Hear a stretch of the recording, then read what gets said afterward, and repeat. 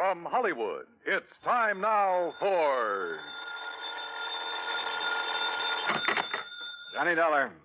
Johnny, this is Vincent Price. I'm calling from Hollywood. Oh, sure. My name's Shirley Temple. Now, who is it and what? Really Vincent Price? Do I sound like Mickey Rooney? Well, no. But now, tell me, Mr. Price. Now, look, the name is Vincent. Okay, Vincent. What can I do for you? Johnny, I have a little problem in connection with one of my paintings insured for $100,000. $100,000? You call that a little problem? This painting has suddenly disappeared. Oh, I see. What's the insurance company? Four State Mutual. Oh, well, they have a small branch office right there in Los Angeles. Yeah, I know, but Bert Parker, the man who sold me the policy and should take care of this matter, well, every time I've called him, he's been out. And I learned just this morning that nobody knows where he is. Okay, Vincent, I'll grab the first plane.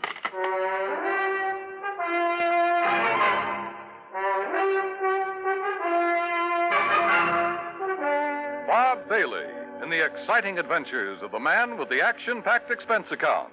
America's fabulous freelance insurance investigator. Yours truly, Johnny Dollar. And now, Act One of yours truly, Johnny Dollar.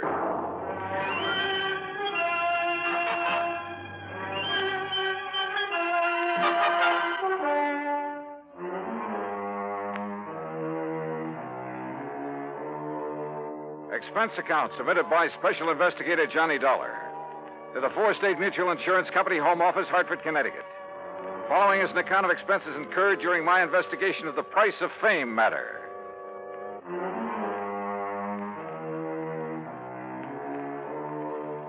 Expense account item 1, $178.50, plane fare and incidentals, Hartford to Los Angeles. By the time the big silver Constellation made its landing at the international airport, it finally dawned on me that I hadn't arranged with Vincent Price about where and how and what time I'd meet him. But as I picked up my luggage, I discovered a hungry-looking crowd of autograph hounds milling about the tall, gracious man I was looking for. Oh, sure. I'm glad to. Look, but just one at a time, will you please? I can't very well. All right, there you are. Now I have to meet a friend. Gee, just one more, please. Huh, Mr. Price? All right, if you insist. Here. Best wishes from T. Willie Rocking Horse. Huh? How are you, Johnny? Oh, great, but I didn't expect... Johnny who? You mean to say you folks don't recognize Johnny Dollar? Oh, no, wait a minute. Attaboy, Johnny. Give 'em all. I'll wait for you in my car. It's right over here at the curb. Yeah, but look, will you? Hey. Right here, Mr. No, Price. no, you don't. I'm nobody. Please. By the time I got away from that mob, I felt as though I'd been run through a ringer. But we finally took off in Vincent's car and drove to his beautiful home up in one of the canyons west of Beverly Hills. Nestled among the trees with spacious lawns and well-kept gardens, it's furnished in the most excellent taste. I'm no expert, but to say that I was impressed by the extraordinary works of art in that home would be the understatement of the week. Engravings, prints, fine sculptures, but most of all, paintings. And even to my unpracticed eye, all of them were, well, magnificent. Here's a little thing I picked up in London, Johnny. It's called The Old Man in Red by Goya. Wow. Yeah, I thought original oils by him were found only in the big museums. Well, I've been pretty lucky in getting hold of some of these. Yeah, you've known what you were doing, too. You like this one? It's called Fright. It was painted by Kenneth McManus. Uh-huh. Beautiful. Beautiful. Like all the rest of them. Thanks. How about this one here at the end? Night Wind by, I'm sorry, Vincent, I can't make out that name. You don't have this one lighted like the rest. No, that's to maintain its somber mood, Johnny. Oh. And that's what made it possible for the substitution of this copy to go undetected. That's a copy? Yeah, and that's my problem. The $100,000 Night Wind by Jean-Baptiste has been stolen. This was left in its place. Oh, I see. It's not a bad copy, probably worth a couple of $100, but it's hardly a genuine Baptiste. Well, when did you discover this substitution, Vincent? When I returned from a lecture tour early last week. Oh, that's right. You've been traveling all over the country lecturing on art, Well, let's haven't you? call it talking about art, huh? Tell me, have you notified the police about this? I suppose I should have. Well, I felt that was Bert Parker's job. And you haven't been able to reach him over at Fourth State Mutual? As I told you on the phone, he hasn't been in his office for some time. Vincent, have you any theories about who might have done this? Yes, I'm afraid I have. Why do you say it that way? Very few people knew I'd gotten hold of this Baptiste, only some close friends and a couple of art experts. So? And the place was not broken into during the time I was away. Of that, I'm sure. Well, go on. Well, the family and servants kept very close track of anyone who entered the house while I was gone. You have a list? Yes, I do have a list. Here. Good. Alfred R. Hawkinson. That's an electrician who came to do some wiring. He wouldn't know a Rembrandt from a Mickey Mouse. Ann M. A Schumann. music teacher, loves music, hates paintings. What about delivery boys, people like that? They never get beyond the back door. Go on, read on. That next one is Ben, the gardener. You can forget about him. And Bert L. Huh? Yeah, Bert Parker. He was here twice. What for? Well, ostensibly to check on some of the paintings he'd insured. The first time, on the 11th, Mrs. Price was with him while he poked around. On the 15th, she had to leave to keep an appointment. And just when he left the house, nobody seems to know. Oh, brother. Are you thinking the same thing I am? Now, look, Johnny, I haven't known Bert very long, and, well, he seemed like such a harmless little old fuddy-duddy. As for his knowledge of art... Yeah, I wondered about that. Well, he was perfectly satisfied to take my evaluation on the 2 or 3 things he'd insured. So, well, Johnny, I may be all wrong. Vincent, a thing like this may only happen once in 1,000 years. In any event, the company will certainly make good your loss. Well, with a work of art, it isn't really the money that counts. And, Johnny, listen. Look, I may have jumped to a completely unjustified conclusion about Bert Parker. Oh, yeah? Sure. Well, let's go down to his office and see. We'll return to Johnny Dollar and the Price of Fame matter. That's Vincent Price in just a moment. And now, Act 2 of yours truly, Johnny Dollar and the Price of Fame matter. A priceless original oil painting, stolen from the home of Vincent Price, famous radio and picture star. One of the few people who'd had the opportunity was the man who'd sold him the insurance on it, Bert Parker. Together, we went to Parker's office at 4 State Mutual in downtown Los Angeles. It was on the 16th that Mr. Parker phoned in to say he wasn't feeling very good and wouldn't be in for a day or two. Hey, it was on the 15th that he was at your house, Vincent. Yes, that's over 2 weeks ago. And you haven't heard from him since, Miss Pritt? No, Mr. Dollar. We've tried calling his apartment, but since there hasn't been anything really pressing here at the office... What's the address of his apartment, please? Well, it's out in Westwood, 1308 Pandora Avenue. Look, Vincent, I'm going out there. I'll call you if I find You're going to need transportation, aren't you, Johnny? By the highest price chauffeur in the country? Sure, why not? Oh, before you go, Mr. Price, I wonder if... if I could have your autograph. Well, why didn't you get Johnny Dollars, Miss Pritt? He loves to give them. Oh, yes. Oh, no. No, you don't, Vincent. Let's go. It took a little persuading, but the landlord at Bert's apartment finally let us into his 4-room suite. It was empty, except for a few old clothes, and it was obvious that he'd packed and left in a hurry. I rummaged around in the closets, tables, bureau, for a clue as to where he might have gone, and came up with nothing. You give up, Johnny? Yeah, Vincent, I'm afraid so. I poked around that desk some more after you'd finished with it and found this wedged in behind a drawer. Oh? Travel folder. Paris. Yeah, it looks real fresh, too. Minor Travel Agency, Beverly Hills. Well, what do you think? Pretty much of a long shot, Vincent. But they do pay off sometimes, don't they?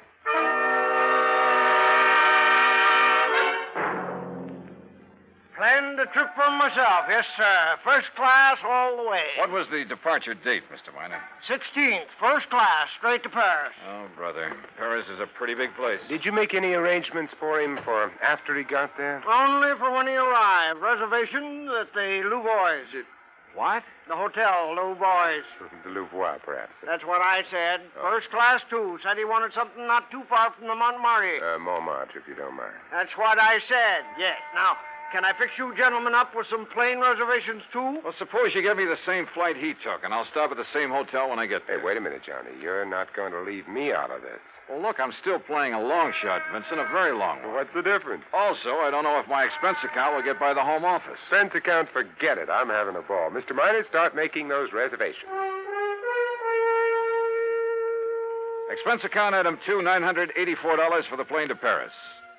Well, it turned out to be the most interesting flight I've ever made because of the company of Vincent Price. An amazing conversationalist, he could talk about anything, including art. and he has a tremendous sense of humor. So, as he put it, we had a ball from the time we took off in L.A. till the time we set down in Le Bourget. Item 3, 5:20 American, taxi into the Hotel Louvois, where the manager was, somewhat helpful. Oh, mais oui. The Monsieur Parker leave us but only 2 days ago, after some slight misunderstanding about l'addition, the deal. Yeah, you mean he was running out of money? Monsieur, I did not say that. That's what you meant, isn't it? You know where he spent his time around here? But of course, his business, he say, took him constantly to Montmartre. Where in Montmartre? Who is to know? Oh, that's like saying somewhere in Brooklyn. Brooklyn. Perhaps you know my cousin. Johnny, He was... Johnny, I just got an idea. Shoot. Works of art, even very good ones, are sometimes sold in rather unorthodox ways. They go through some rather strange hands. They're not always sold over the counter, so to speak, by reputable dealers. You know what I mean? Yeah, but how to contact the kind of people who might... You got any ideas? Why don't you just go on up to our suite and sit tight for a while, I'll see what I can dig out. You are keeping something from me, Vincent. Mm-hmm. But, Johnny, there are some things even funk keeps from Wagnalls. I'll see you later.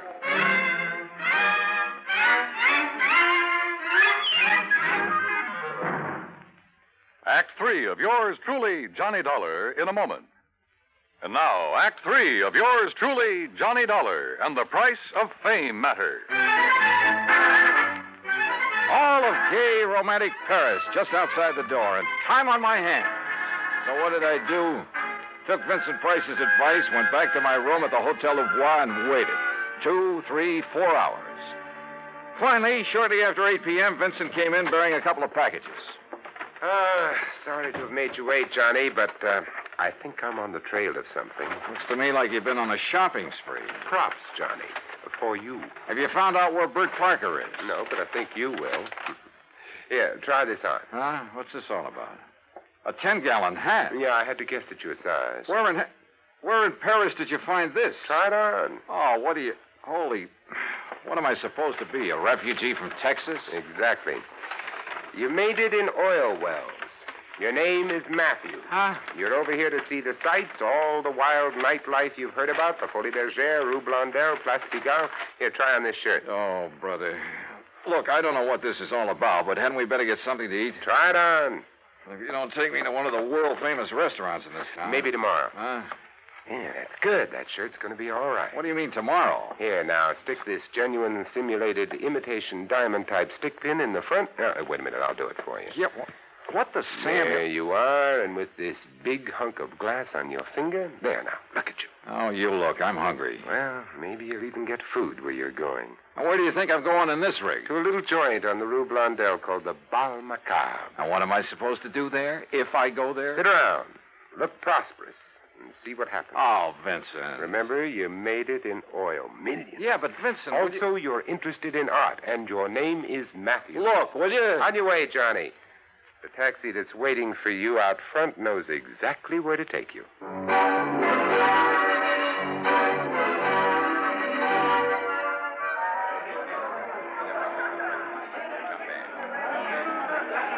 Bal Macabre was really a joint. It was dirty, and the people packed like sardines in it were dirty, too. Characters who made a business of being characters. And everybody screamed at everybody else. Except, that is, for the wormy little man who sidled up to the postage stamp-sized table on which my glass and a bottle of wine were balanced. Pardon. You are Mr. Matthews, are you not? That's right. From Texas? No? Yes, sir, partner.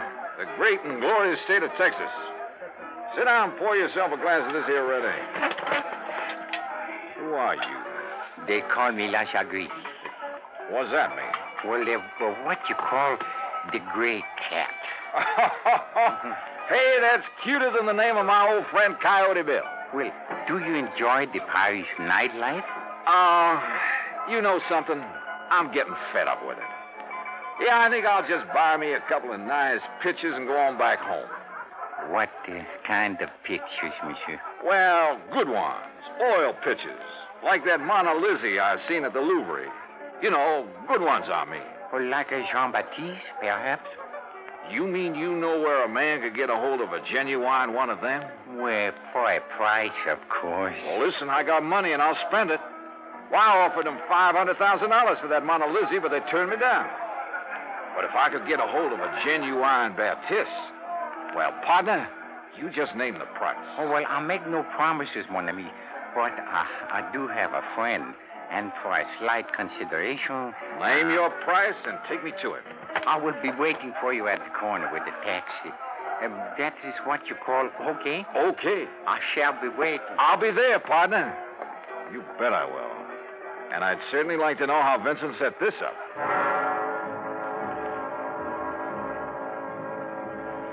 The taxi dropped us off at one of the most disreputable-looking apartments in the whole of Paris. My friend, who called himself the Gray Cat, looked carefully around before entering the front door. Then we climbed 4 flights of a dark, musty stairway.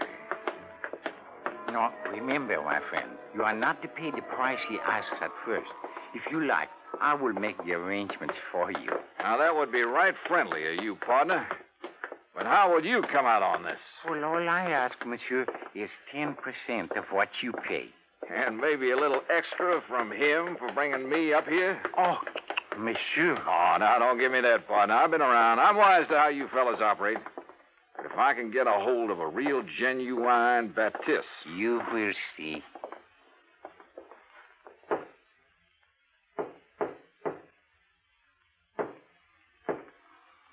Yes?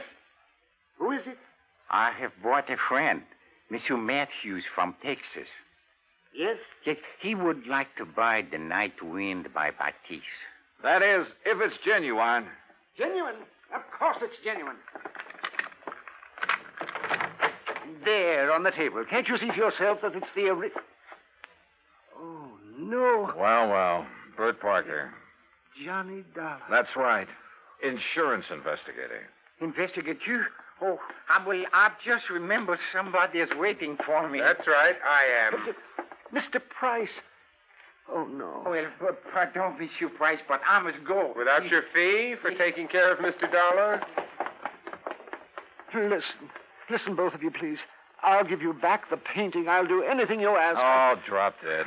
Oh, dear. Well, Vincent, there it is. Yep. And it looks like the company has saved a cool $100,000. I have a confession to make about that, Johnny. Yeah, like how you happen to know the way to the painting through that squirmy little fellow who brought me here. Oh, well, that's how I got hold of the Baptiste in the first place. It's a lovely thing, isn't it? Yeah, it certainly is. And, Johnny, it is worth $100,000. Oh, I'm sure. But the truth of the matter is, I paid only $300 for it. You paid? Oh, no. It's a fact. Well, you've got it back thanks to your own efforts. Thanks to your being the front man. If I'd tried to get it back myself, these people would have run like scared rats. Oh, sure. Just tell me one thing, will you?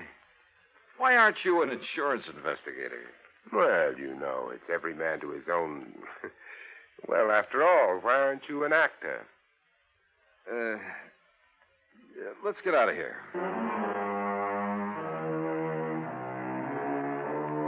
Disposition of Bert Parker, well, that's entirely up to the company. Vincent, now that he has the painting back, doesn't care one way or the other. However, from the company's standpoint, well, it's not the kind of black eye that's good for you. Expense account total, including incidentals and transportation back to the States, $2,341. Remarks?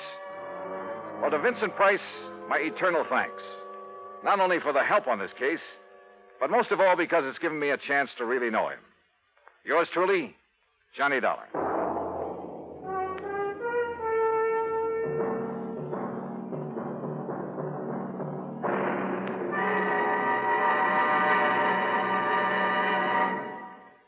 Our star will return in just a moment. Now, here's our star to tell you about next week's story. Next week, the heart of sunny southern Jersey, and a case that took a very sudden, very strange twist. Join us, won't you? Yours truly, Johnny Dollar.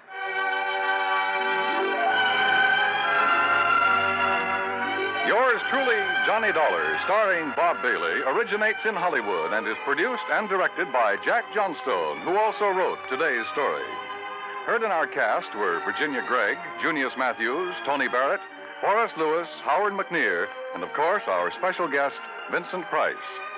Be sure to join us next week, same time and station, for another exciting story of yours truly, Johnny Dollar.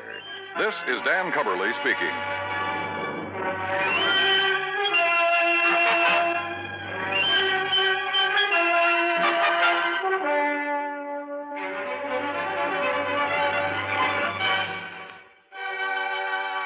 This is the United States Armed Forces Radio and Television Service.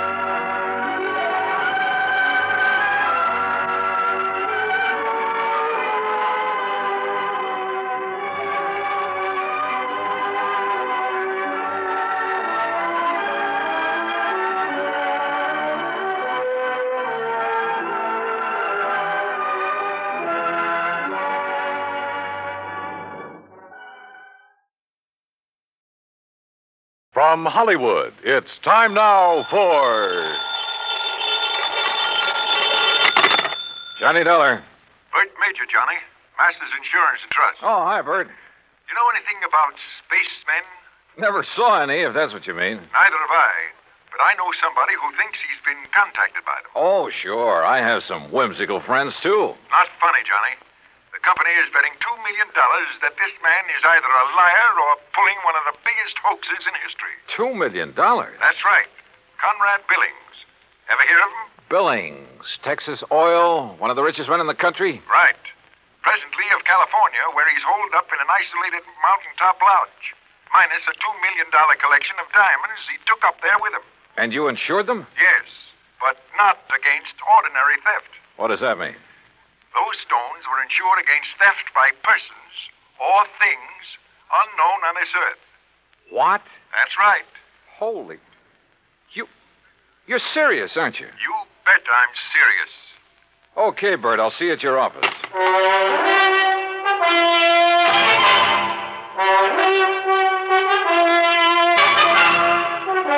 Bob Bailey in the exciting adventures of the man with the action-packed expense account, America's fabulous freelance insurance investigator. Yours truly, Johnny Dollar. And now, Act One of yours truly, Johnny Dollar.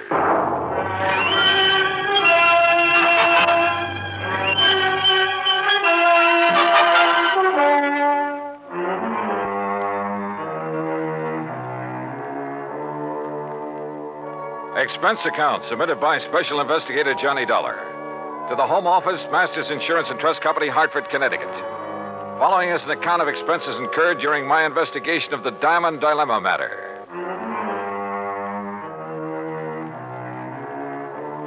Expense account item 1, $3.20 for a taxi to the office of Bert Major. I've known Bert a long time, and he's been in and out of too many deals, big and little, to get excited over nothing. But he was excited now. This whole thing is incredible, Johnny. Fantastic. It's utterly impossible for $2 million worth of diamonds to simply vanish into thin air. So it's impossible. But it's happened. The police out there in California state positively that no man on earth could possibly have gotten to those stones. Then, Bertram, tell me all. All right. 2 weeks ago, Conrad Billings called me from his lodge up in Northern California. Said he wanted to insure the diamonds immediately. Over the phone? Over the phone. You're sure it was really he? I'm not that naive. I had the call traced. How come he called you? We've done some business with a wealthy friend of his in Dallas. Recommended. Uh-huh. And he had the stones with him there at the lodge? Yes. And, Johnny, it's one of the most isolated spots on Earth. You're sure he had them there? He loves diamonds, Johnny. Almost to the point of obsession. He plays with them like a kid plays with marbles. Lord knows he can afford to. So you insured $2 million worth of diamond marbles over the phone. I did. And you say you weren't naive. Oh, look, a remote lodge, an eccentric old man, some expensive baubles. A rank amateur could get at him. You haven't listened to me, Johnny. You've missed the point entirely. I wouldn't care if he left the diamonds lying out on his front doorstep. I insured those diamonds solely against theft by persons or things unknown on this earth. That's the exact wording of the policy. And now they're gone. Yes. So, someone took them. Prove it. What? Someone, and not something. Now, why would anybody in his right mind want to insure against theft by other than people? I asked myself that question. My answer was that a billionaire in active command of his business empire must be of sound mind. And if he wants to satisfy a whim and is willing to pay for it, why should my company refuse his money? You think maybe he has an obsession about flying saucers and the people or things who fly them? Who knows? Or what knows? Johnny, you've got to go out there and make some sense out of all this. Who are the contacts so far? The head of his San Francisco office, Norton Shields. The chief of police in Lakeview, about 30 miles from Billings Lodge, and the insured. Okay, I'll call you, Bert, but not from Mars.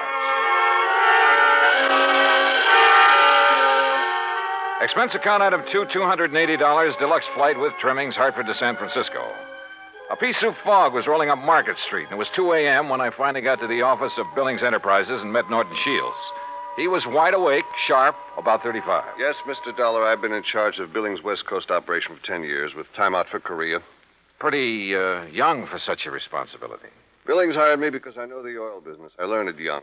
Uh-huh. You like him? You don't have to like a man just because you work for him. He's shrewd and knows how to make money. But he has foibles. Yes, he has foibles. Diamonds. Have you ever seen them? Sure. Where?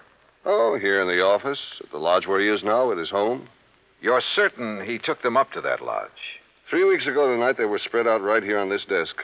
He put them one by one in a chamois bag, put the bag in his pocket. I walked into his car, and he was driven straight to the lodge. All right. What about the flying saucers, the spacemen, or whatever it is? No, that's a new one. I learned of it when Mr. Major Call disclosed the terms of the insurance and the fact that the diamonds had been, that they were gone. You haven't talked this over with Billings himself?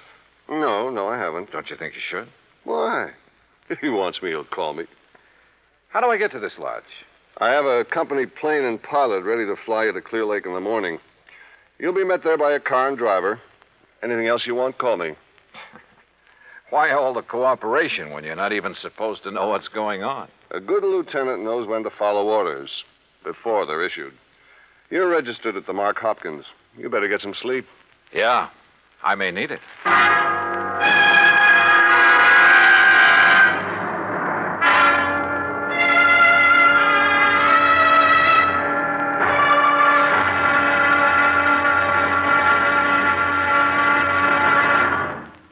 Act Two of yours truly, Johnny Dollar, in a moment. And now, Act Two of yours truly, Johnny Dollar, and the Diamond Dilemma Matter.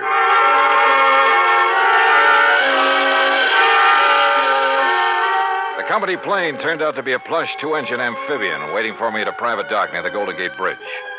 The pilot introduced himself, and we headed due north up San Pablo Bay and then northwest past the Valley of the Moon.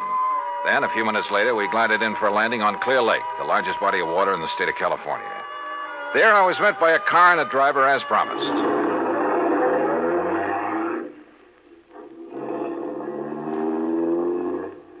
How far is it to Mr. Billings' lodge, driver? About 30 miles. What do you do when Mr. Billings isn't here? Wait for him. Do you, live at the lodge? Nobody does. Just Mr. Billings. No caretakers, housekeepers, anything like that? Just Mr. Billings. Well, surely there must be someone to look after. Look, mister, I'm hired to drive a car. I do it. And that's all. The car twisted and turned through some lush country, then left the highway and climbed a narrow mountain road with signs every couple of 100 yards marked private in big letters. After several miles of this, during which we passed through a couple of gates that had to be opened manually, We came to a high steel wire gate with equally high fencing stretching out in either direction. A small redwood blockhouse squatted inside. The driver made a U-turn, stopped in front of this gate, then reached around and opened the door. This is it, mister. This is it? Yep. Okay, if you say so. But if this is a millionaire's idea... Hey, wait a minute! Huh. Well, if this really is the place, I may as well get... Can't you read? You touch that gate and you'll be electrocuted. What? Your name, Dollar? That's right. Who are you and what's the idea? Speak up. Where were you at exactly 2 o'clock yesterday afternoon? Well, if it means anything to you, I was talking with a man named Bert Major in Hartford, Connecticut. Come in. The big gate swung open, and I gingerly walked through it, as per instruction from the loudspeaker nestled in the wall of the redwood blockhouse. You drive, don't you? Yes. Then get in that car you see there and follow the road. The car referred to by the voice was parked against the blockhouse on the far side. I did as I was told. After a while, the road narrowed to a single track and continued on up the mountain. At one point, there was a solid granite overhang, a sheer drop of 1,000 feet or more, and another gate that opened as I approached it and closed behind me. Finally, I rounded a turn where a fill had been made, and a moment later, it came out on top. A few hundred yards away, across the terrace top of the mountain, was a charming rustic lodge. I drove over to it.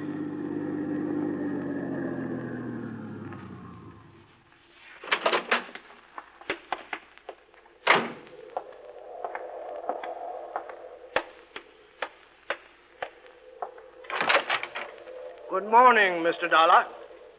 Mr. Billings? Come in. Hearing about this man was strange enough. Seeing him was even more of a shock. About 5'2", flashing gray eyes, bullet bald. He was wearing a baggy old jacket that hung nearly to his knees. This way. I want you to see my view of the lakes below. Well? Beautiful. What was that? I said beautiful. Yes, it is. Now, Mr. Major has informed you of the insurance on my diamonds, which disappeared 2 nights ago. Yes, sir. He told me that... Speak up! He told me you insured $2 million worth of diamonds against theft by persons or things unknown on this earth. Exactly. And I wish to collect from your company on that basis. Well, Tell me, where did you keep them? Right here on this table in front of the window, right here. You mean to say you didn't lock up such valuable property? Mr. Dollar, let me show you something. Look here, on my control panel. Do you recall the series of gates you passed through after leaving the main road? Yeah, very well. Well, by means of my electronic devices, I followed your progress every inch of the way. Well, I'll be darned. I watched your arrival at the main gate on this video screen. Ingenious, eh? That's putting it mildly. What did you say? I say that's putting it mildly. Yes. As I'm sure you noticed, this mountaintop is completely encircled by a 12-foot electrified fence. Between it and the inner fence is a maze of photoelectric cells. This panel controls floodlights with which I can cover every inch of ground between the 2 fences. These viewers are geared to the floodlights.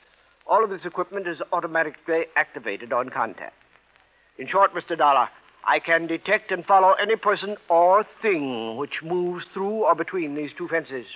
Anyone who knows electricity could cut your fences and come right on up the road. I did not say this mountaintop was impregnable. I said no one could reach it without my knowledge. Why did you take out such limited insurance on your diamonds, Mr. Billings? I've made my money by leaving nothing, absolutely nothing, to chance. Now that man has projected objects into outer space, it is reasonable to assume that other planets may be ahead of us in technical endeavors.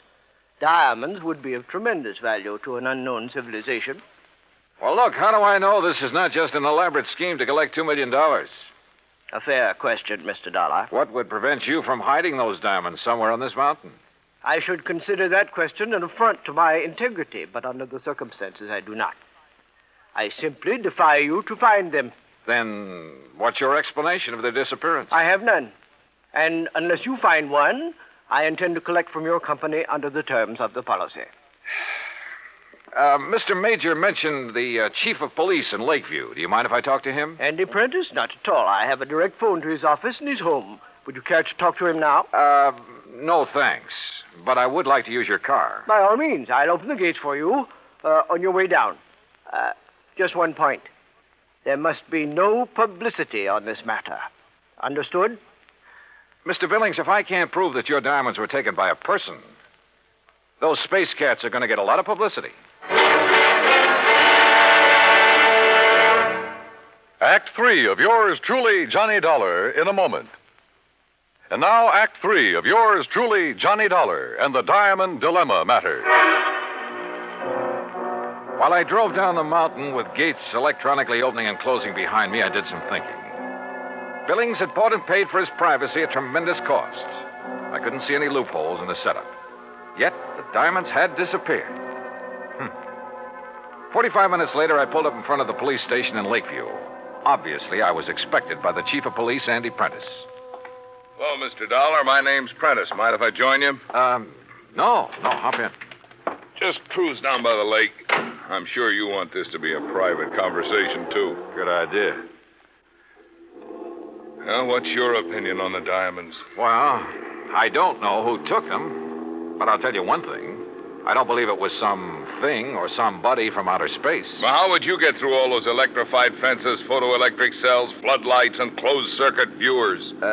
Yeah. Well, what's your opinion? I'm as practical and logical as the next fella. If a human being couldn't get to Mr. Billings without his knowledge, and he'd call me the moment somebody tried, well... Oh, sure. Spaceman. Well, what else? I noticed one thing, Chief. He's a little hard of hearing and doesn't wear a hearing aid. He doesn't need one. Just turns up the volume on all that electronic stuff he has around him. Well, suppose someone parachuted onto the top of that mountain. How would he get out? Man could dig under those fences. That would leave evidence, and I've been over every inch of the ground. I've even thought of the expert pole vaulter idea. No sign. Nothing makes any sense. Yeah, I see what you mean. How about a ride in Billings' private plane? I'd like to take a look at that mountain from the air. I don't know what good it'll do you, but I'll go along. Well, maybe there are spacemen, but I still don't believe it.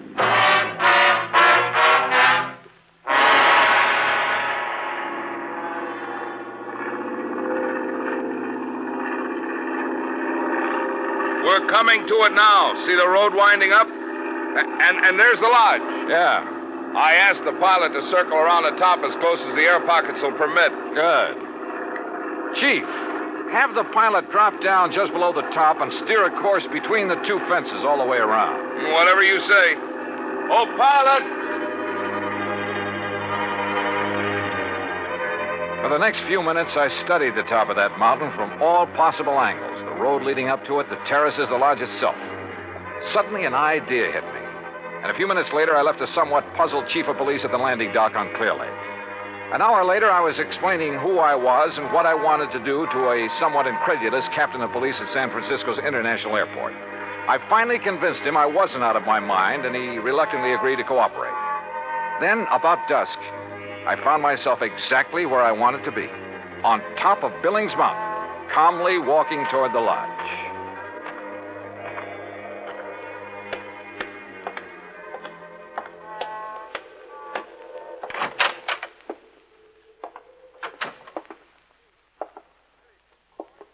Good evening, Mr. Billings.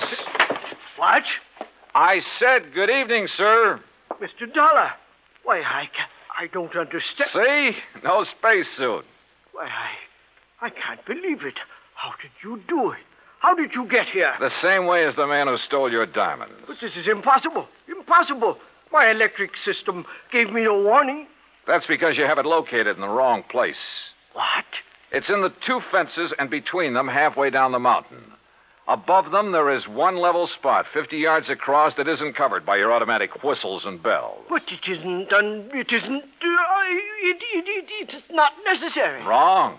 It's just big enough for a helicopter, which is waiting for me out there right now. A helicopter? You didn't see us because we came in and landed below your line of sight. You didn't hear us because you don't wear a hearing aid. I can't believe it. But you must be right. And you'll have to agree that your diamonds were not stolen by persons or things unknown on this earth. the terms of the policy. Of course, I disallow all claim, but Good. Now, it's none of my business, Mr. Billings, but was your San Francisco manager, Norton Shields, a pilot during the time he was in Korea? Why, yes, he flew rescue missions in a helicopter. Yeah. The company that insured your diamonds against ordinary theft might be interested to learn that. Good night, Mr. Billings. Yes. Good night, Mr. Dollar. You know, in some ways, I felt sorry for him. He'd spent millions of dollars to insure his diamonds and his privacy. Came a real showdown, and it turned out he had neither. Oh, he'll get his diamonds back, sure, and probably buy some more.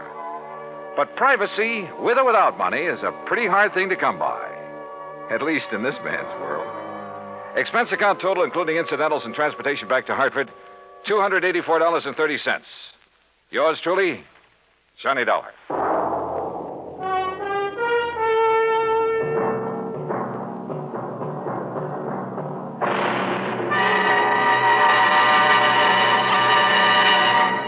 Our star will return in just a moment. Now, here is our star to tell you about next week's story. Next week, a moth, a tiny moth, solves a case involving our national security. Join us, won't you? Yours truly, Johnny Dollar.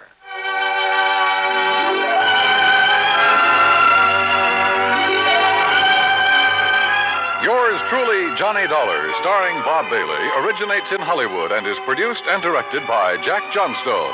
Today's story was written by Alan Botzer. Heard in our cast were Edwin Jerome, Paul Dubois, Frank Gerstle, Junius Matthews, and Marvin Miller. Be sure to join us next week, same time and station, for another exciting story of yours truly, Johnny Dollar. This is Dan Cubberly speaking.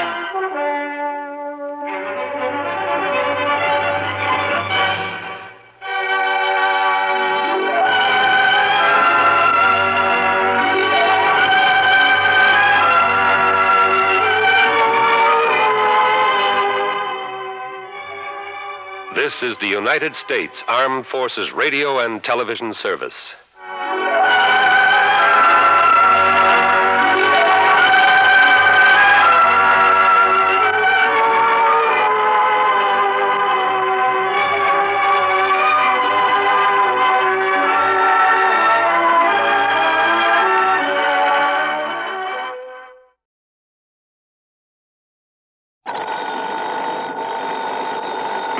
Johnny Dollar.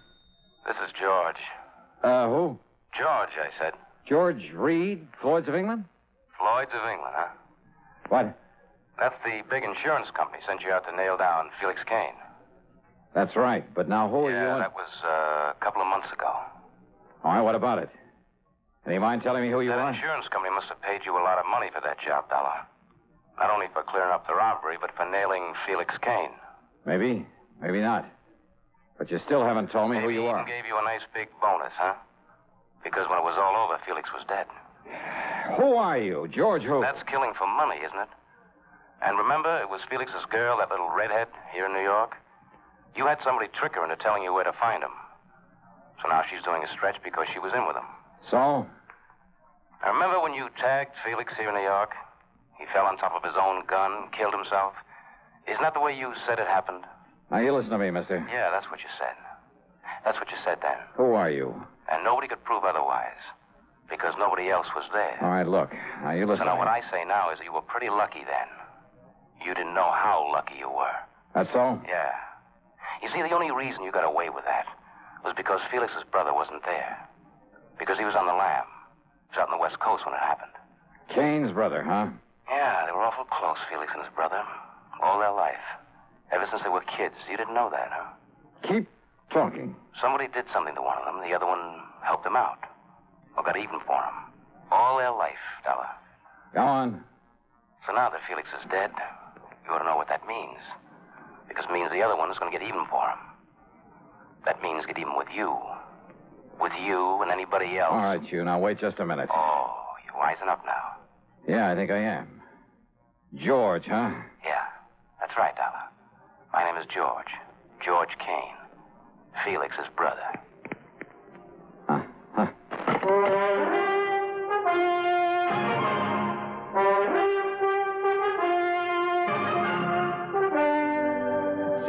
Radio brings you Bob Bailey in the exciting adventures of the man with the action-packed expense account, America's fabulous freelance insurance investigator. Yours truly, Johnny Dollar.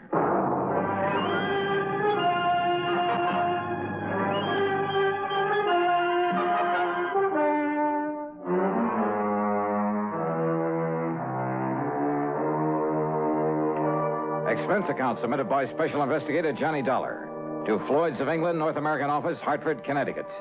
Following is an account of expenses incurred during my investigation of the Killer Kin matter.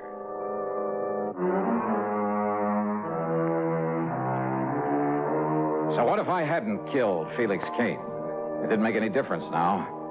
But why would his brother George call me to warn me of his intentions? Anyhow, this was a carryover from another case, so on the expense account goes a dime for a call to George Reed. Well, of course, we'll pay whatever expenses may be involved. Well, good old Floyd's of England. But, George, what I really called about We'll simply regard it as an extension of the Felix Kane matter. Well, what I called about is to find out if you know anything about this brother George, where to find him and so on. Don't you mean how to avoid him? No. In a case like this, it's a matter of getting to him before he can get to me. Yes, perhaps you're right. So what do you know about him? Oh, I never heard of him, Johnny. Well, then maybe I'd better go on down to New York, where the trouble with his brother Felix started, where Randy Singer at the 18th Precinct helped me to... Well, sure. What? Sure, that's where George Kane is, in New York. Yeah, 2 or 3 times he used the phrase, here in New York. Well, now, Johnny... So, George, I'm heading on down there. Johnny, listen to me. Well? You must have some police protection. Here in Hartford? Here, New York, anywhere. Look, didn't you understand me, George? I'm going down there and contact Lieutenant Singer. But if this George Kane comes here and then you come back here after not finding him down in New York... Oh, stop worrying, George. Johnny. I'll be in touch. Item 2, $6.90 fare and incidentals to New York. Item 3, $6 even for a cab into 18th Precinct headquarters. Lieutenant Randy Singer apparently knew plenty about George Kane. That's right, Johnny, and we still want this George Kane on a charge of assault with intent to kill right here in the city. But he was in California, hiding out in California, when you knocked over his brother Felix. When I caught up with Felix. Huh? Oh, yeah. You said he made a dive for you, but then tripped and fell on top of his own gun, didn't you? That's the way it happened. Is it, Johnny? Huh? I know that's the way you reported it, but, is that what really happened? Randy, are you kidding? Of course it is. Okay, I'll take your word for it. But you'll never convince George you didn't kill Felix. No, I suppose not. And he's clever, Johnny. Tall, good-looking, and very clever. Yeah? And why did he telephone me, warn me that he's out to get me? I don't know. But I know that he outsmarted us by posing as a cop a couple of times. Forged credentials and everything. And he's dangerous. Well, where do I look for him? I wish I knew. Believe me, we'd nail him fast. Well, he's from right here in New York. That's where he called me from, Randy. How do you know? Well, he mentioned being here a couple of times. The operators say it was a New York call? Well, no. Maybe he's here, maybe he isn't. With this new direct dialing system for long distance, you can't tell where a call comes from. Yeah, you got a point there. Anyhow, for once in your life, you're using your head. What do you mean by that? I mean, you're coming here and letting us go after this guy instead of trying to take him on single-handed. Oh, well, wait a minute. Now, look, Randy, all I really came here for was to see if you had any leads. Yes, sir, using your head. Yeah, any leads on where I might look for this George. So we'll just keep it that way. Understand, Johnny? Understand what? We'll run down this punk for you. I'll get out on APB and look for him and pick him up right away. Look. If he's here in town. No, wait, will you please, Randy? Meantime, you just go on back to Hartford, huh? And, maybe you better tell your police up there to be on their toes. Listen, Randy, and to be sure you do go, I'll have Sergeant Conroy escort you over to Grand Central and put you on a train. Oh, Randy, for the love of Mike, will you listen? Also, I'll notify every precinct here in New York that if you're seen around here, you're to be picked up and turned over to me. Picked up? After all, here in the clink, you'll be perfectly safe from this man. What a pal. Yeah, that's right. A real grateful one. Grateful, huh? You've done a lot for me over the years. For the whole department. Oh, yeah. So, to show our appreciation, we're going to give you some protection, whether you like it or not. Now, you just listen to me, Randy. Listen to me. Conroy, I got a job for you. Randy. I want you to make sure that Johnny Dollar gets back to Hartford safe and sound. Okay, brother, we'll just see about that. No use, Johnny. All these windows have bars on them. Yeah, so I see. So you behave yourself for once, huh? Be a good little boy and let me handle this my own way. Okay, Randy, okay. Oh, and listen. Yes? Sergeant Conroy is quite a fan of yours. Oh? So you can tell him all about some of your wild adventures on the way home. Thanks, pal.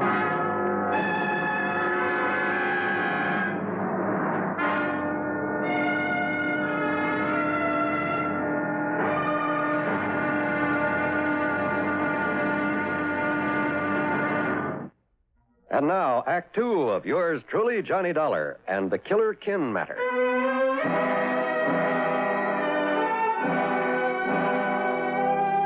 Sergeant Conroy not only drove me over to Grand Central Station, but insisted on riding all the way to Hartford with me, even to my apartment, at my expense. That's item 3, 1255, train fares and taxi. And what if it is a little irregular, Mr. Dollar, me coming up here to Connecticut? Oh, will you finish up what you was telling me on the train about the deadly debt matter you worked on last week? You just got to the part. So item 4 is 70 cents for his phone call to Randy, telling him he delivered me safely home. And item 5 is about $3 for the good Scotch whiskey that he drank there at my apartment before I could send him on his merry way back to New York. Then, less than 5 minutes after he...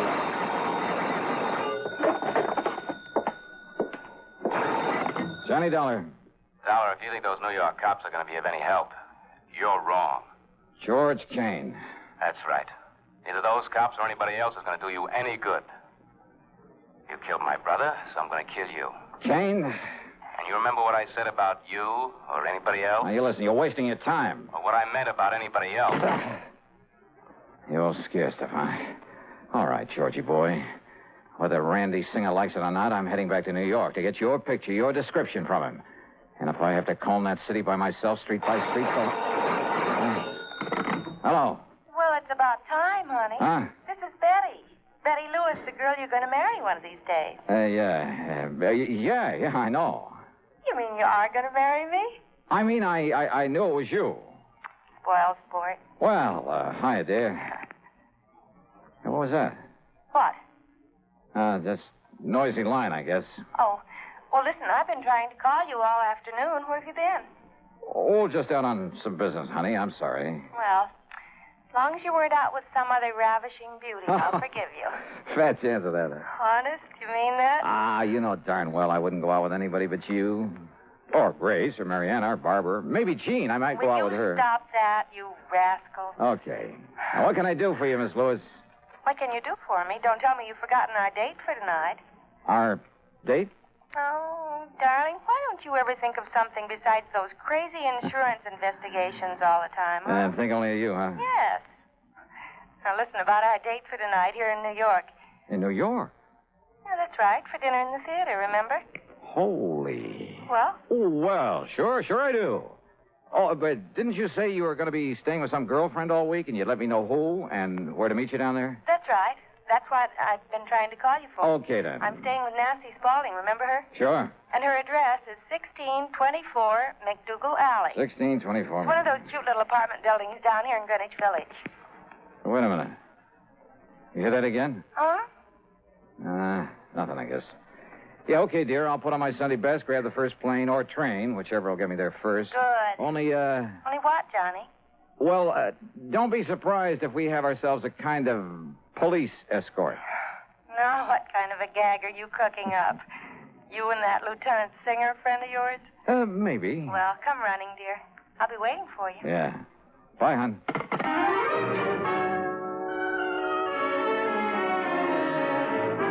The plane schedule told me I barely had time to shave, shower, and get dressed.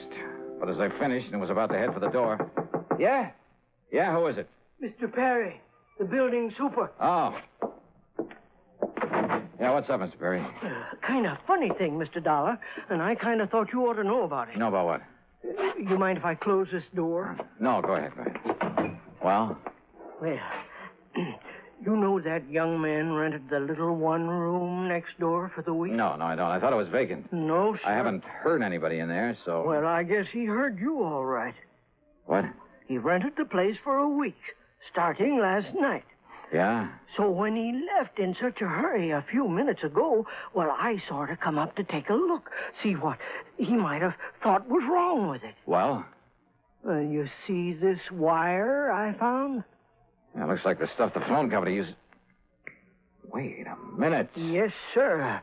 It was sticking out of the wall just opposite to where your phone wires go in on this side. Sure, my line was tapped. Yeah, sure looks like It was some kind of device so he could ring me. And this man has left? Yes, sir. Maybe 20, 25 minutes ago. Who was he? What was his name? Well, he give his name as John Jones. Oh, sure. Like he was just sort of making it up. Oh, what did he look like? Well, I'd say about your height, Mr. Dollar, and... keep talking, Mr. Perry, while I make this call. Well, his hair was darker than yours, and he had a little thin kind of mustache. The call was to Randy Singer for a description of George Kane. And yes, it tallied with the one Mr. Perry gave me of the man who tapped my phone line, who just left in such a hurry. I told Randy I was heading back to New York, whether he liked it or not, that I barely had time to make a plane, that I'd call him when I got to the apartment in McDougal Alley and tell him all. Maybe even break down and ask for his help. And all because Kane had said he was out to get not only me, but anybody else who'd had a hand in catching up with his brother. Well, the only anybody else was Betty Lewis, who'd helped me trick Felix Kane's girl into showing me how to reach him. George hadn't bothered her there in Hartford because he couldn't find her. She was in New York. But over the phone, while he'd listen in, she'd given the address. During a frantic ride to the airport, I hoped, I prayed, that I could somehow reach Betty before George Kane. And now, Act 3 of yours truly, Johnny Dollar.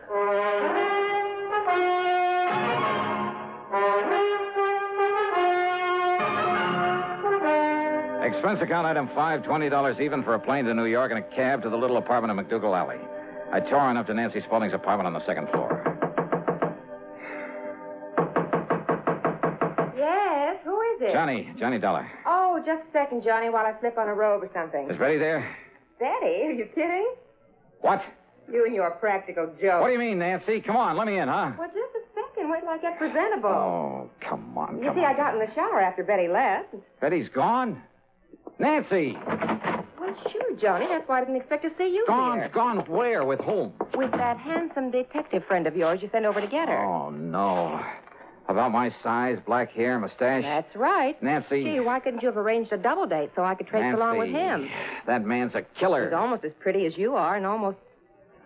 What? What did you say? That was no detective. That was George Kane. He's a killer. But Johnny, Betty thought that... Well, you told her on the phone. I know. Okay, Nancy, now listen carefully.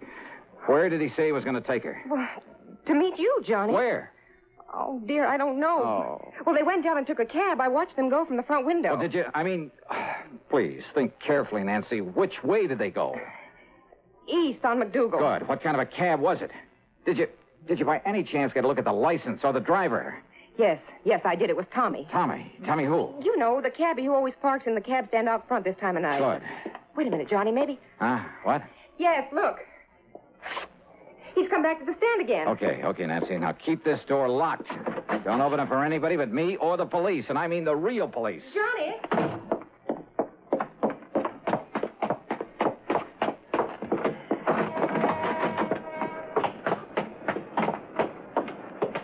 Tommy.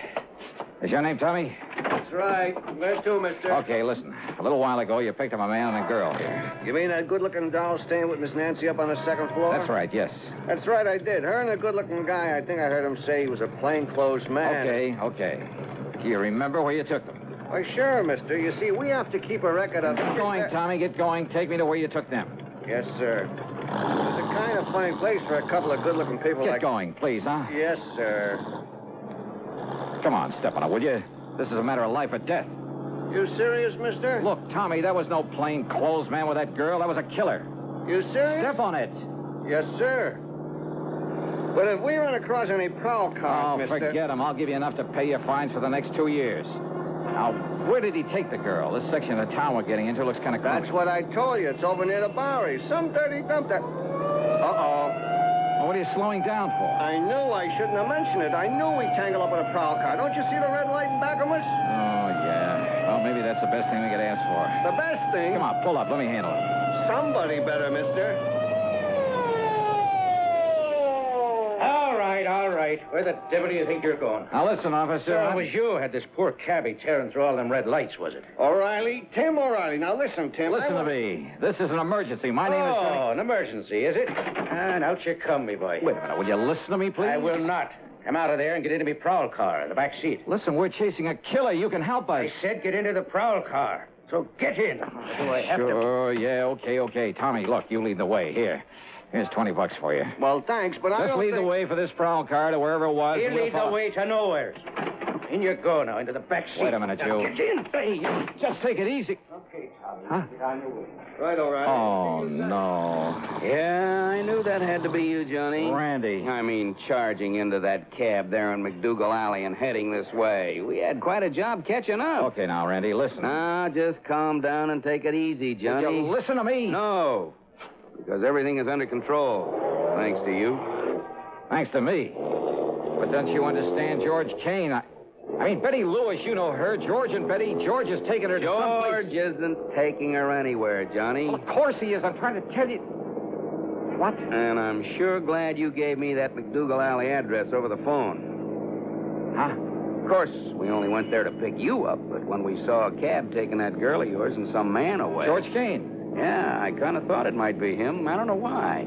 And so when we trailed that cab over to some dingy rooming house over on... Well, anyway, when they got out, we got a good look at him.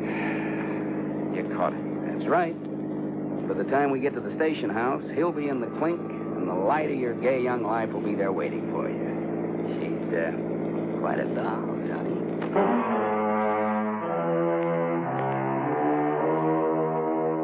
The expense account, forget it. Forget all of it. I only hope that someday, somehow, I can repay Randy Singer. Over his dead body, though, because all he cared about was getting his hands on Kane. And for some silly reason, he seemed to think that I'd been helping him. What a guy. Yours truly, Johnny Dollar.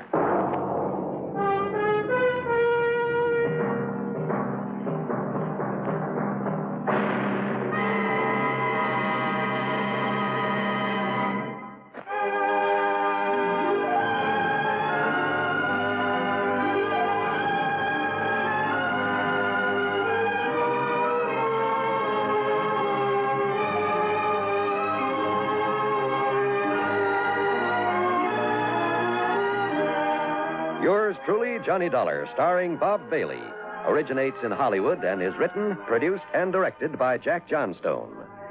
Heard in our cast were Virginia Gregg, James McCallion, G. Stanley Jones, Herb Vigran, Jack Moyles, Junius Matthews, Lillian Bayef, and Paul Duboff.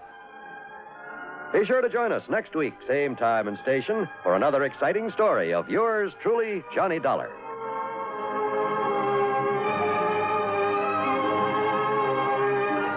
This is John Wall speaking. Johnny Dollar has come to you through the worldwide facilities of the United States Armed Forces Radio and Television Service.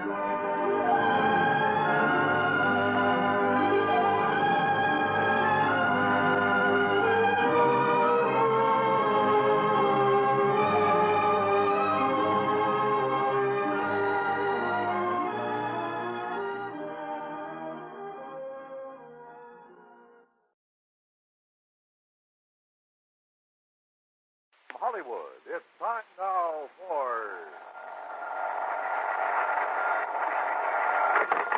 Johnny Dollar. Johnny, this is Fritz Melchior at Star Mutual. Fritz, I can't think of anybody I'd rather hear from. What?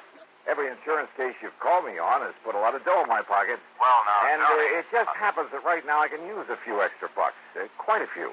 So what's the deal? Well, as a matter of fact, I hadn't thought in terms of any fee on this one. Oh. But of course, we'll pay whatever expenses you may incur. Oh? You trust me with my expense account, Fritz? Are you kidding? Of course not. Okay, then, now that we understand each other, what's the problem? Or rather, who's the problem? John Wakefield Edwards. Ever hear of him? No, I can't say that I have. Retired businessman. Leather goods, I think it was. He lives just outside of Albany, New York. So what's happened to him? Well, nothing that I know of. But he has a lot of insurance with us, including a straight life policy worth $155,000. How old is he, Fritz? In his late 60s. Married? His wife died, 3 or 4 years ago. Then who's the beneficiary? His adopted daughter, Marilyn. And how old is she? In her late 20s. She's a very Then who cares about a fee? Fritz, I'll take the assignment. Easy, Johnny. You probably won't even see her. Oh, why not? But she lives and works over in Troy. Well, what's happening to the old man? Well, he called me a few minutes ago and asked, or rather demanded, that I send you over to see him immediately. Yeah, why? He wouldn't say. What he did say, though, just before he hung up, is that under no circumstances are you to let her know that you're coming. Meaning Marilyn?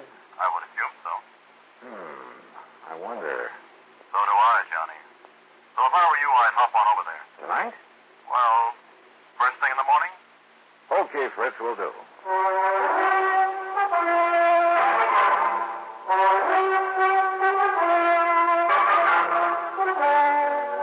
Bob Bailey in the exciting adventures of the man with the action-packed expense account. America's fabulous freelance insurance investigator. Yours truly, Johnny Dollar.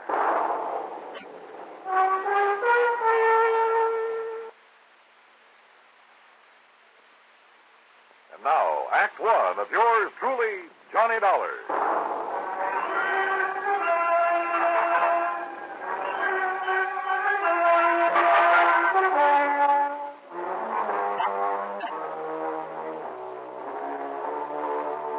Expense account submitted by Special Investigator Johnny Dollar to the Star Mutual Insurance Company, Home Office, Hartford, Connecticut. Following is an account of expenses incurred during my investigation of the hair-raising matter.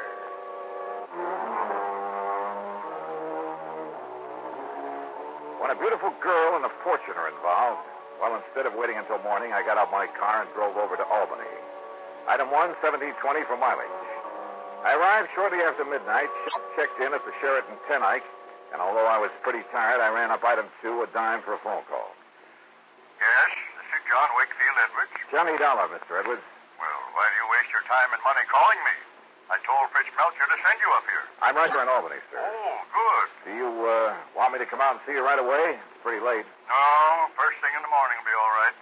I'm sure nothing will happen before then. Nothing will happen. I'll expect you to have breakfast with me. I beg you. What was that? I said be here at breakfast. 7:30 sharp. Oh, okay. But now, just what did you mean about nothing will happen? I'll tell you about it in the morning. Goodbye, Mr. Dollar. Well, now, wait a minute. Look. You're the boss.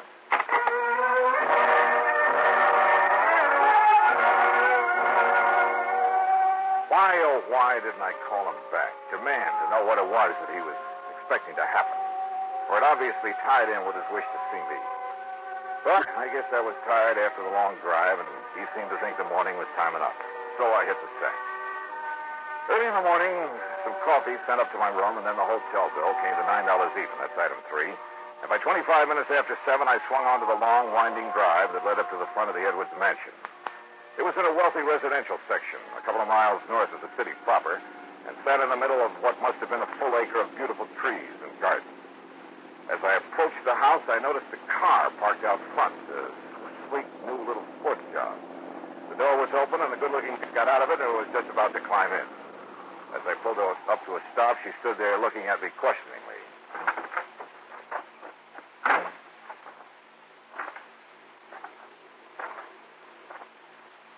This is the Edwards home, isn't it? That's right. You want to see somebody? Why, yes. As a matter of fact, Mr. Edwards sent for me. Oh, really? Are you an old friend of his? Old? I didn't know it should. Oh, that isn't what I mean... No, my name is Johnny Dollar. John. Insurance detective or investigator or whatever you call it. Yeah, something like that. Well, hi. I'm Marilyn Edwards. Well, hi. I should have guessed he'd send for someone like you, Johnny. Come on in. Why do you say that, Marilyn? Well, Daddy seemed to be worried about something lately. You know what? No, at least I'm not sure. That's why I thought I'd stop by this morning before going to work. Oh, I thought you were just leaving. No, I just got here, just before you arrived. What do you do for a living? Don't laugh. I'm a model. Oh. And stop raising your eyebrows. After all, somebody has to pose for those ads for dishpan hands. Oh, sure. And so we go in and see Daddy? That is if he's up. Well, he'd better be.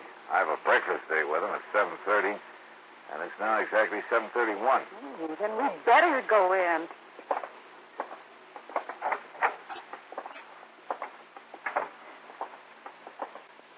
Hi, Daddy. Daddy? Durkin! Durkin! I hear you. Your foster father hasn't come down yet. Johnny, this is Durkin, Daddy's housekeeper. Now, what is breakfast prompt at 7:30, and I ring the bell, and he don't come down for it. Durkin, stop it. Stop it! There now. That's the third time. Third time? Daddy, not punctual? I think I'd better go up and see. I'll go with you. I heard his alarm clock go off 3/4 of an hour ago, so there's just no...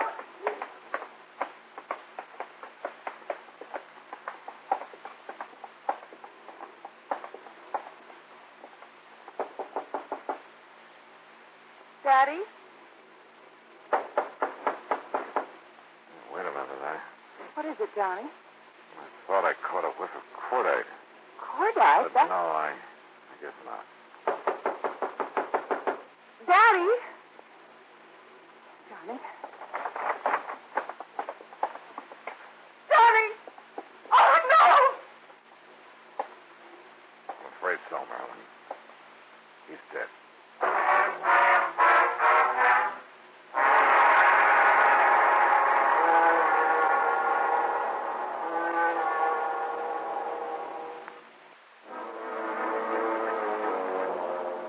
Together with Marilyn Edwards, adopted daughter of John Wakefield Edwards, I found his body in his bedroom slumped over his bed. There was no sign of any wound, no evidence of foul play. Without touching the body, I phoned the Albany Police Homicide Division, and within minutes, Sergeant Christie arrived with Dr. Walter Mencken in tow. The doctor's examination was brief but very thorough, including several on-the-spot tests for poisons of any kind. How old did you say he was, miss? I didn't, Doctor. But he was 68 or 9, I think. And he hasn't been sick? Not that I know of. Miss Durkin, the housekeeper, would know better than He I. hasn't had a day of sickness since he caught that cold last spring. Yeah. Well, his pump gave out, that's all. Can't expect that in a man his age. Johnny. Yeah, I know. But you're doing okay. You didn't find anything, did you, Chris? No, not a thing, Doc. Why they bothered to call us in instead of his own doctor? Of course, if you folks want, I can order an autopsy. Oh, no. That would be terrible. And down it goes to natural causes. Time of death, approximately 7:15. Doctor. And I expect you can carry on from here, can't you, miss? I'll take care of things. Yeah, and if he can't, I will. Beginning with closing these windows. There. Anybody wants to freeze me? Well, come on, Sergeant. Back to the morgue. Oh, the morgue. Oh, Johnny. Easy, down. Better? Well, you two want some breakfast? Ain't gonna do him any good now. Durkin, how can you... But I suppose we may as well, Johnny, and do whatever we have to do here.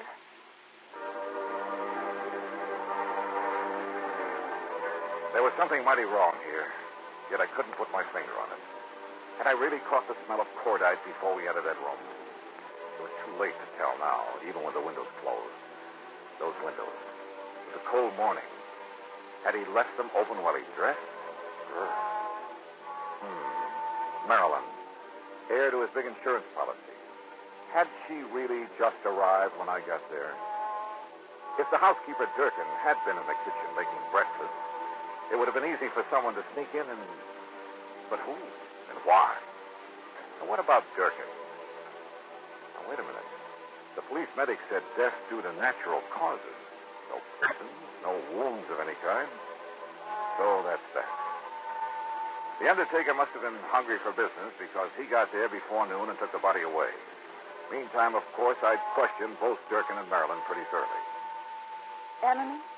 Oh, no, Johnny. Daddy didn't have... Johnny, you keep talking as though you think he might have been murdered. Does anyone beside you benefit from his death, Marilyn? That's a horrid thing to say. I do. Durkin, what are you doing snooping around this way? Well, it's as much my affair as yours now that Mr. Edwards is gone. What do you mean by that, Durkin? I mean the money he left me in his will. And the codicil in his will, it says Marilyn's got to share the insurance with me if she collects. Durkin. What do you mean by that? Oh, everybody knows her and her father, her foster father, ain't been getting along too good ever since she decided to get out and earn her own living, or tried to. I've been getting along all right. Sure. And all the attention you've been giving your dear daddy these last couple of years. Why, today's the first time you've been in this house, and... That doesn't mean that Daddy and I haven't... Durkin, we wish to be left alone.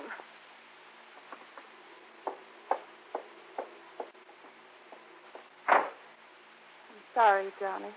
Marlin, I want to go up and look at your father's room again. All right, if you like. And I'll go along with No, you. thanks. I'd rather do it alone. Oh? And what did I find? Nothing. Sure, there were a couple of old bottles of hair tonic hidden away under some shirts.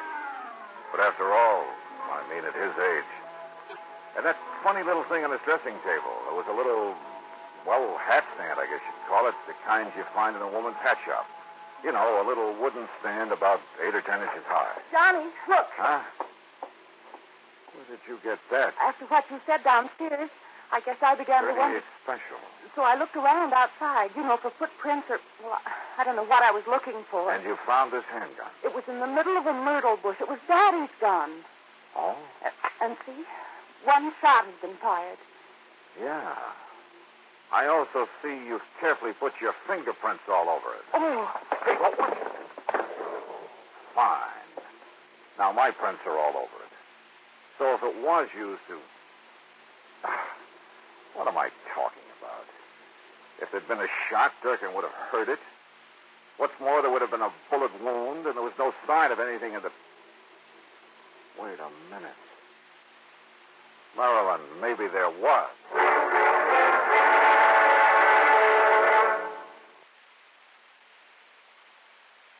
New 6 roll. And now, Act 3 of yours truly, Johnny Dollar and the hair-raising matter. My hunch was right. I was sure of it now. I told Miss Durkin and Marilyn to stay there at the house and wait for me, then jumped into my car and drove into Albany to the undertaker's.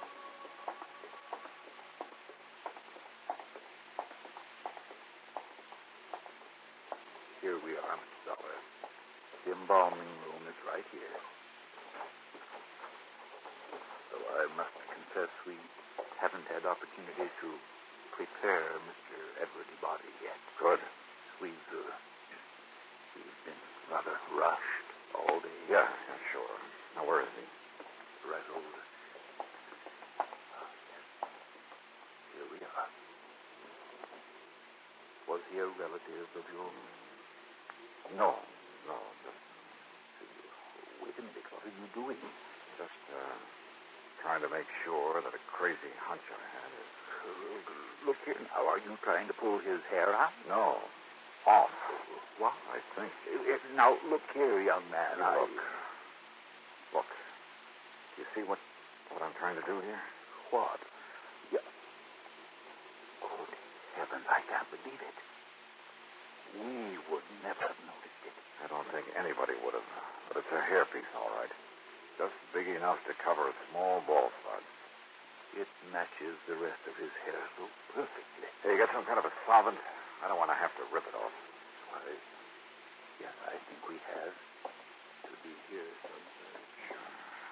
Sure, those old bottles of hair tonic. Probably hadn't used them in years. But that little wooden stand, sure, he parked his wig on it. What did he say? And probably nobody knew that he wore it except himself. And somebody very close to him. Here, Mr. Dollar. Here, this will remove the toupee without damaging it. Yeah, good. But I don't understand why you want to take it.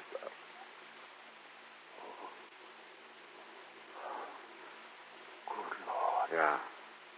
Right in the middle of his bald spot. Covered up by the hairpiece. And the bullet that made it was a .38 special.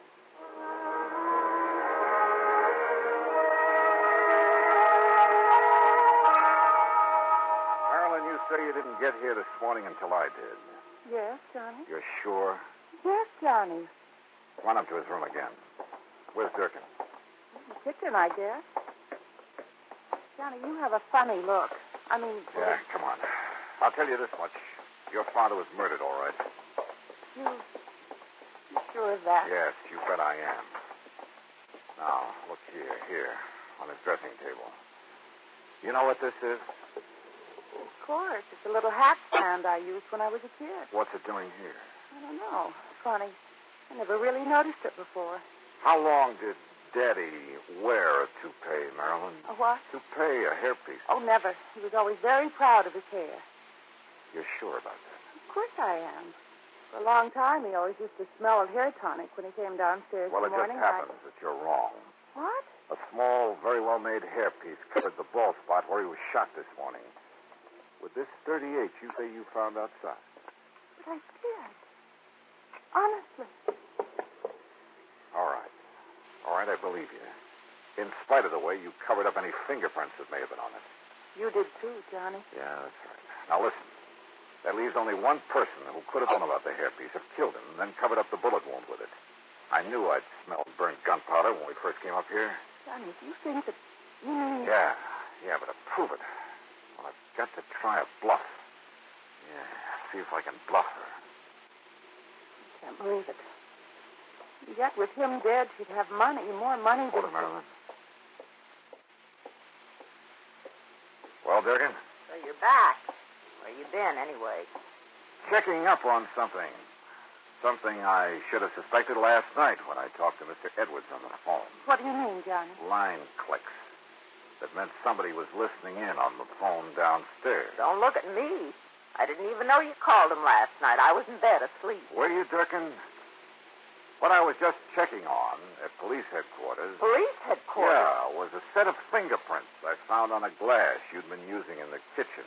What? I wanted to compare them with some prints I found on this gun. Well, that's Mr. Edwards' gun. The one you used to kill him? That's a lie. Is it the fingerprints match? No, that's a lie. I wiped them off the gun. Before you threw it out the window? Yes. Then opened the other windows to let the smell of powder out? Yes, I wiped them off.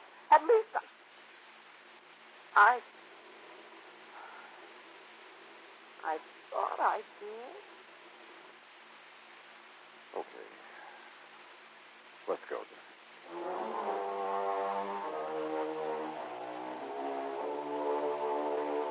Don't worry. There'll be no part of the insurance or any other money for Durkin. The courts will take care of that. And probably with vengeance. As for Marilyn, well, you know something? There's a gal I think I'd like to see again. And I don't mean because of her fortune. Expense account total, including all the mileage on my car, $47.50. Yours truly, Johnny Dollar.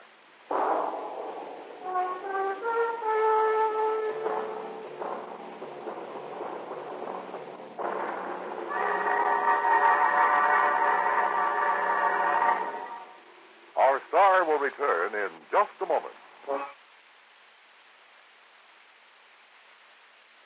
Now, here is our star to tell you about next week's story. Next week, a little jade statue is the key to one of the cleverest plots I've ever seen. Join us, won't you? Yours truly, Johnny Dollar.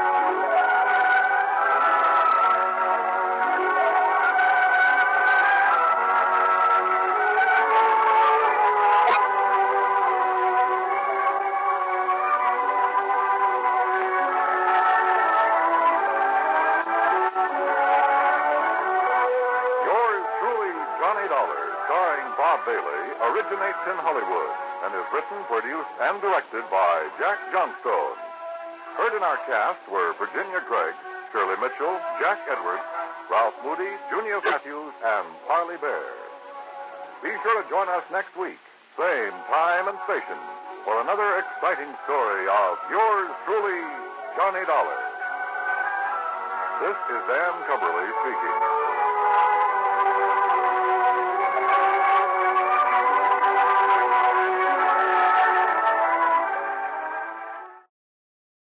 From Hollywood, it's time now for Johnny Dollar. Fred Norwood, Northeastern Indemnity Association. Oh, hello, Fred. I haven't heard from you since that case down in Managua, Nicaragua. Got another nice long trip lined up for me? I'm afraid not this time. But if you can leave right away, I wish you'd run down to Baltimore for us. Baltimore? That depends. Depends on what? How free I can be with my expense account in the seafood department. Chicoteague oysters, soft-shell crabs, terrapin soup. Johnny, if you can get us off the hook on this one, I'll okay your expense account blind. Big one, huh? Over 100,000. Murder? Arson? $111,421 missing from a safe. Wow, and you're liable for it if it isn't recovered, huh? For the full amount. But who'd keep that much cash in a safe? Outside of a bank, that is. The Trillingham Tobacco Company. But why? Better get the details from August Trillingham, if you'll take this on. On a freewheeling expense account? Freddie, I'm your boy.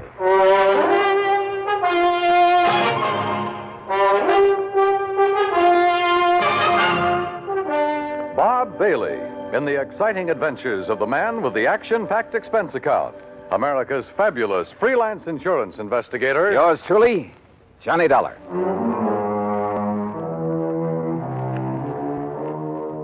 Expense account submitted by Special Investigator Johnny Dollar to the Northeastern Indemnity Association, Hartford, Connecticut. Following is an account of expenses incurred during my investigation of the wayward money matter. Expense account item 1, 2630, plane fare and incidentals, Hartford to New York to Baltimore, and a cab to the Sheraton Belvedere. After all, I could afford the best. Item 2, a 10-cent phone call to Mr. August Trillingham. He'd be glad to see me. Somewhere that name rang a bell. Item 3, $1.20 for a cab to the Trillingham Tobacco Company on Conway near Charles Street. It was a huge old brick building with what I guess you'd call a vaulted roof. Offices at one end of it, and the rest looked like a kind of warehouse. I'm glad you could get here so quickly, Mr. Dollar. The loss only occurred last night, you know. Well, I left Hartford the minute the insurance company called me. So, somebody blew your safe and walked off with a lot of... Opened the safe, Mr. Dollar, and took over $104,000. Do you always keep that much cash on hand? Yes, because of the nature of our business. What do you mean? Well, the tobacco was grown by the farmers hereabouts, barn cured for a month or 2 or 3, and then brought here. We graded according to quality and color and tied into hands. Hands? Bunches of 20 or 30 leaves, depending on size. Oh, I see. And then we pack it in hogsheads and ship it to the auction warehouses. We're kind of a middleman between the small farmer and the auction. I said small farmer, Mr. Dollar. Well? People for whom tobacco is only an incidental crop. There are a lot of them. And since we buy from them outright, they want cash. Not checks or payment due the first of the month. Oh, no, cash.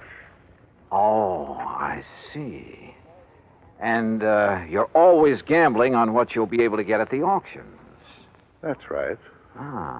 How's business, Mr. Trillingham? Not as good as I'd like, of course, but I'm sure it'll pick up later in the year. Why do you ask? Oh, just wondered. In a matter like this, I want to know all I can. Yes, but you said that as though you meant to imply that perhaps... I meant to imply nothing. Look, you said that safe wasn't cracked. I said it was opened. And I'm sure I know by whom. You what? Well, then why send for me? Well, after all, the liability is now your company's. Well, who did it? For years, we've had a bookkeeper. Little pipsqueak of a man named Elmer Cockerly. Well, if he must did have been here 15 or 20 years, even before I bought this business. You haven't always owned it? Oh, no. I made my money during the late 20s, Florida real estate. Oh, yes. Seems to me I've heard something about your success down there. I retired, traveled around till the mid-40s, and then decided to get back into the swing of things, and I bought this business. Yes, okay. Now, about this Elmer Cockerly. Oh, a mild, timid, ineffectual sort of little man. And I suppose after 20 or 30 years of this dull, routine job, after seeing and handling so much money all the time... Yeah, I see what you mean. Well, anyhow, at tax time, I decided to have the accounting firm of Hanley, James, Chadwick, Kermer, and Wormsbecker go over our books, just as a matter of course. And? It was then that Elmer Cockerly suddenly discovered that some of the records were missing. I see. Things balanced out at the end of the year, mind you, but those 3 or 4 months were missing. And it was during that period that Elmer had painted his home, bought a new car. Didn't you investigate immediately? Of course. Seems to me it was then that you should have sent for me. Well, since our business is strictly cash, both in and outgoing, there was nothing we could pin on him. What's more, he was as concerned as I was, apparently. And after all, since things finally balanced out, but I wonder. Yeah, I should think you would. And now, since he's the only other person who could open the safe... What does he say about this robbery? He didn't come in this morning. I called his wife. She hasn't seen him since he left for work yesterday morning. You know where he lives? Yes. Do you have a description of his car, license, and so on? Yes, I have. Okay, Mr. Trillingham. I'll notify the police from here. Then I'm going out to his house to see what I can learn there. May I use your phone? Of course. Yeah, it wouldn't be the first time a timid soul had finally felt his oats, had run off with company money. And usually that type was hard to find. The methodical mind always planned things well, including a getaway. Item 4, 80 cents, taxi to a car rental agency. Item 5, $50 deposit, and I drove to Elmer Cockerly's home, a few blocks off Wilkins Avenue, west of town. I wondered why the old fellow had done it. Sometimes the why can be the best clue as to where to hunt for a man. And you know something? A good part of the why became very clear when the door of Elmer's house was opened.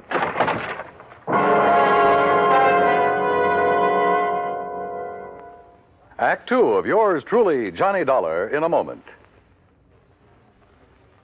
And now, Act two of yours truly, Johnny Dollar, and the Wayward Money Matter.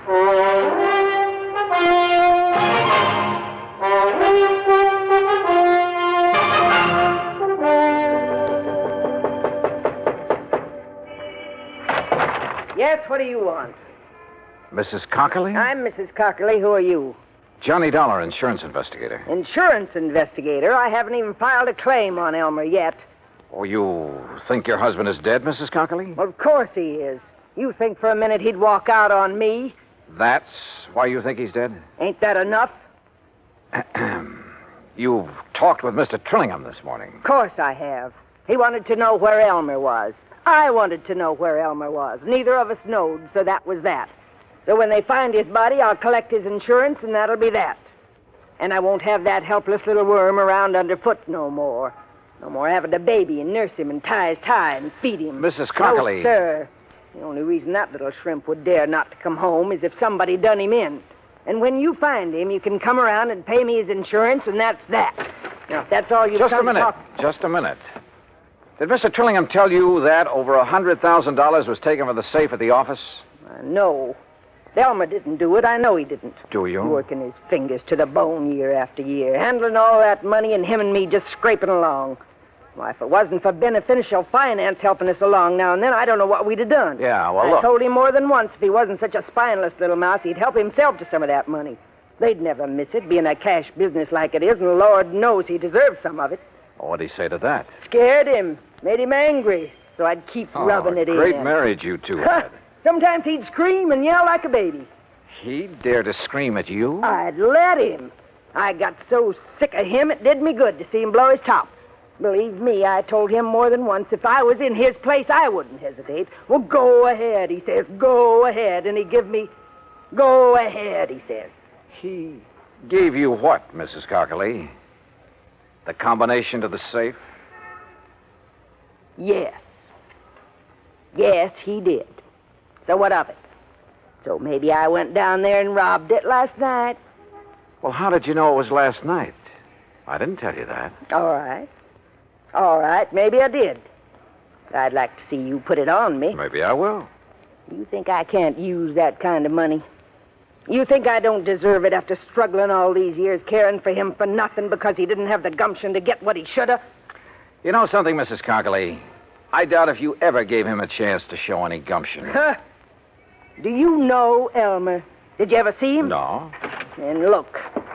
Look at his picture here on the hall table. All right. A baby, that's all he is. All or right. was. You've made with a lot of big, noisy talk. Now, just Probably most of it's a lie. I don't believe you'd live 10 minutes with a man if you really felt that way about him. Look, mister. But there must be some reason for it. Some reason for trying to make me suspect you. I told you. Maybe you did do it. Did you?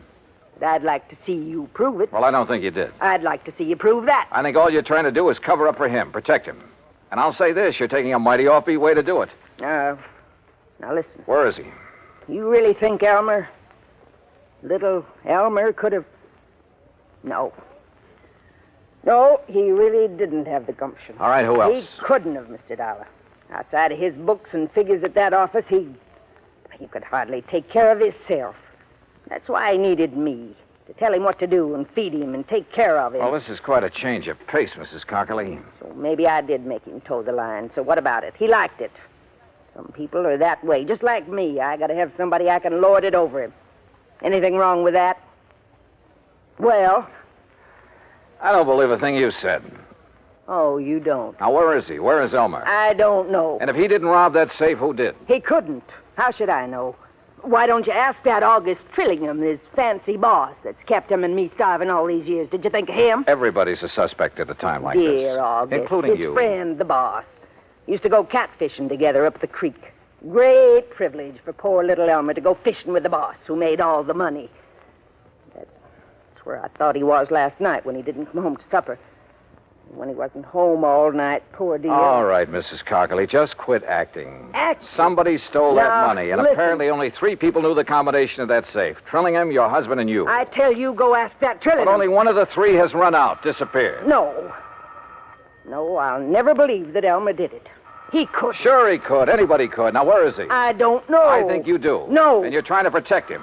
Or are you waiting to hear from him so you can join him and the money? That isn't true. Then why isn't he here if half of what you told me is true? Because go answer the phone. Hello. Yes, I'm her. Who?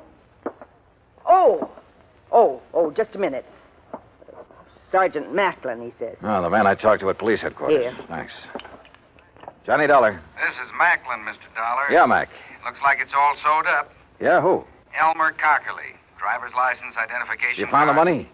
Well, what's left of it. They got the money, did they? You know what Cockerly looks like? I've seen his picture. Well, then maybe you better come out here. Where? Hance's Bridge. Hance's Bridge. That's where Yeah, Elmer used to go it's, catfishing all the time. It's about 9 miles up the creek north of town. Okay, I'll see you there. Yeah, I want you to see if you can identify Cockerly's body. Oh. I see. Act 3 of yours truly, Johnny Dollar, in a moment. And now, Act 3 of yours truly, Johnny Dollar, and the Wayward Money Matter.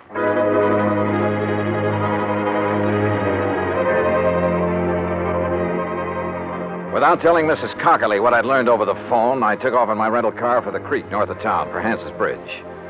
Yeah, this was a crazy case if ever there was one. Elmer Cockerly, bookkeeper for the tobacco company, was the only real suspect in the $104,000 robbery. And where there's only one suspect, I always begin to wonder. But who else was there? His wife? Maybe. She'd done everything she could to confuse me. The owner of the company, Trillingham? Yeah, I thought of him too. Until I got the word from the police that they'd found Elmer Cockerly, or what was left of him. They'd found the money, too, or what was left of it. What's left of it is right, Dollar. I'm afraid most of that 100,000 went floating down the creek when Cockerly and his car rolled over into it. Well, we'll see how much of the dough is still inside when we get the car up on the bank. How do you figure it happened, Sergeant? Well, the old boy was making his getaway is all. Going too fast when he hit the turn onto the bridge and plop-o into the creek.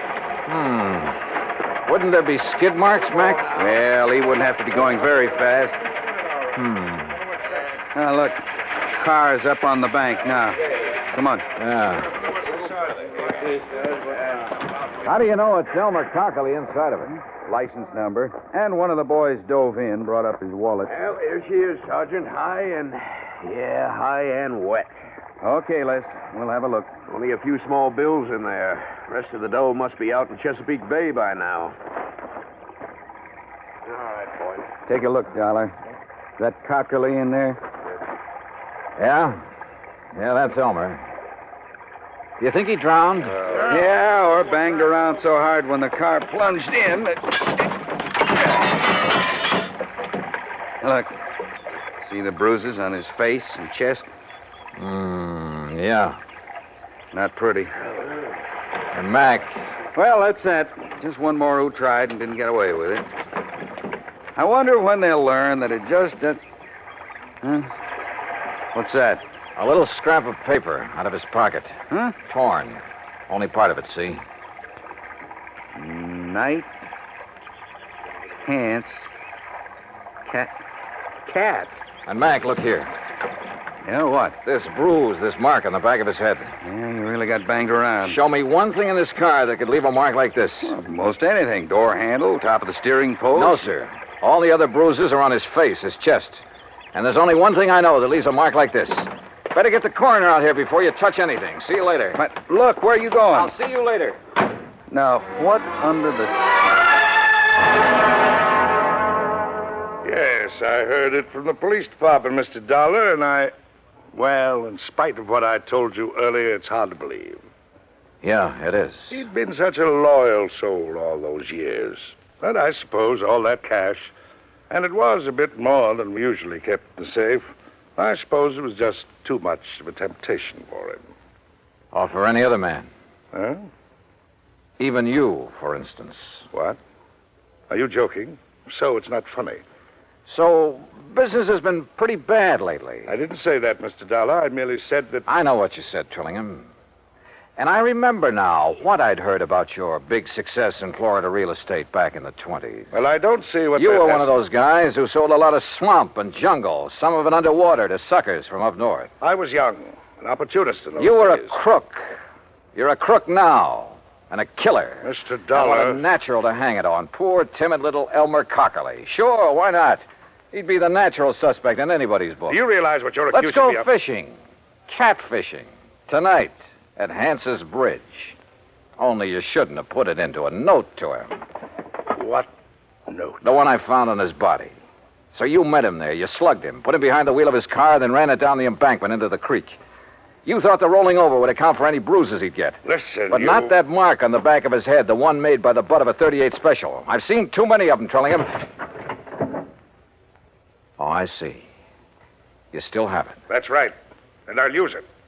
You didn't get away with murdering Elmer. You'd never get away killing me. I can go a long ways on $100,000. And before I let you stop me... Mr. Dollar, the police told me poor Elmer has... Close that door. You did it. Quiet. I don't know how, but you killed him. Quiet and close that... Oh, I'll do it myself. Oh, Buster!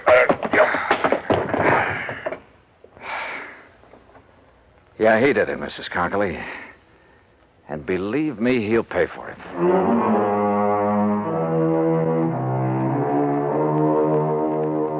Well, so ends another dirty chapter in the history of crime. I hope the insurance on Elmer makes up in some small way for Mrs. Cockerly's loss of her... Well, I was going to say husband, but I guess Elmer was kind of a baby to her. To manage, to browbeat, and to love. Expense account total, including transportation back to Hartford, $104.70. Yours truly, Johnny Dollar.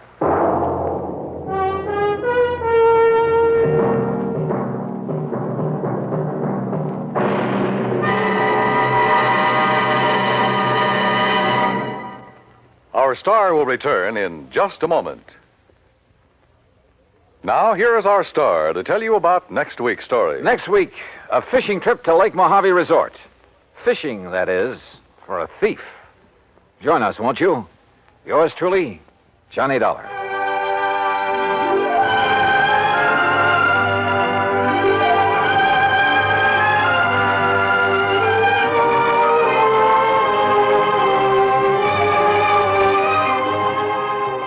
Yours truly, Johnny Dollar, starring Bob Bailey, originates in Hollywood and is produced and directed by Jack Johnstone, who also wrote today's story. Heard in our cast were Virginia Gregg, Edgar Barrier, Alan Reed, Vic Perrin, and Frank Nelson. Be sure to join us next week, same time and station, for another exciting story of yours truly, Johnny Dollar. This is Dan Cubberly speaking.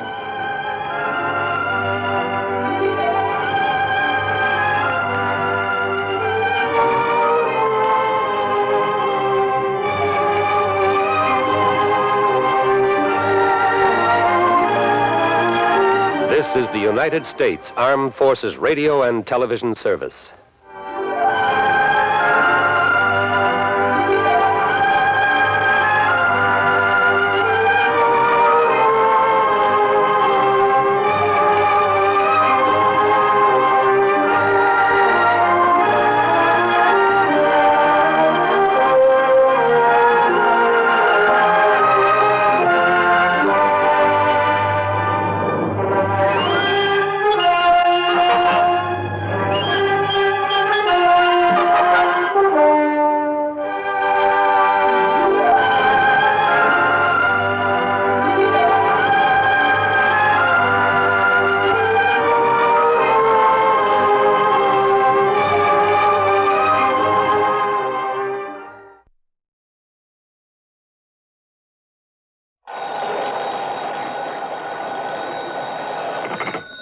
Johnny Dollar. This is the Milford Advertising Agency in Denver, Colorado, Mr. Dollar. Advertising agency? Mr. Horace W. Milford would like to speak with you. Hold on, please. Hello, Dollar. That's right, Mr. Milford. Yes, can you come out here to Denver to see me right away? Well, now, look, sir, if you're interested in buying commercial time on my weekly radio program, you'll have to contact CBS Radio in New York. No, Dollar. This is a purely personal matter that I wish to see you about, that I must see you about. Well, I'm sorry, Mr. Milford, but unless there's insurance involved... Well, yes. Yes, there is. The same company that's insured my life. One of the outfits I work with? Tri-Western Life Insurance Company? Yeah, that's one of my clients. Well, then, please, come out here right away. Well, I'd better check first with the company and get their authorization to... What was that? No, by all means, do not contact the insurance company. Not yet. Well, there's a little matter of my expense account. That will be taken care of, most adequately. Okay, whatever you say. Now, what's this all about, Mr. Milford? Mr. Dollar, here on the phone, I can only tell you it's a matter of preventing... Yeah? Yes? Of preventing a murder.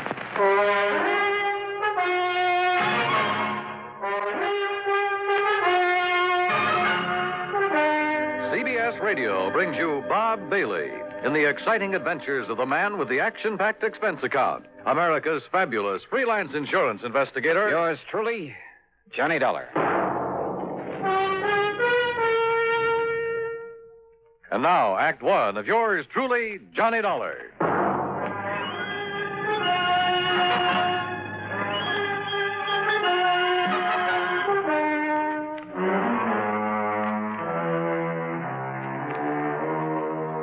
Expense account submitted by Special Investigator Johnny Dollar to Mr. Horace W. No, to the Tri-Western Life Insurance Company. You'll see why later on. And following is an account of expenses incurred during my investigation of the hired homicide matter. Expense account item 1, $77 plane fare. The big mainliner took off from Bradley Field in Hartford at 8:25 p.m. and set me down at Stapleton Field in Denver at the ungodly hour of 3:35 a.m. Item 2, $5 for a cab into the Brown Palace Hotel, where I added some sleep to the few hours I'd had aboard the plane. Breakfast was item 3, $1.50. And then I walked over to the office of the Milford Advertising Agency on California Street. Horace W. Milford was tall, gray-haired, and with a very dignified bearing. He got to the point immediately, and yet in a kind of roundabout way. Mr. Dollar, I must emphasize that this whole thing must be completely confidential. Oh? Well, now that depends. I will pay you well, very well. You sound as though there might be something illegal about whatever it is you want me to do. I can only hope that you can prevent something illegal from happening, something terribly wrong. You mentioned murder. I said prevent a murder. Whose, Mr. Milford? Yours? I'll be as brief as possible, Mr. Dollar. Time is of the essence. But first, you must know some background. Right ahead, sir. Since my wife passed away some years ago, this advertising business and my daughter Claire have been my sole interests in life. How old is Claire? She was 27 on her last... now, listen, please. I'm listening. I built this business by myself. Until 2 years ago, I made all the client contacts, planned the campaigns, wrote the copy. I bought the space and radio time, everything. And then Tony came along. Tony? Anthony Ferringer. He's my son-in-law. And he works for you, Mr. Milford? Out of pity for a young man who seemed to be struggling to make his way in the world, I gave him a job. Oh. And then by way of repaying me, I thought, he brought the Bonar Electronics account to this office. Bonar Electronics Corporation. Yeah, I've heard of them. Pretty big outfit, I understand. It means annual billings of some $2 million to us. That's a sizable advertising account. Now, the point is, well, he told me later, that his means of getting it were somewhat unorthodox. Unethical is a better word. No, how do you mean? He told me that he had something on officers of the Bonar organization, that he'd threatened exposure and ruinous scandal if he weren't permitted to handle their advertising here. Well, now that doesn't seem possible with a big company. Thanks largely to my own efforts and ideas, we have established them as one of the most important companies in their field. Don't ever underestimate the value of advertising, huh? Yes, to the public as well as to the company. Yeah. Well, now, Mr. Once Milford... I took over the account, young Tony was content to sit around, collect his salary and a big commission and do nothing. Nothing, that is, but constantly remind me that he had brought the business here. I see. But, now... Mr. Dollar, were the account suddenly to go to some other agency, it would ruin me. Oh, how so? Buying this building, setting up the organization adequately to service such an account cost me everything I had. I'm not a young man anymore. Well, is somebody else gunning for Bonar Electronics? Oh, far worse than that. Mr. Dollar. Now, wait a minute, please. I'm afraid we've got far away from the subject of murder that you talked Mr. Dollar, about. far worse than his simply falling down on the job is the fact that Tony Ferringer, against my will, mind you, because I knew him well enough not to trust him, courted and eloped with my daughter. Well, now, and Mr. it Milford- wasn't because he loved her, believe me. It was only a further step in a plan to get his hands on this advertising business of mine. You're sure of that? He had the nerve, the audacity to say so himself. I can see him now, sitting right there where you are, with a smirk on his face, blandly telling me that now that he'd lost her, he'd have to resort to other tactics. Oh, wait a minute. That he'd have to take this important account away from me by opening his own agency, and that I couldn't stop him. Wait a minute, please. You said lost her. What did you mean by that? Because of his duplicity, what he'd done to me, because of the miserable way he treated and tortured her. Claire, my daughter, my only child. Claire took her own life. Oh, I'm sorry. Oh, the shock of it almost killed me, Dollar. Tony Ferringer was bringing my whole life crashing and crushing down upon my head. I hated him. With every fiber of my being, I was beside myself. I could see only one thing left for me to Mr. do. Milford, please, But if then, you're leading up to then what my I think clients you at are. Bonar came to me 2 days ago, and they told me they realized what had happened and why. And they assured me there was nothing Tony could do or say that would hurt them, and that they would stand by me. Well, that straightened me out, Mr. Dollar. It made me realize that killing Tony, there was no point, no use in it. Well, I'm glad of that, sir. But then I'm afraid I don't see why you sent for me. Because it was too late. What? Because I had already hired a man, a professional killer. To murder him? Yes.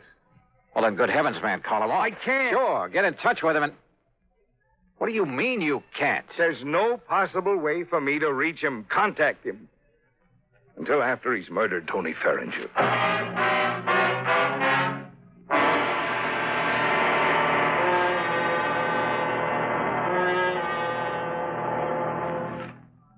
And now, Act Two of yours truly, Johnny Dollar, and the hired homicide matter.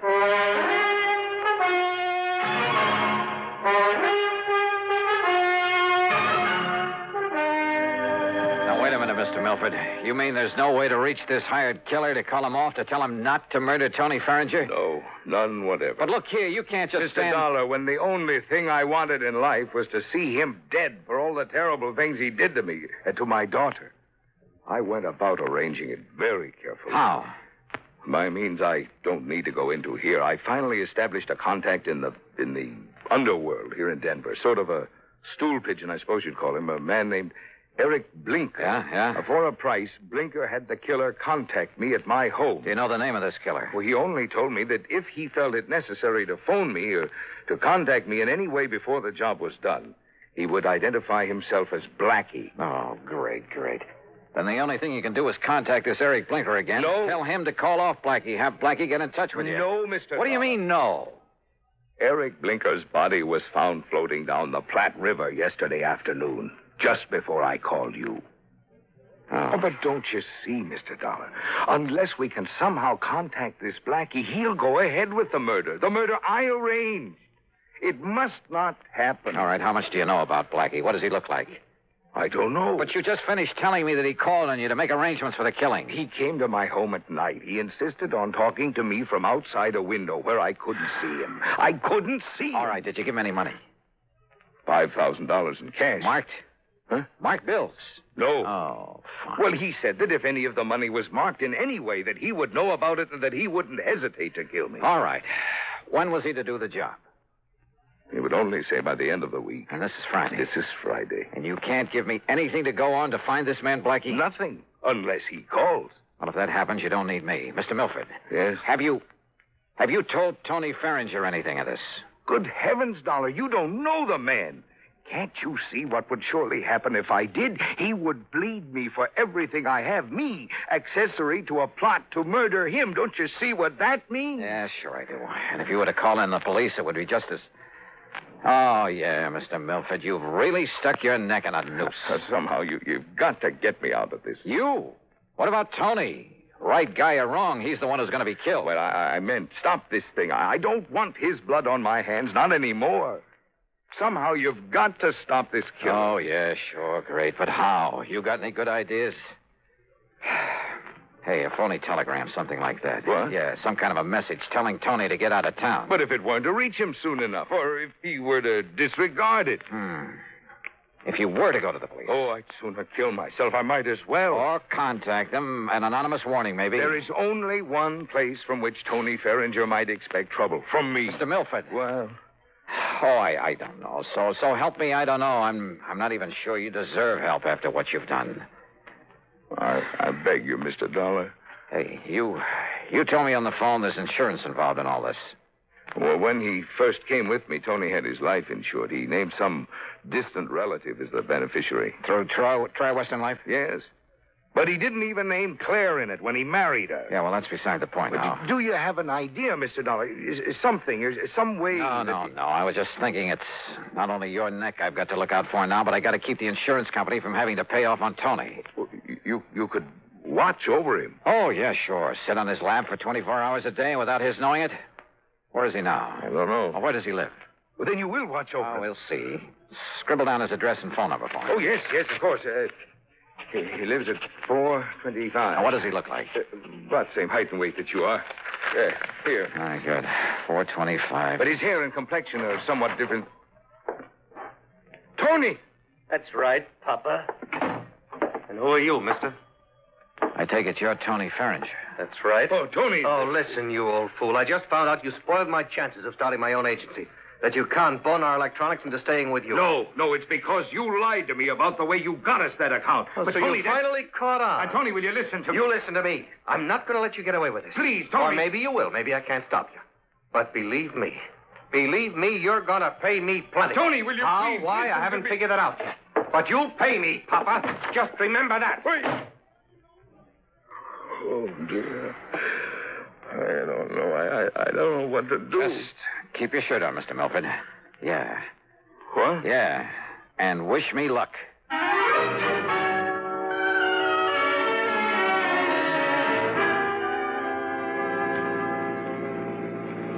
Item 2, $5 for a taxi that followed Tony Ferringer's car to a residential section east of town. And sure enough, he pulled up in front of his own home. Maybe the wild, the crazy idea that I'd suddenly got back there in the office would work. Driver. Yeah? End of the line. Pull around this corner and stop.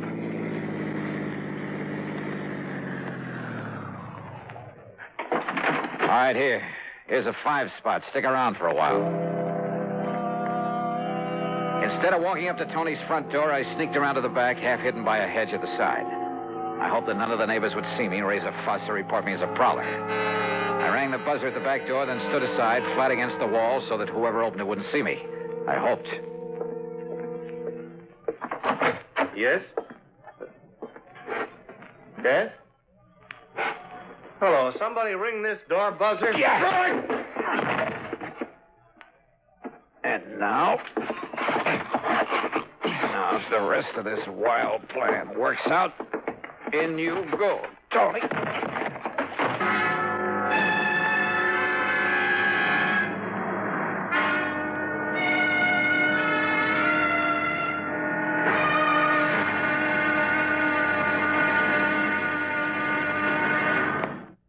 And now, Act 3 of yours truly, Johnny Dollar.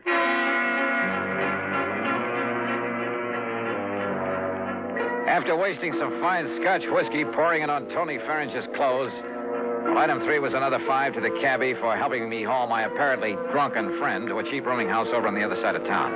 A place run by a frowsy old dame who called herself Ma Letcher. Sure, mister. Just carry him up and let him sleep it off in this room here at the top of the stairs. Here, I'll open it up for you. Yeah, thanks. Only you ask me. Somebody must have hit him with a bottle. Here you are. Well, you can lay him onto the bed. This room will cost you $1.50, though. All right, here's a 5-spot. Well, thanks. Well, who'll I tell him? And here's another for telling him a taxi driver brought him in here. Somebody you never saw before. Oh, don't worry. I know how to keep my mouth shut when I get paid for it. Paid good, that is. Okay, I'll make it 10 here. Well, mister, you ain't got a worry in the world. Want to bet?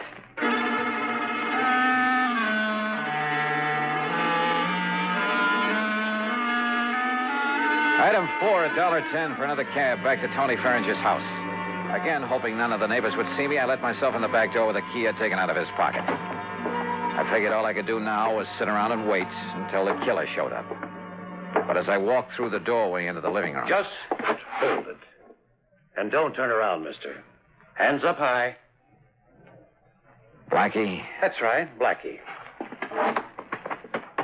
Well, carrying a gun, huh? No, don't turn around. Just walk over to that bench now and sit down. The piano bench. There, in front of you. Now, look, if you think I'm Tony Ferringer... Sit down. Now, keep facing that way. Well, I suppose I haven't got much choice. I know you're not Tony, but you know who I am. That means you know what I was hired for. That means you know too much. All right, now listen, Blackie. Face front. I was afraid Eric Blinker might talk, but I didn't dump him in the river soon enough. And listen. I'm listening. You think I won't get Tony? Well, you're wrong. I saw you take him into that crummy rooming house. I saw what you did to him, too. He won't be moving out of there for a while. That means I have plenty of time. Hey, Blackie, so, listen. mister, I hate to do a killing without getting paid for it. But as long as you know so much, well, I'm afraid you don't give me much choice, do you? Are you talking for your own amusement? I'm giving you a chance to say your prayers, if you still know how. Hey, Blackie, look, Face we can... front. Well, what difference does it make? What? If I should see you, I mean. If you're going to kill me... Let's just say I prefer it this way. Are you ready? Are you kidding? You think you're going to get away with this? I'm absolutely sure of it. And I asked you, Do you think I'd come here looking for you without taking precautions? I think you've said enough. Now, do you feel this gun in the back of your head? I could tell by his voice that he stood directly behind me. I put my right heel tightly against the leg of the piano bench. And then as I felt the cold muzzle of his gun against the back of my head, I suddenly dropped to the floor, kicking the bench against his legs.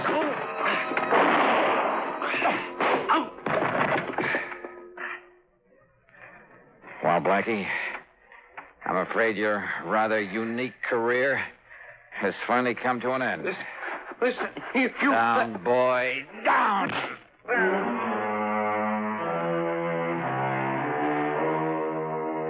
Nailing Blackie for the murder of Eric Gastuli made it easy for me to keep Mr. Milford out of the picture completely. Nor did Blackie talk. Some code of the underworld, I guess. As for the expense account, well, in view of the fee that was handed to me, you can forget it. Tony Ferringer, incidentally, never did quite know what happened to him. Now, will somebody please give me a nice, clean case to work on? Yours truly, Johnny Dollar.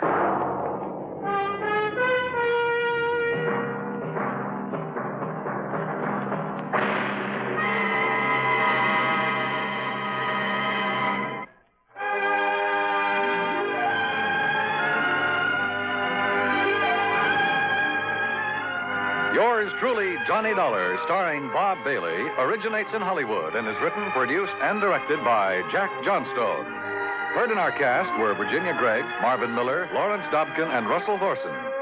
Be sure to join us next week, same time and station, for another exciting story of yours truly, Johnny Dollar. This is Dan Cumberly speaking. Johnny Dollar has come to you through the worldwide facilities of the United States Armed Forces Radio and Television Service.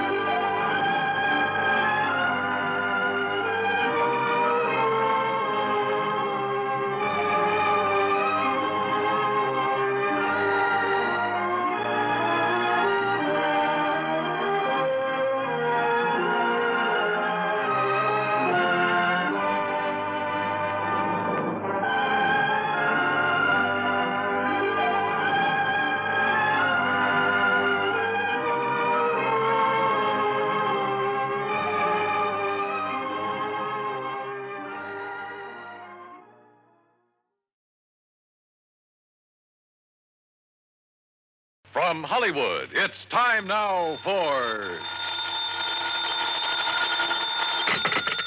Johnny Dollar. This is Harry Branson, John. Hi, at Harry. the Philadelphia Mutual Liability and Casualty Insurance Company. I said hi. How are you? Oh, yes. Well, I'm fine, thank you. But that's beside the point. John, this thing has me terribly upset. Comes the day you aren't upset over something, Harry. It'll be a miracle. What's it all about? Can you come down here to Philadelphia right away? Don't see why not. But now what seems Believe to be... me, if you can clear up this matter, I shall be eternally grateful. $985,000.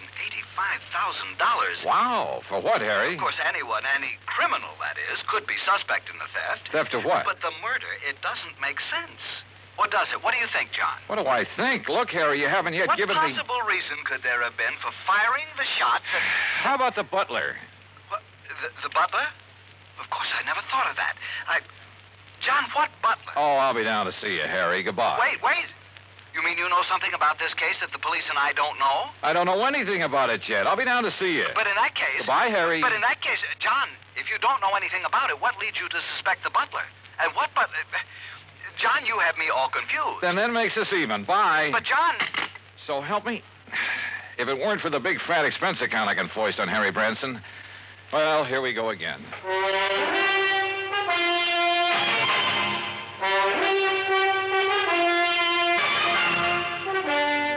Bob Bailey in the exciting adventures of the man with the action-packed expense account, America's fabulous freelance insurance investigator. Yours truly, Johnny Dollar. And now, Act One of Yours Truly, Johnny Dollar.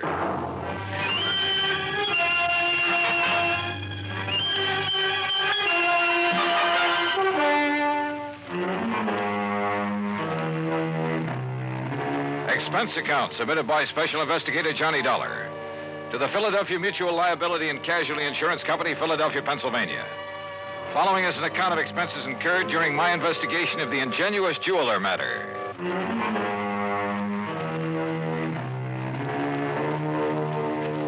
Expense account item 1, $32.70, train fare and incidentals, Hartford, Connecticut to Philadelphia. Cab to Harry Branson's office on Walnut Street. I found him sitting at his desk, his head in his hands.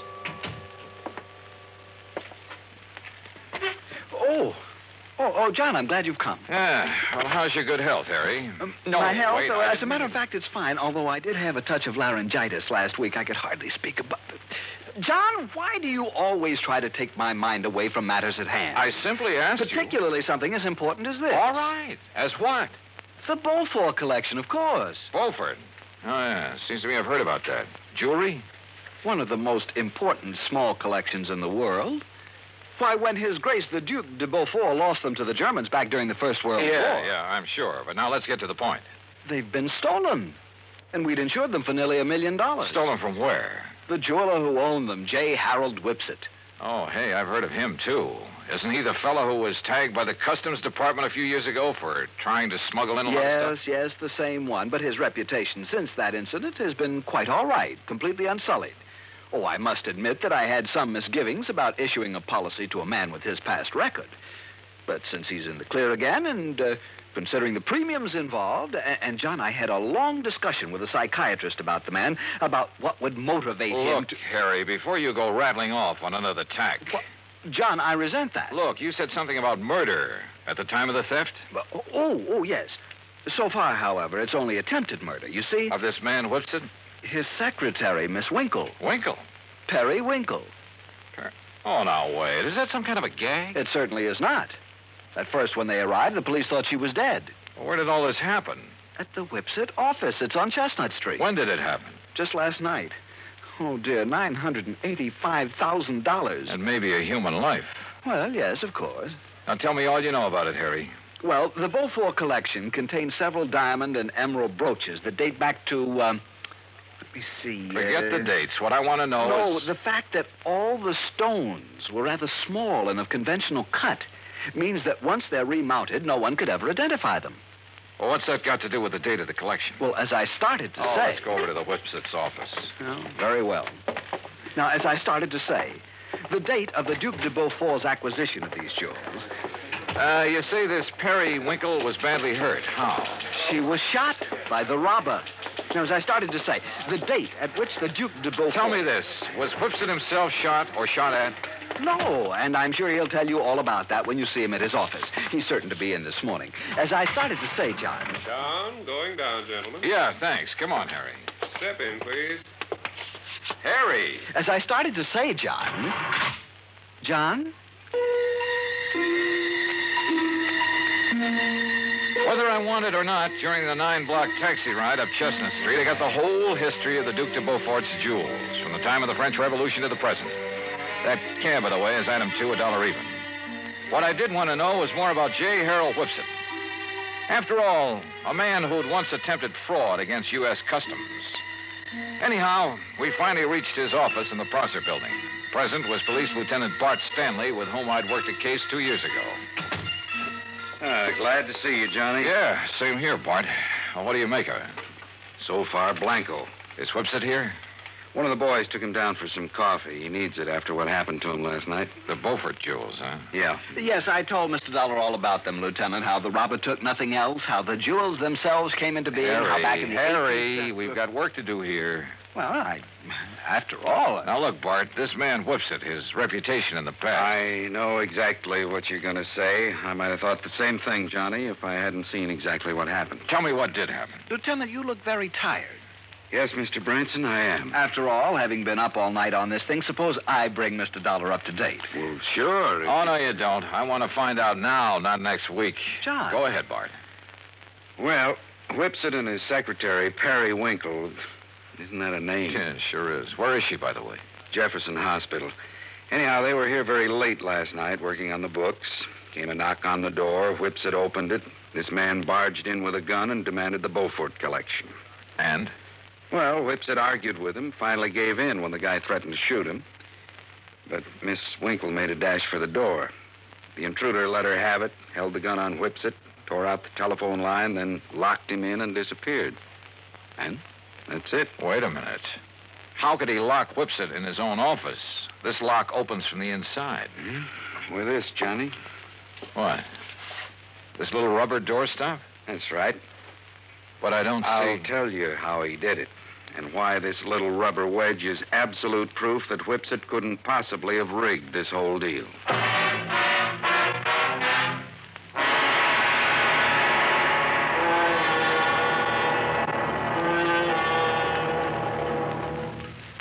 Act 2 of yours truly, Johnny Dollar, in a moment. For a long time, people... And now, Act 2 of yours truly, Johnny Dollar, and the ingenious jeweler matter.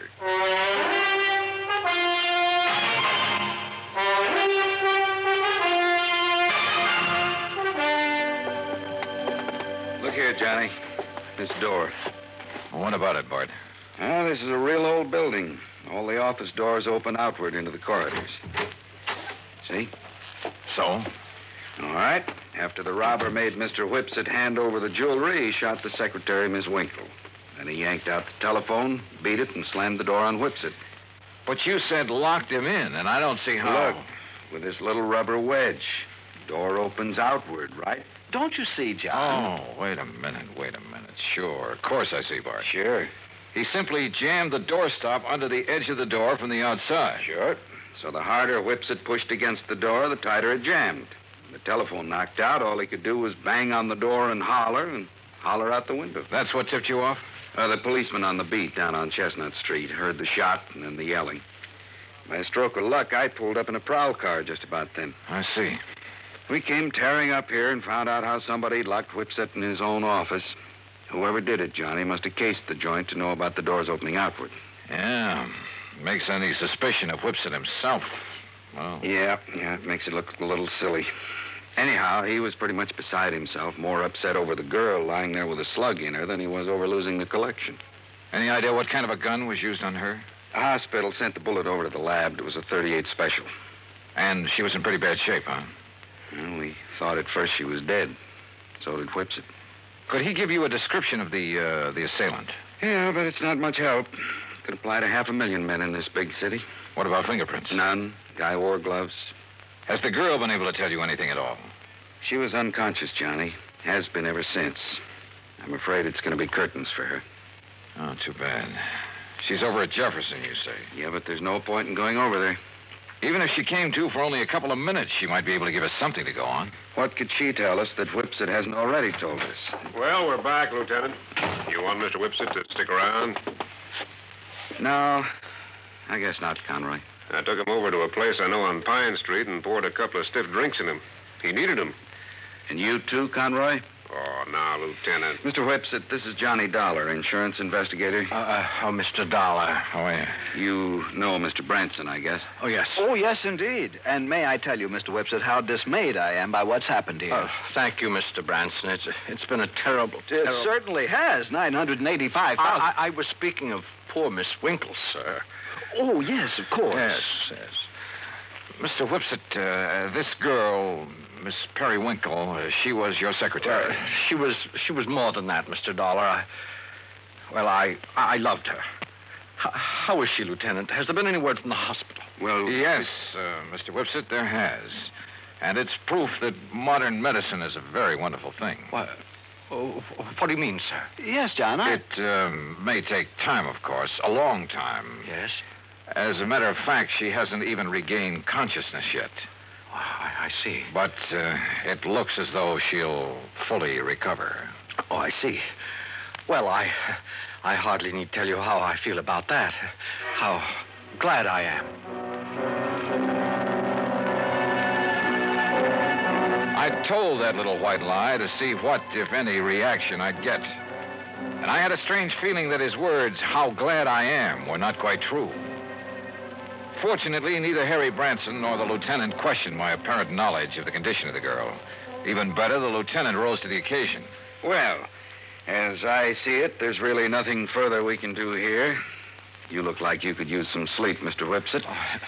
And Conroy and I'd better get back to headquarters, see if the boys have run down anybody who fits that description you gave us. Yeah, good idea. Let's go, huh? And Mr. Whipsit, you close up and go on home and get some rest. Yes, I will. Thank you. Thank you very, very much. You have no idea what a terrible shock this has been for me. Of course, you'll keep yourself available if we need you further. Oh, of course, Lieutenant.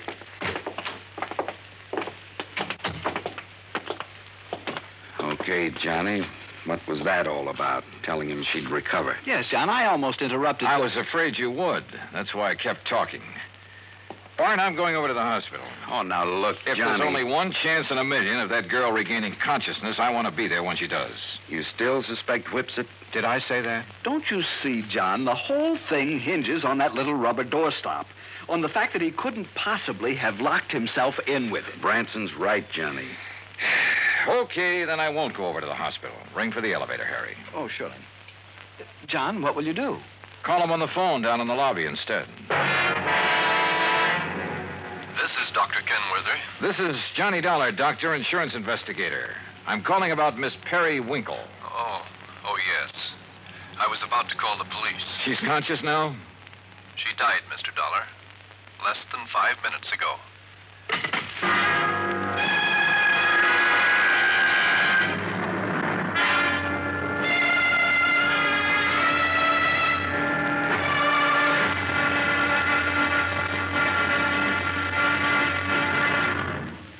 Act 3 of yours truly, Johnny Dollar, in a moment. Our flag, heaven.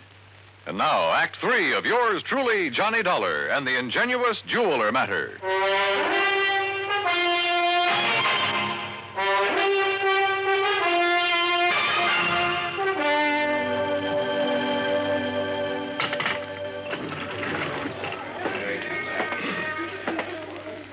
Well, what'd you find out from the hospital, Johnny? The girl is dead about 5 minutes ago. Oh, dear. And we've got a killer to track down.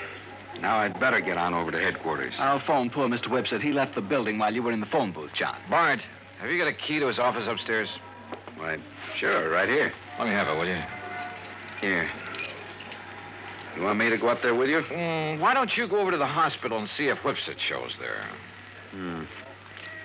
What do you expect to find up in his office, Johnny? I haven't the least idea. Why kid about it? I didn't have the least idea what I expected to find, or even what I was looking for. When I walked into the jeweler's office up on the 8th floor, I picked up the rubber doorstop. The one thing that proved Whipsit couldn't possibly have rigged the whole deal. But I somehow felt that if only that little wedge of rubber could talk. Then I noticed a funny sort of burr on one side of it. Just a tiny little rough spot. But it showed me where somebody had pierced a tiny hole through it. Why? After a couple of minutes of rummaging around, I found it. A piece of fine, strong platinum wire, about 2 feet long. A wire that could be carefully slipped through the hole in that rubber doorstop. Well, Mr. Dollar. Well, what are you doing back here, Whipsit? If you don't mind my saying so, there was something about your attitude that I didn't exactly care for when you were here with the policeman and Mr. Branson. And when you left them downstairs in the lobby and took the elevator. Oh, I see you found it. Yeah, that's right. It was very smart of you, Whipsit. Thank you. Put this rubber wedge on the floor, just outside the door, with the wire on it leading under the door. Exactly. Then pull the door closed. Then pull the wedge into place with the wire. And the door can't possibly be opened from in here. You've locked yourself in. The more you push on the door, the tighter the wedge holds it. That's right. And you don't forget to retrieve the wire by pulling on one end of it. I suppose those are the gloves you wore when you killed Miss Winkle, so you'd leave no prints. Oh, then she's dead. How fortunate for me. And that's the gun you used? Yes. I'm afraid she was rather averse to my breaking down the Beaufort collection, melting down the mountings and secreting the stones at my home. And, of course, claiming the insurance money, but after all, nearly $1 million. Why are you telling me all this? Because, you see, this is also the gun that will kill you. After which I shall lock your body in this office using the doorstop again. It's a rather nice touch, don't you think? Is it? Well, don't you see? It's now a sort of a trademark of the completely unknown thief, the unknown killer of both the girl and you. Oh, now, wait a minute. Do you think if I found out how you did it, the police can't? Did they, even after their lab crew spent the whole night up here? I guess you got a point there. Yes. Now, turn around, Dollar. Turn around. Well? You see, I'm going to have to shove this gun into your back to muffle the sound. Look, Whipsit. Unless you have a better idea. Well, I have. What? Oh, me. Oh, I suppose I might have known this whole thing seemed too easy. All right, Lieutenant. All right, Conroy, wrap him up. Right, Lieutenant. Hands out, Whipsit. Johnny, I knew you had something up your sleeve when you came back up here. Just wouldn't let me work it out alone, would you, Bart? All right, what was it? What did you find out that tipped you off? Oh, you'll never know from me. Huh? After all, I might want to use it to stump you sometime. Oh, now look, Johnny. Okay, ask Whipsit here. He just loves to explain things. At great length, too. At least it was long enough for you boys to get up here. I know something he's not going to explain his way out of. Let's go, Whipsit.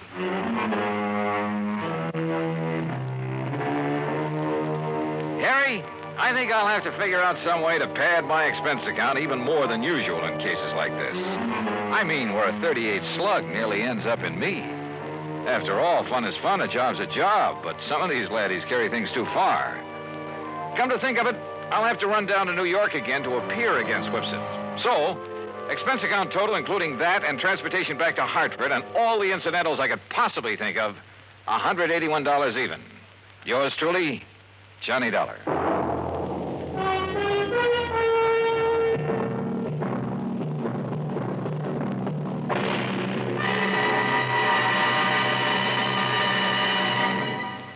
Our star will return in just a moment. With the bigger, more everywhere. Now, here is our star to tell you about next week's story. Next week, an inventor with a device that can either save or wreck our country. Join us, won't you? Yours truly, Johnny Dollar.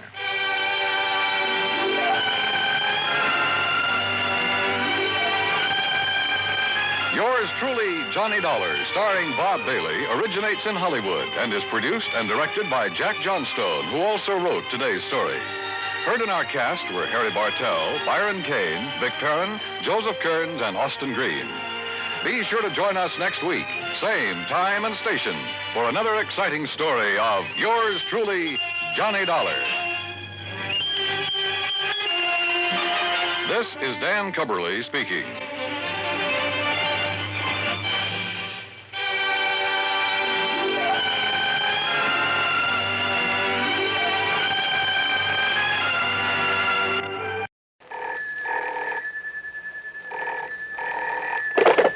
Johnny Dollar. Monsieur Dollar, you will be amazed. You will be thrilled. Yeah, well, I think I've had all the thrills I need here in Paris. And who are you? I, monsieur, am the night clerk here in the hotel. Oh, well, what's all the excitement about? Monsieur Dollar, I have the telephone call for you, and monsieur, Yeah. it is wonderful. It is the long distance. It is the transatlantic. A transatlantic call. From the, what you call the United States. Well, bully for you. But across the ocean. It must be the most important. Yeah, well, put them on and we'll see. Oui, monsieur. Hello? Johnny? That's right. George Reed here. Well, George. All right, clerk, you can get off the line now. What, Johnny? You hear me? Clerk? But, monsieur. Come on, hang up. Very well, monsieur. Now, George, you get my cable report on the Only Jewels? Yes, you did a great job in spite of all the money you threw around. I mean what you gave that man de Marsac. But listen, I'm glad I caught you before you left. I'm flying on back tonight. See you in Hartford in the morning. No. What? Contact Mr. Maurice Rigaud there at our Paris office. Oh, what about? Getting those jewels back to America? No, that's all taken care of. But in talking with him a minute ago, I happened to mention that you're there, so he wants you to stay around and see if you can help locate a Cellini medallion. Cellini, the famous Italian artist? Yes. Well, the medallion was stolen from the galleries of the Louvre 2 or 3 weeks ago. Priceless. So it has to be found and returned to them. Well, I'll do what I can, George. Good. Now, contact this man Rigaud at our office there immediately. Contact Rigaud, huh? That's right. But why do you say it that way? Because maybe I won't bother him. What? George, maybe I've got a better idea.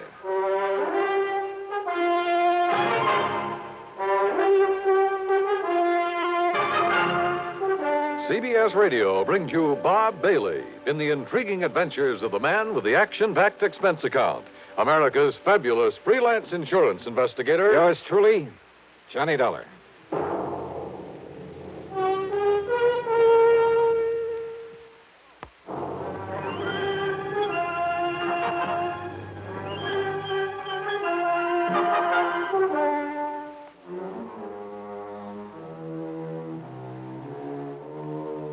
Expense account submitted by Special Investigator Johnny Dollar to Floyd's of England, North American office. Or maybe it's the Paris office. We'll see. Following is an account of expenses incurred during my investigation of the Embarcadero matter.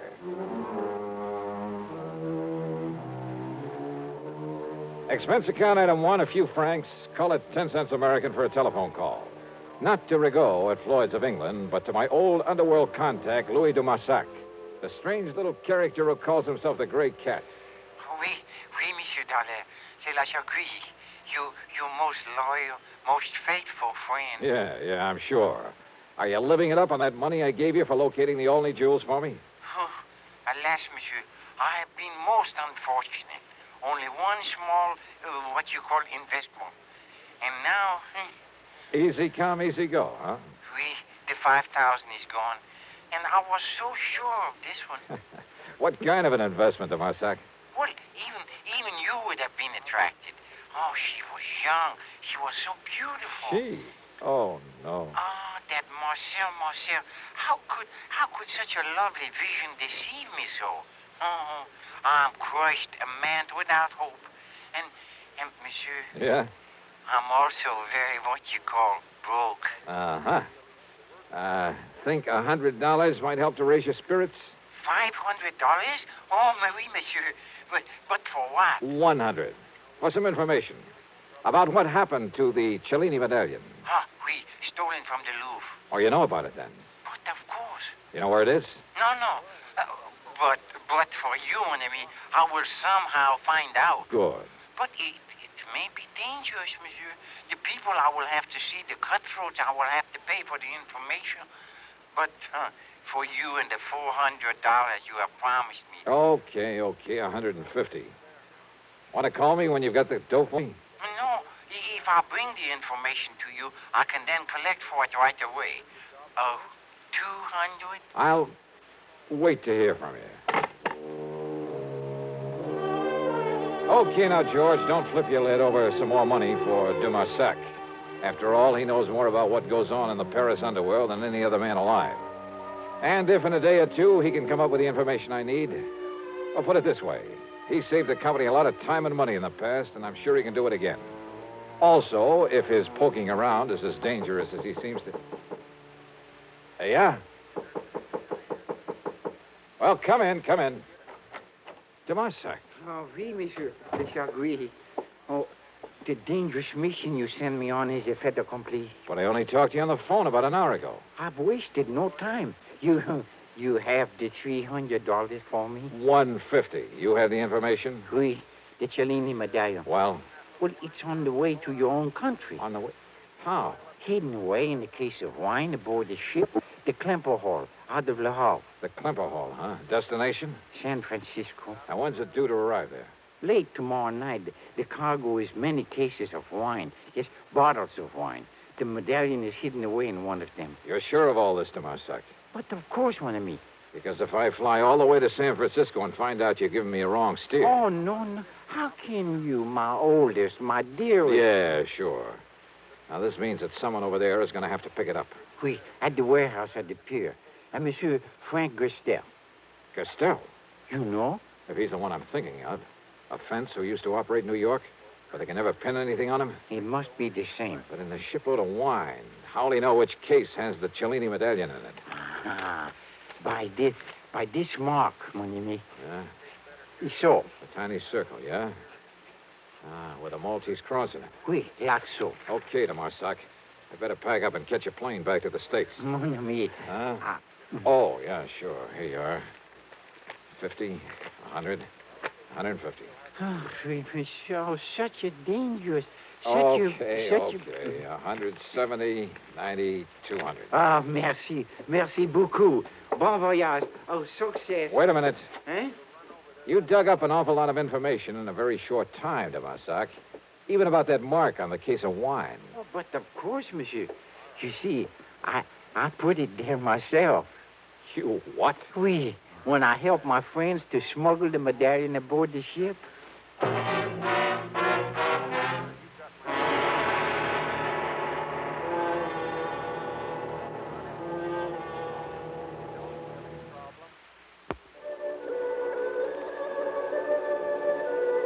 Expense account item 2 is the couple of $100 to de Marsac for the information about the stolen Cellini medallion. Item 3, $92 American for my hotel there in Paris, and then a taxi out to Orly. Item 4, $5.99 even plane fare, Paris to New York to San Francisco, and a taxi to my favorite hotel, the Huntington, up on Nob Hill. A pea-soup fog had settled over the city, and the driver had to practically feel his way the last couple of blocks. By the time I'd cleaned up and changed my clothes, it was late, and I was hungry. And after the long plane trip, I was glad for a chance to walk over to the Fleur de Lis on Sutter Street. Cocktails and a rare good dinner ran up item 5, $11 even. Then I started back to the Huntington, again on foot. I say I started. It was late, remember, and dark. Not many people on the streets. And suddenly I was conscious of someone behind me, slowly catching up with me. In the fog, he was only a shadow, but I was sure he was following me. I slipped out my gun under my coat and slowed my pace. All right, brother, what? Huh? Yeah. Hi, Johnny. Smokey Sullivan. Yeah. Well, what under the... How are you, Smokey? I thought that was you coming out of that Fleur de Lis. Hadn't you better put that back in your coat, huh? Oh, yeah, sure. Hey, listen, you're just the man I want to see. Yeah? Yeah. And if you can dig up some information for me about somebody, I'll make it worth your while. You're real good to me, Johnny. I'll do anything I can. And listen. Yeah? I don't know why you're out here this time, and maybe this ain't got nothing to do with it. What's that, Smokey? I've been hanging around the docks the last couple of days, down to the Embarcadero. Doing a little honest work for a change? Yeah. I'm real clean now, Johnny. I've been going straight. That's the stuff. But I know how to keep my eyes open. You know what's going on down there? What? Smuggling, Johnny. There's a lot of smuggling all the time. You know what I mean? Keep talking, Smokey. Yeah. Well, most of it comes in from Japan and China, places like that. It's the boys on the boats bringing stuff in. Well, what I'm interested in. Narcotics, Johnny. Mostly heroin, stuff like that. Yeah, well, now, Smokey, when you get any info about that kind of stuff coming in, you tip off the Treasury boys, the narcotics division. Me, Johnny? Me go to the cops? You mean because of your past record? Yeah, they wouldn't believe me, Johnny. That's the trouble with going legit. I mean, the kind of guy I was. Don't ever kid yourself. I don't want to lecture you, Smokey, but believe me, it's the best way in the world for you to make up for some of the things you've done in the past. Look what you've done in helping me. Yeah, I know. And it was you got me going straight. But don't you see, if anybody was to find out that I was informed... Don't worry. The Treasury boys will never talk. Okay, Johnny. But now the man I'm interested in... But now, like I was going to tell you... Smokey, listen. Like I said, most of the stuff is from the Orient. But down there to the docks, a couple of nights running now. Well, Johnny, you ever hear of Frankie Gerstel? Are you kidding? That's the man I was going to... You mean the one who used to be a fence back in New York? Yeah. Long time ago, I done a couple of jobs for him. That was before, you know. You've seen Gerstel around here? Down to the Embarcadero. Sure. Waiting for the Klemper Hall to pull in from Europe. The Klemper Hall, Johnny? Yeah. With a cargo of French wine? Yeah, that's it. How do you know? I helped unload it. You what? Yeah, come in ahead of time, early this morning. And I got here too late. Huh? Or maybe I haven't. Come on, let's get on down to the Embarcadero.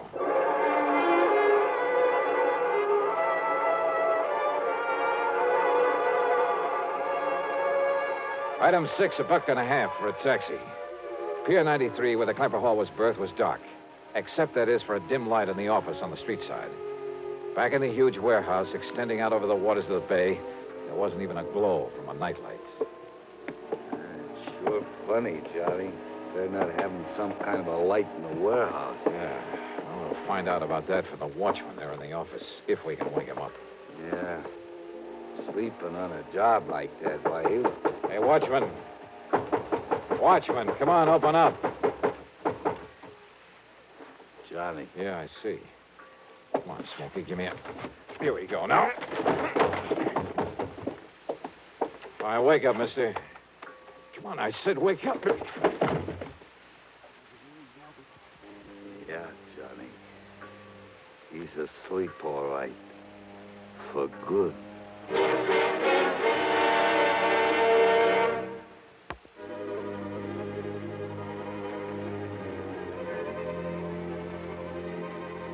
Fog shrouded San Francisco, or the Embarcadero at night. There in the little office on the shore end of Pier 93, we found the watchman. Found him dead, with a bullet in the back of his head. Which meant that in all probability, Frankie Gerstel had gotten there before us, had already taken the Cellini medallion out of its hiding place. Or was it still there, one of the cases of wine stacked up in the warehouse in the long, dark pier? There was only one way to find out. Oh, we better get out of here, Johnny. If the cops come around and find this watchman laying here dead, even with Johnny Dollar to explain Reach up and pull off that light, will you? But, Johnny... All right, here, I'll do it.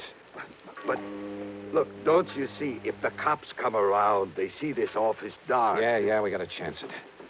Now, if this watchman had a flashlight on him... Yeah, in the side pocket of his coat. Side pocket here. Yeah, here it is. What are you going to do, Johnny? I'm going back into that warehouse. But, Johnny, don't you see, if you put on the lights back there... That's why I've got this flashlight. I've got to locate a case of wine in there with a peculiar mark on it. Well, something else in that case? A priceless medallion that was stolen from the Louvre. It was smuggled in so Gerstel could pick it up. But if he's already been in here and taken it... Well, I got to make sure. Now, you wait right here. Johnny, if a prowl car comes down the street... Okay, shove the watchman's body under the desk. Turn the light on again and sit there in that chair with your hat pulled down over your face. If a prowl car comes along, wave to it. Whatever you say, Johnny. If anybody else comes along, tries to get in here, yell bloody murder and get out the best way you can. I'm going back in the warehouse. And don't switch on the lights in there. But be careful, Johnny. Yeah.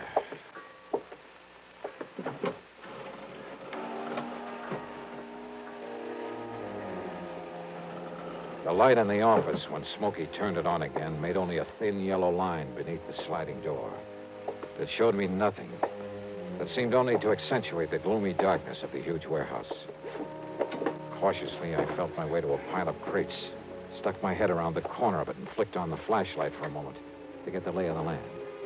Bales, crates, packing boxes, and barrels filled the place. The cargo of the Klemper Hall. And there, at the far end, were the cases of wine I was looking for, hundreds of them. After mentally plotting a course through the mass of shipping, I turned off the flashlight and worked my way back to them in the darkness. Finally reached them. Yeah, when I tilted one of them, it gurgled slightly. I was about to flick on the light again when I realized that if Frankie had come here, if he'd killed the guard but hadn't left, yet somehow I had to find the case with the identifying mark on it. I put on the light again. And there in front of me was a case that someone had pried open. The cinch bar was lying beside it. On one corner was the mark that... Someone. I heard someone else in there. Behind me. Behind one of the packing cases I'd felt my way around in the dark. I heard him again. So I picked up the cinch bar. And I waited. Then... Holy... At least I'd seen the flash of the gun. But again, I waited. Give up, Dollar. I've been here over an hour. I can see in here, but you can't. Now? Well, I can see the flash of your gun.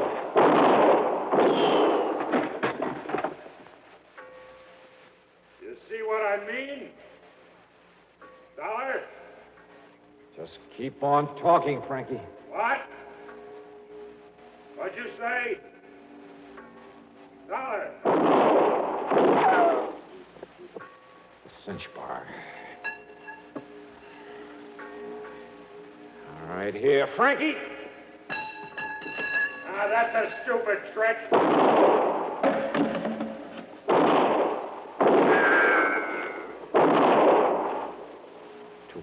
Too close. No, wait. Hey, your last shot, wasn't it, Frankie? Yeah. Hey, Smokey. Okay, Smokey, come out here in the warehouse. Turn on the lights and we'll... Didn't figure I had two guns, did you, Dolly? But you haven't. Not now. You're through. And by the time you can reload... Yeah, Smokey, put on the lights. I can use them now. No, Smokey, no. That's right. And leave them on. And, Dollar, I'm going to dig you out from behind those crates and kill you. You hear me, Dollar? You can't get away. Yeah, because now I see you. So I pull this trigger. Oh! Smokey. Johnny, I took the gun off the dead watchman. Are you all right, Johnny?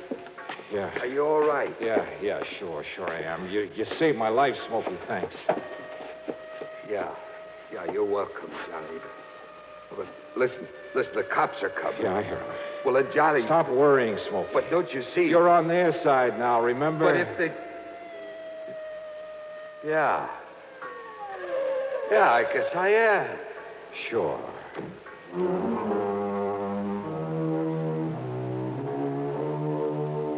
The Cellini medallion in Frankie's pocket. It was pretty obvious that he'd killed the watchman, taken the medallion out of the wine case, and was about to leave when we'd showed up. Smokey's shot had killed him. Had Smokey a bit worried, too, when the police barged in on us. But now he's a public hero. Oh, sure, there'll have to be some kind of a hearing on the whole affair. My deposition's already in. But Smokey's really in the clear. As for the couple of $100 I gave him, well, forget it, George. It came out of my own pocket. So, expense account total, including the trip home, $1,174 even. Yours truly, Johnny Dollar.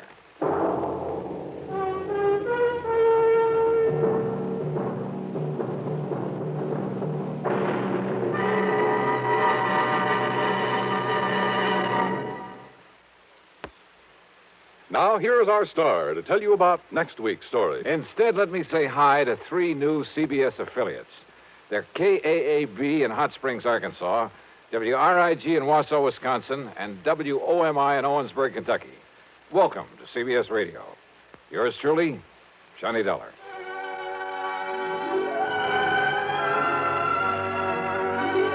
Yours truly, Johnny Dollar, starring Bob Bailey, originates in Hollywood and is written, produced, and directed by Jack Johnstone. Heard in our cast were Forrest Lewis, Vic Perrin, G. Stanley Jones, Tony Barrett, and Frank Gerstle. Be sure to join us next week, same time and station, for another exciting story of yours truly, Johnny Dollar. This is Dan Cubberly speaking. This is the CBS Radio Network.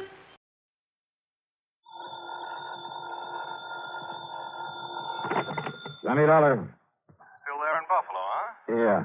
Well? You get my report on the big robbery case out here? Yes. It looks to me like you've done yourself proud again. Only if you're still there, how come your expense account included transportation back here to Hartford? I'm afraid I got a little ahead of myself, Pat. Or maybe just batted a bit before you actually spent the money? Is that it? Yeah, something like that. Well, I think we can overlook it this time. After all, you recovered something over $400,000 that was stolen from that store. Well, let's say I found out where it went. Well, that's the same. What? You mean to say you didn't get that money back? Not yet. Oh, but Johnny. Now, look. Oh, no, don't come unglued, Pratt. I know where the money is. At least I'm pretty sure I do. Johnny, so it's help aboard old man McNair's yacht on the lee of a point off the Canadian shore of Lake Erie. Now, listen. But with the big storm that's raging up over Lake Erie, well, it's impossible to go out and get him. Who's them? An employee, an ex-employee of the Emporium, the guy who took the money, and his pal who helped him get away with it. Well, now, you wait until that storm is over, and by that time they'll be 100 miles away. I'll be hidden away in some little cove there on the Canadian shore. Be what? What was that? Oh, nothing, Pat. Now, listen, I'll keep on it. You'd better. I'll bring him back here and the money or die in the attempts. You fail to get that money back, and I'll gladly attend your funeral. Yeah, okay, Pat. I'll stay with it. Believe me, Johnny, you'd better.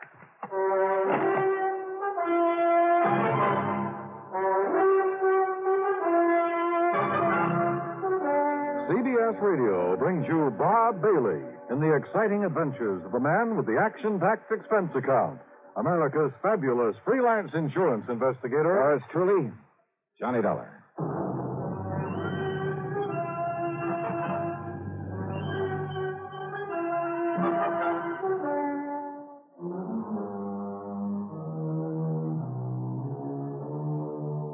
Expense account submitted by Special Investigator Johnny Dollar. To the Universal Adjustment Bureau, Hartford, Connecticut. Attention, Mr. Pat McCracken.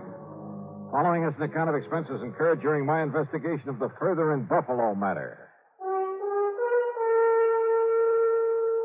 What I hadn't told Pat over the phone was that the last minute the Coast Guard had stepped in, forbidden me to go after those crooks in a rented subchaser after all.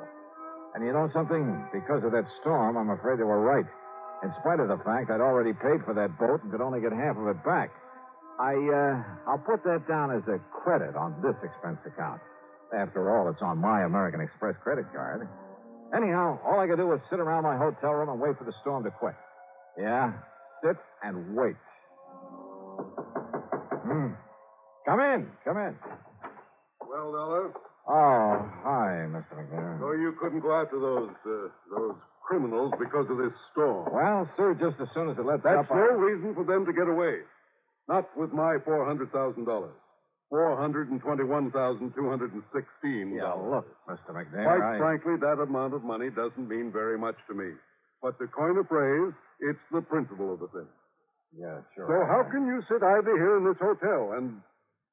Well, have you got in touch with the Canadian authorities? Yes, sir. And they can't do any more than we can.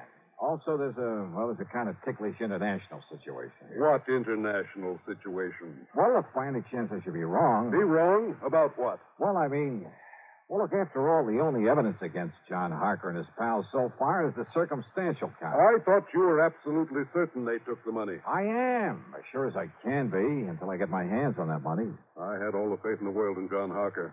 Then you came along and destroyed it.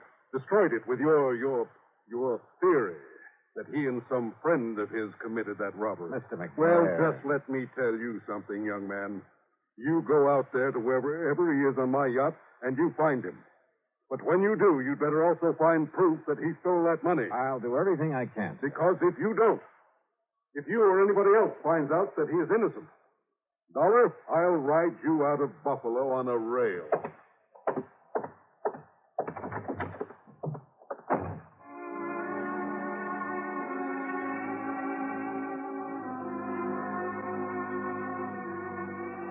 Yeah, at this point I was feeling real good, real happy. Everybody was being so nice to me. I was just about to blow expense account item 7 on room service for a bottle of scotch and a couple of quarts of soda when the phone rang. Johnny Dollar. Murphy at the Coast Guard, Dollar. Yeah, Murph. Look, I'm still sorry about having had to stop your chase across the lake, but the old man would have had my scalp. It's all right, Murph. Nothing you can do about it. Anyhow, if you've been following the radio reports on that storm, well, you might have got yourself into a lot of trouble out there. Yeah, I guess so. And you'd never been able to board a yacht in it anyway. So, you have any ideas? Yeah, I just received a report from our meteorological station. Oh. That storm's going down just about as fast as it built up. So if you want me to arrange a boat for you to go out there, just as soon as we deem it safe. Why? What? Well, the minute the storm is over, the boys in that yacht will start moving. After all, they got $400,000 they've got to stash away somewhere. Oh, yeah, that's true. So by the time I could sail over to where they've been riding out the storm, Lord knows where they could get to. Yeah, but now, Dollar. But now, wait a minute. Yeah, Murph, I just got me a wild idea, wild enough to work. Oh? The storm is breaking up now? It's beginning to. Then, mister, by the time that yacht is able to get underway, I'm going to be right on top of those guys. Huh? How, Dollar? Just remember what I said. Right on top of them.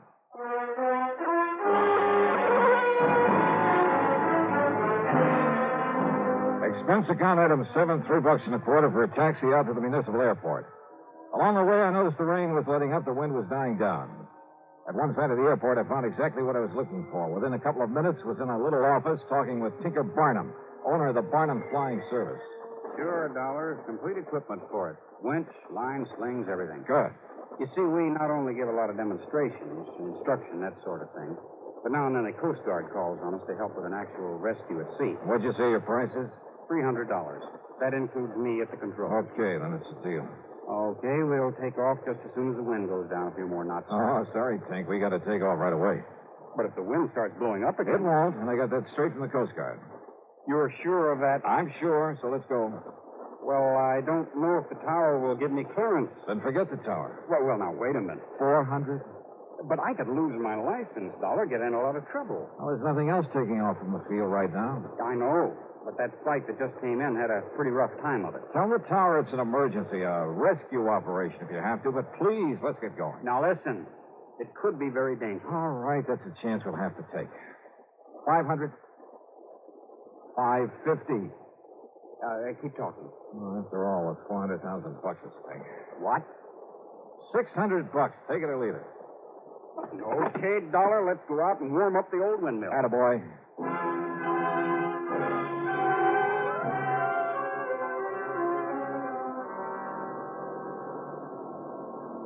It was my first ride in a helicopter, and brother, what an introduction. I've been aboard regular planes in rough weather lots of times, but the way that wind tossed us around, picked us up and let us down, and with nothing but the broad wind-chopped surface of Lake Erie below us. Well, it was an experience, to say the least. For the first half hour, Tink was fighting the controls every inch of the way under the gray, ominous scudding clouds that raced by overhead.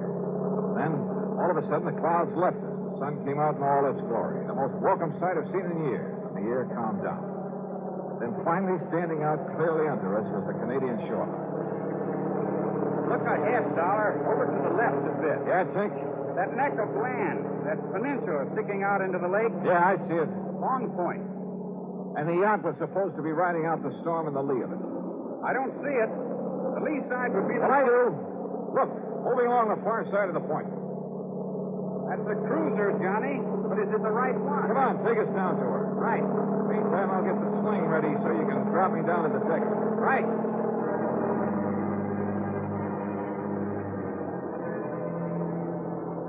I still don't know how Tink figured he could pilot that helicopter and at the same time lower me to the deck of the yacht. That he could handle a winch. But he swore he'd done it before in rescue operations, and he could do it again.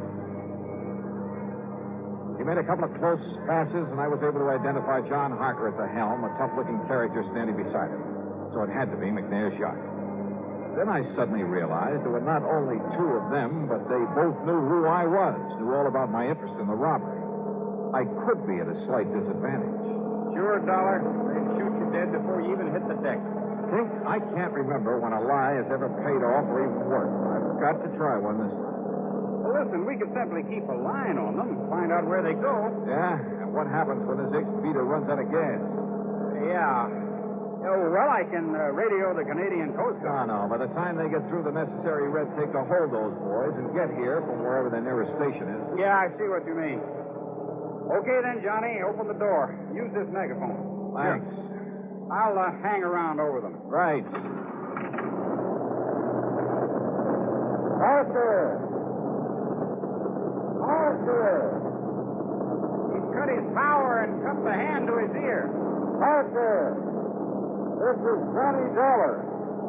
You hear me? You hear me all right? Wave with your right hand. It's okay. He can hear you. McNair wants you to know the police have found the man who did the robbery. They tracked him down. He waves okay. Yeah. Arthur! They haven't found the money yet. McNair says you'll have them lost on the plane, and the place all the way to Rotterdam. Hey, what was that, Johnny? You get that, Harker? I said that. Look, I'll drop on down there. Stop your engines, and I'll drop down to your deck on a line. You get that? Emotion's okay, Johnny, to come ahead. Then set me down there, Tinker, and make it gentle, will you? You got your gun real handy? Right. I still don't like this, but down you go.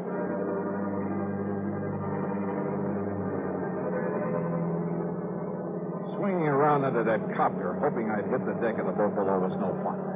It was a pretty small target, and the yacht was still bobbing heavily. But Tink was an expert, and a couple of minutes later, I saw the deck slowly coming up to me. Slower! Slower! Coming down too fast. That's it. That's more like it. Glad to see you, Dollar. Can't you steady that boat a little? Better give me a hand when I get down there. Sure. Don't worry. We'll take care of you. Come on. Get ready to pull the release cord, Johnny. Steady now. Steady. There you go. What a way to make a living. Nice work, Dollar. Let me give you a hand. Thank you. Yes, while Billy here takes your gun away from you. Oh, no, you don't. I got it, baby.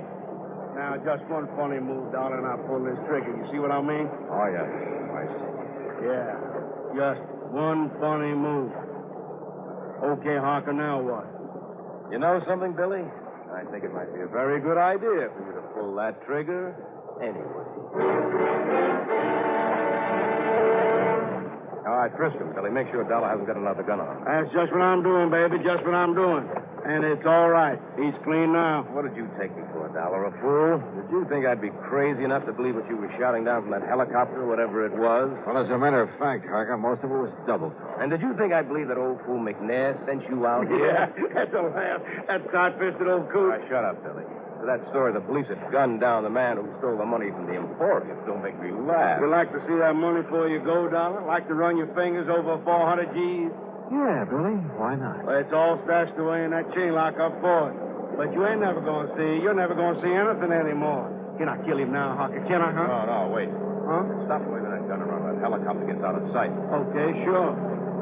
Well, what's it hanging around for? I don't know. Dollar, get below the cabin.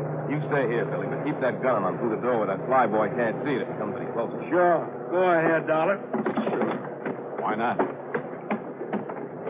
Now, you just sit right there on that bunk and don't make a move, you understand? Because all I got to do is pull the trigger in here, and neither your pal up in that chopper nor nobody else is going to know it.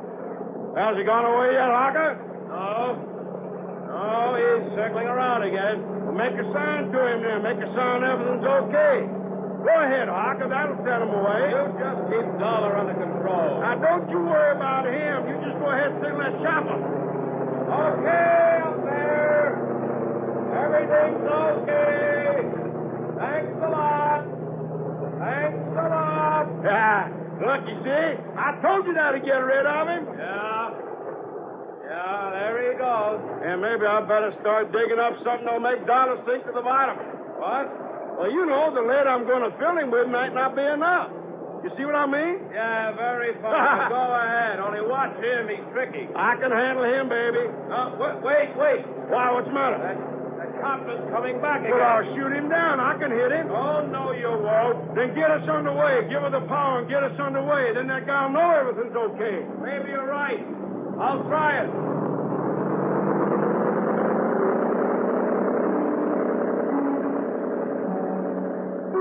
During all the talk, I sat there on the bunk looking into the muzzle of Billy's .38, knowing these were desperate men with a lot at stake. That if I made one false move, he wouldn't hesitate to pull the trigger. Even if he took the gun off me for a couple of seconds, there was nothing in reach I could use for a weapon, could even pick up and throw at him. Good work, Billy. Copper's going away again. I told you so.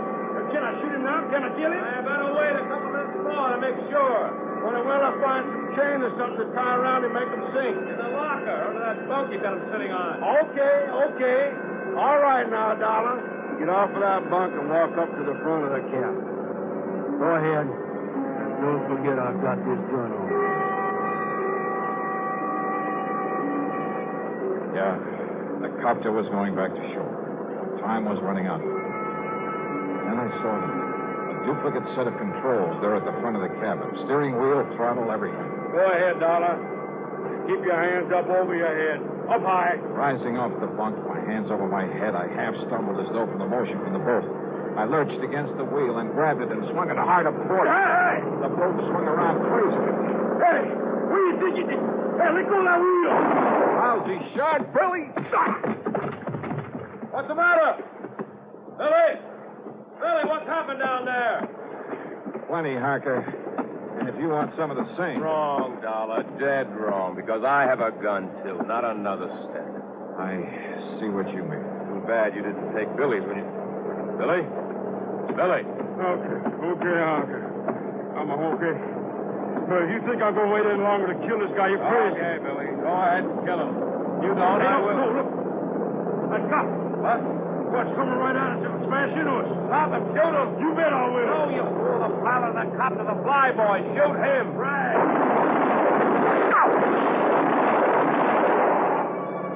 My last chance. They turned to fire at Tinker up in the copter. I lunged against Billy, shoved him over the side. By the time Harker turned to fire at me, I was on top of him, swinging with everything I had. Oh, I'll kill you. All right. What a rest. Oh. All right, Johnny. Okay, Tinker. Okay. You want to pick up what's left of Billy out there in the water? Sure, Johnny. After all, that's what I told the tower. This was the rescue operation. See you back in Buffalo.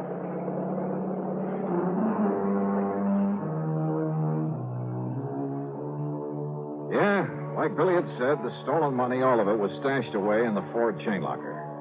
So after tying up Harker with all the line I could find, I started the engine of that beautiful yacht. But then suddenly realized, put it this way. If Tinker and his copter hadn't stayed with me, so help me, I'd never have found my way back to Buffalo.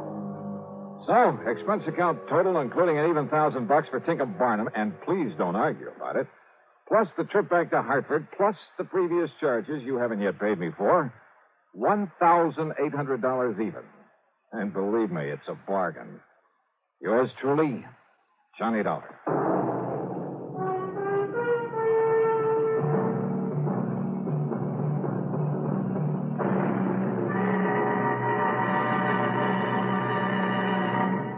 Now, here is our star to tell you about next week's story. Next week, two beautiful girls. One of them a sweetheart, and one of them a killer. Join us, won't you? Yours truly, Johnny Dollar.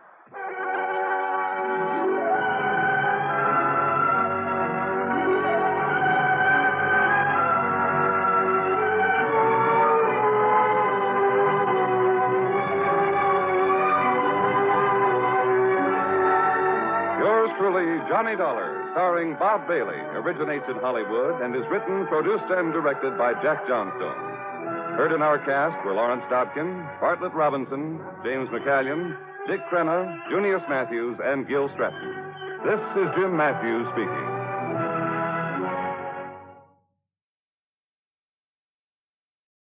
from Hollywood, it's time now for Johnny Dollar. Marty Bruce, Johnny, at Worldwide Mutual. Oh, hi, Marty. How are you? Did you ever hear of the Mei Ling Buddha? Nope, I'm afraid I never. It's probably the most valuable piece of jade there is. A little statue not more than 3.5 inches high, made during the Mei Ling dynasty. And you've insured it? Yes, For how much? 40,000. So what's happened to it? I don't know. I don't know if anything's happened to it. Well, if nothing's happened to it. I'm not even sure of that. Huh? That nothing's happened to it. Come on over here and let's talk about it, huh? Yeah, I think I'd better.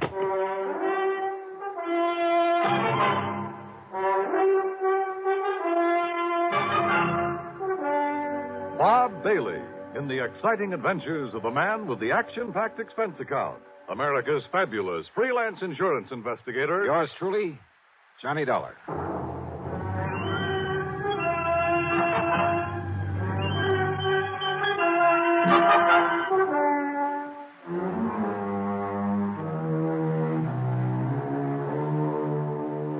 Expense account submitted by Special Investigator Johnny Dollar to the Worldwide Mutual Insurance Company, Home Office, Hartford, Connecticut. Following is an account of expenses incurred during my investigation of the Mei Ling Buddha matter.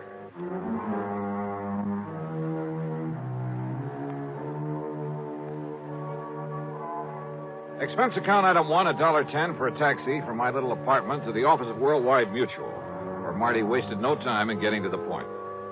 I'd know for sure if it weren't for that knuckle-headed Ray Kermer. Who's he? One of our account men. Got back from a European vacation just this morning. For being so stupid, I ought to fire him. He knew we'd insured that jade Buddha. And when he saw it over there in Paris a couple of weeks ago, he should have looked into it. Found out what it was doing there. Doing just exactly where, Marty? In a dingy little antique shop, somewhere on the Rue de la something or other. He didn't even have sense enough to get the address or the name of the place. Oh, where was it supposed to be? Locked up in the home of the late Darrell Harcourt up in Boston. And, of course, it isn't. Well, that's the point. I don't know. There's been no report of a theft. Well, if somebody's seen it in Paris... Is that Buddha pretty well known among collectors and so on? I told you. It's probably the most valuable piece of jade in the whole world. Then let me use your phone. Sure, here. But if we don't even know what shop or where it is in all of Paris... Just leave it to me. My phone call was to a slimy little character whose name is de Marsac, but who calls himself the Chat Gris, the gray cat, who knows the Paris underworld like the back of his hand. He'd been a lot of help to me some months before in locating a painting that was stolen from my good friend and the actor and art collector Vincent Price. Certainement, Monsieur Dollar. If you are willing to pay me well. If you can dig up the information I want, I'll mail you a check for $100 American immediately. Oh, no, Johnny. Only 200? What you call bucks for my inestimable services? Oh, Monsieur. Okay, 200. Now listen. There's a little idol, the Mei Ling Buddha. Yes, I know it well. Oh? I saw it only this morning, here in Paris. Where? At the shop of Monsieur Dubuisson on the Rue des Pas de l'Amour. Yes, it was smuggled in only a few weeks ago. And the price on it? Well, for such a rare and exquisite piece, most reasonable. How much? 32 million francs. That's around $80,000, so it must be the McCoy. You wish me to, shall we say, obtain it for you? You mean steal it? But of course, monsieur. But for a price. No, thanks. I'll send you a check.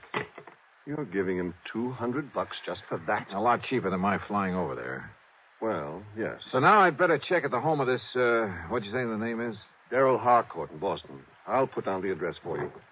Died about 2 years ago. Home's in charge of his old housekeeper, a Mrs. Mary Pascoe. And I take it his property hasn't been disposed of yet. His fine old tapestries and furniture, yes, will to various museums. Here. Thanks.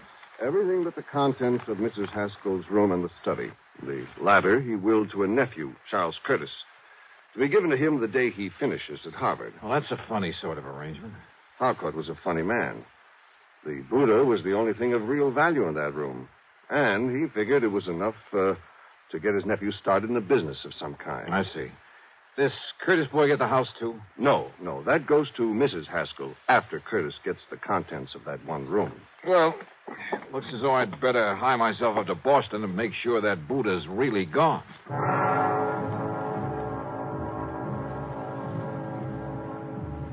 Item 2, the $200 check to my informant in Paris, who was sure he'd seen the Mei Ling Buddha, was sure it had only arrived there recently. But if so, why hadn't it been reported missing from the home of the late Darrell Harcourt up in Boston? Item 3, $50 deposit on a rental car.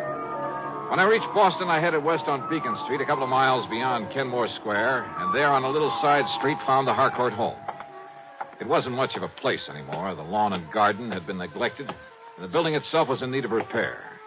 The doorbell was the old-fashioned kind. Yes? Mrs. Haskell, I'm Johnny Dollar, insurance investigator. Oh, of course. Do come in, Mr. Dollar. Rather dismal, desolate, isn't it? You live here all the time? I am responsible for this house until the terms of the will are fully met. That's when Charles Curtis finishes school. Yes. Of course, my own quarters at the back are as tidy as they've always been, and Mr. Harcourt's study is exactly as it was when he passed away. I want to see that study, Mrs. Haskell. Oh, no, Mr. Dollar. It's to be left as it is until Master Charles opens it to claim his inheritance. You're talking about the Mei Ling Buddha. And the furniture, and books, and things. How long since you've seen that little jade idol? Why, not since Mr. Harcourt died. I locked the door, and it hasn't been opened since, except that Well, I'm sorry, but I have to look around in there. But, Mr. Dollar... You have the key? Of course. I keep it on this chain about my neck at all times. Let me have it, please. But, Mr. Dollar... Listen, I can get a court order if necessary, but it would only waste time. But how am I to know if you're even... Well, that is... Here, my credentials. I'm a fully authorized agent of the company that insured that Buddha. But I'm responsible. Has it occurred to you, Mrs. Haskell, that the Mei Ling Buddha might possibly have been stolen? That's impossible. Is it? Okay, where's the study? I'll go with you. By all means. And I'll open the door. Here, now. This door looks a couple of inches thick. Just like the one to the library, where Mr. Harcourt kept all his lovely tapestries. Oh, dear, look at all that dust. Dust is right. It was on everything. The accumulation of a couple of years. On the desk, the chairs, the oaken floor, bookshelves, and tables. The room was dark and gloomy. Yes. It looks just the same, except for all this horrible dust. But as I told you, Mr. Dollar, this is the first time the door has been opened. Yeah. Now, where is the... Oops. Oh, I hope you didn't hurt yourself. No, I just didn't see it. But he always insisted on keeping the electric fan on that little table next to the door. Yeah. Now, where's the Buddha? In the little wooden casket on the desk. Now, let's see.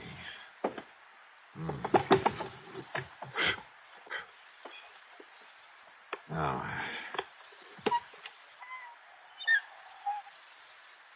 Well, I was afraid of this. Afraid of what, Mr.? Oh, no. It's gone. The Buddha's gone. Yeah. Oh, no. I searched the room thoroughly and found no trace of the Mei Ling Buddha. Somehow, someone had got in that locked room and stolen it. It must have happened recently. A piece as valuable as that wouldn't be allowed to lie around for long. The Marsoc had told me it arrived in Paris only a few weeks ago, and I had no reason to doubt it.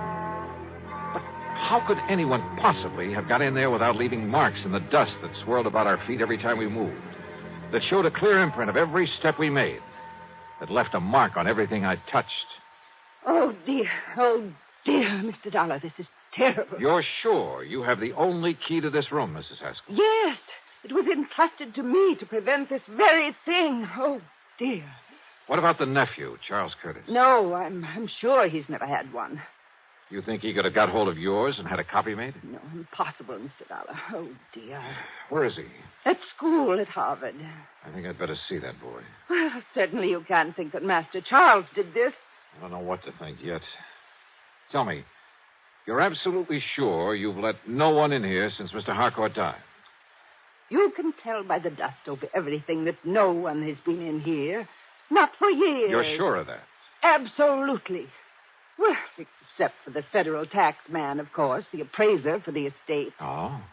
When was that? A month or so after Mr. Harcourt passed away. And yet the piece showed up in Paris only a few... I was with him, Mr. Dollar, and so was the attorney. Who is the attorney? Mr. Howard Bancroft in town. Do you have his address? His office is just off Copley Square. Uh-huh. Then I've got two people to see, Charles Curtis and Howard Bancroft. Mr. Dollar, about Master Charles. He's a good boy. Oh, yeah, I'm sure. You simply can't think that he... And anyhow, no one could have gotten here without leaving a trail. Mr. Dollar... Now, look, I want you to close up this room again and leave it closed. I'll be back. Please, Mr. Dollar. About Charles, listen to me. Maybe later, Mrs. Haskell. Later? Yeah. After I've talked to him.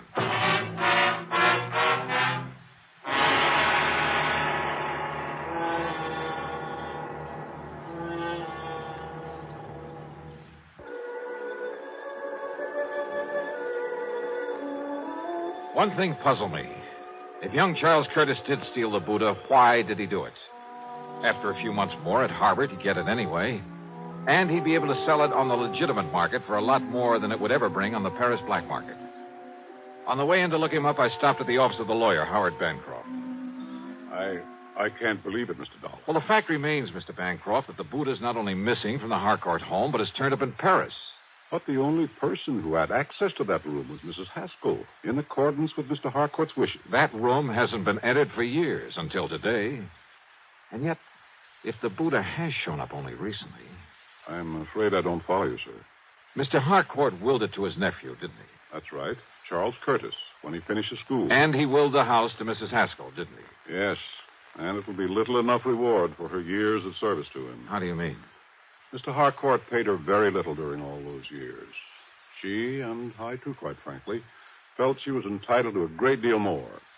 You see, his really valuable things, the collection of tapestries, he willed to various museums. So I understood. They were kept in an hermetically sealed room, the library. Hermetically sealed? Practically. Didn't you notice the tremendous doors on the study and library, the sealed windows? Then how could any dust? What? About Charles Curtis, Mr. Bancroft. Admirable young man. In addition to the money his uncle always gave him, his own family is very wealthy, you know. No, I didn't know. Yes. They've given him everything he wants, and it hasn't spoiled him a bit. Even during college? He's an excellent, hard-working student. He's going to be a lawyer, Mr. Dollar, and he'll be a good one. And maybe my thinking about him has been wrong. Oh, definitely. Why, Mr. Dollar, he's planned to donate the Mei-Ling Buddha to a museum when it comes into his possession. So you see... It's just that after handling more or less straight insurance cases for so many years, I almost instinctively suspect anyone close to the problem at hand. In this case, young Charles Curtis. Even Mrs. Haskell. Maybe even you. I beg your pardon. But I guess I'd better just shake the dust out of my brain and tackle this as a plain, ordinary... Wait a minute. Dust. Eh? It's a little matter of dust that really has me stopped. It makes it impossible for that room to have been entered since... Tapestries, you said. I mentioned them. Of course. How blind can I be? Eh? Look, you better get ready for some legal action on behalf of your client, the late Mr. Darrell Harcourt. What? I'm going to play a hunch, Mr. Bancroft. Maybe it's all wrong. Maybe it's crazy. But I'm going to play it to the hilt.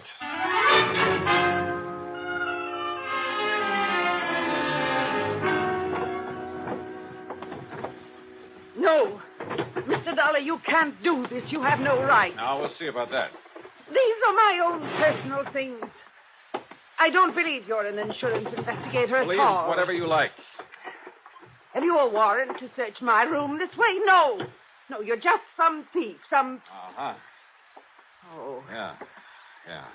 This bank book in your name. No, you give me that. Oh, no. Uh-huh. Some 20 years of a balance that... that never got above $600 or $700. Give me that. Here, 2 months ago. A single deposit of $21,000. That was money That was the money you got from some crook. We'll let the police run him down. Some crook who smuggled the Mei-Ling Buddha over to Paris after you stole it out of the study. That's impossible, and you know it. That study hasn't been open for nearly 2 years. You saw the layer of dust in there yourself. Oh, yes. You pointed it out to me half a dozen times. I should have caught on then. Come on. We're going into that study. Give me the key. No, I won't. Then I'll have to rip it off that chain around your neck. All right. Here. You saw for yourself? Yes, I saw it all right. And I didn't have sense enough to realize what kind of dust that was. Here now. Look at it. Full as earth. What are you talking about? About the old-fashioned method of cleaning fine tapestries with Fuller's earth. That's the way Mr. Harcourt cleaned them, isn't it? What difference does that make? And there's probably a supply of it down in the cellar somewhere that he always kept on hand. What if there is? That doesn't prove anything. Yeah, I was blind. Blind as a bat when I knocked over this electric fan that didn't have any dust on it.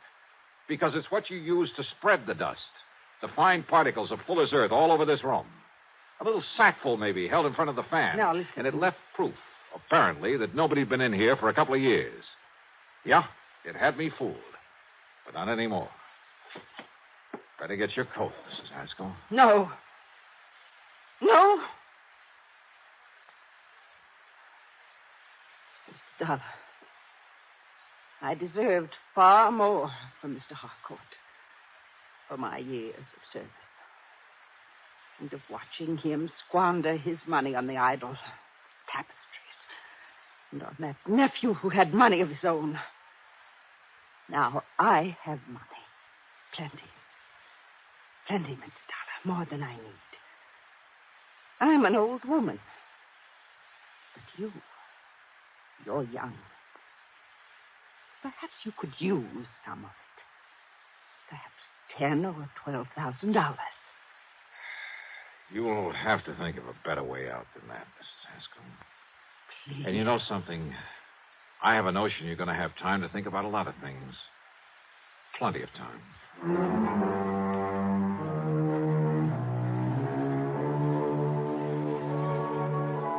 Yeah, I know. The Mei-Ling Buddha still has to be brought back from Paris. Maybe I'll get the assignment. Maybe it'll go to one of our regular foreign investigators. As for Mrs. Haskell, well, I'm sure Mr. Bancroft will lose no time in taking whatever steps are necessary. So, expense account total, including mileage on my rental car and a few incidentals, well, call it $300 even. Yours truly, Johnny Dollar.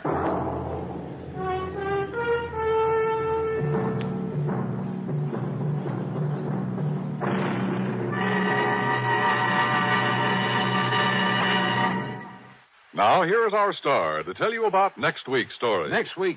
Well, far be it from me to get up on a soapbox, but I hope you'll make a point of listening to it. It concerns a lot of money in the wrong hands, in the hands of a bunch of kids too young to meet responsibility, too young to realize that cutting loose from family before they're ready can lead to trouble. In this case, murder. Yeah, I think you'd better hear it. So join us, won't you? Yours truly, Johnny Dollar.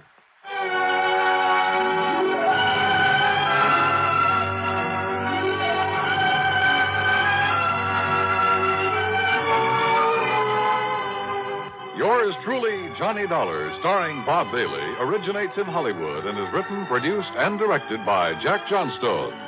Heard in our cast were Virginia Gregg, Paul Duboff, Will Wright, and Forrest Lewis. Be sure to join us next week, same time and station, for another exciting story of yours truly, Johnny Dollar. It's time now for Johnny Dollar. Hi. Well, hiya, George. I've been wondering when you were going to come up with another wild one for me. That is not the case this time, John. John? Tell me, how is your, well, have you had a security clearance lately? Well, sure, in connection with that rocket fuel case I handled. Good. But, now, what's this all about? Well, I can hardly discuss it with you over the phone. Oh, top secret, huh? Top secret, and of tremendous importance. Okay, George. I'll run over and see you.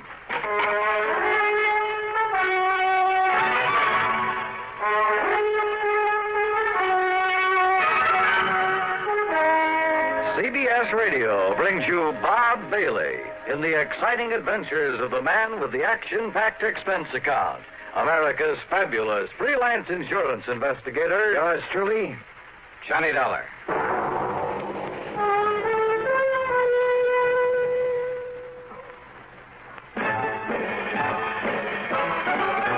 Are you smoking more now, but enjoying it less? Have a real cigarette, have a Camel. Are you missing the smoke? A nation like that. Have a real cigarette, have a Camel. Are you looking for flavor and mildness? Have a real cigarette, have a Camel. The best tobacco makes the berries that smoke. Have a real cigarette, a real cigarette, a real cigarette, have a Camel. If you're smoking more today, but enjoying it less, try Camels. More people smoke Camels than any other cigarette. Any filter, any king, any regular. The Camel blend of costly tobaccos has never been equal for rich flavor and easygoing mildness. The best tobacco makes the best smoke. Have a real cigarette, a real cigarette, a real cigarette, have a Camel. And now, Act One of yours truly, Johnny Dollar.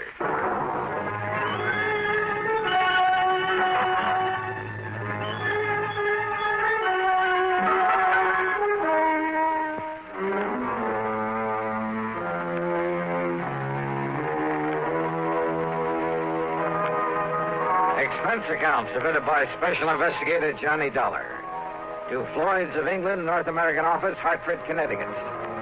Following is an account of expenses incurred during my investigation of the missing missile matter.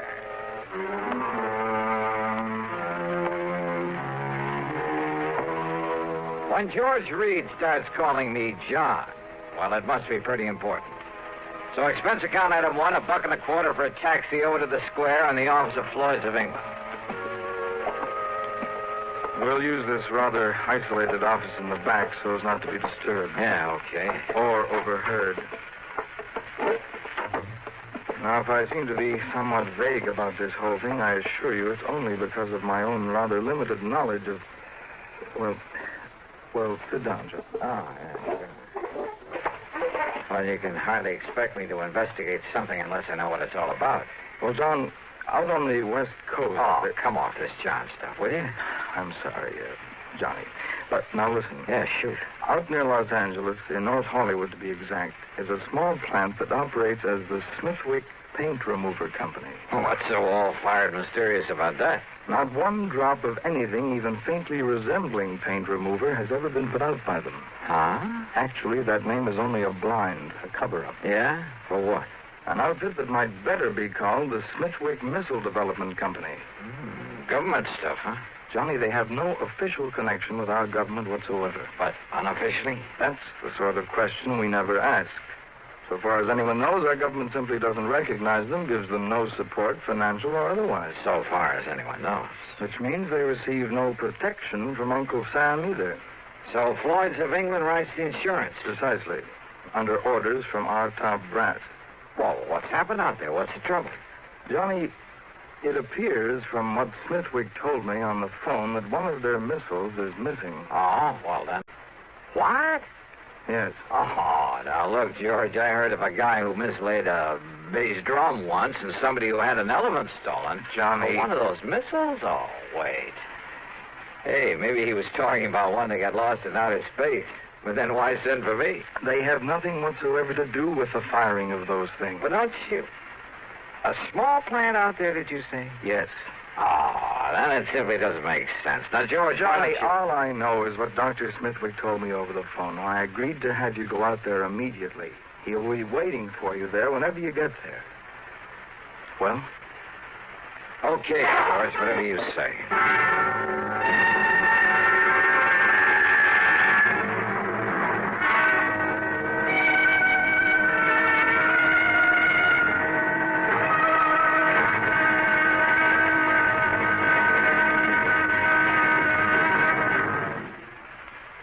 Hola, amigo.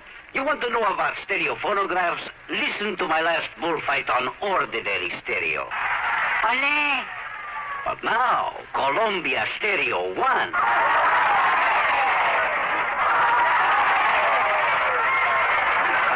There is a corrida de toros. Real lifelike, magnifica.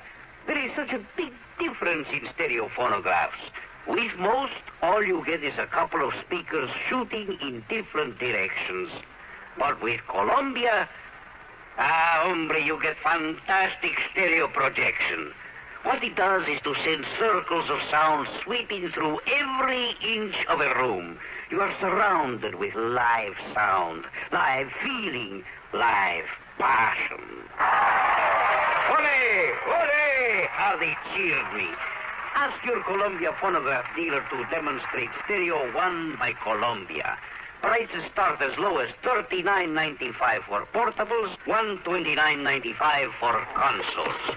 El Picador! Who let that bull out? And now, Act Two of yours truly, Johnny Dollar and the Missing Missile Matter. Expense account item 2, $8 for a plane to New York. Item 3, $176 1/4 for a 707 to Los Angeles. I arrived about 6 p.m. Pacific time.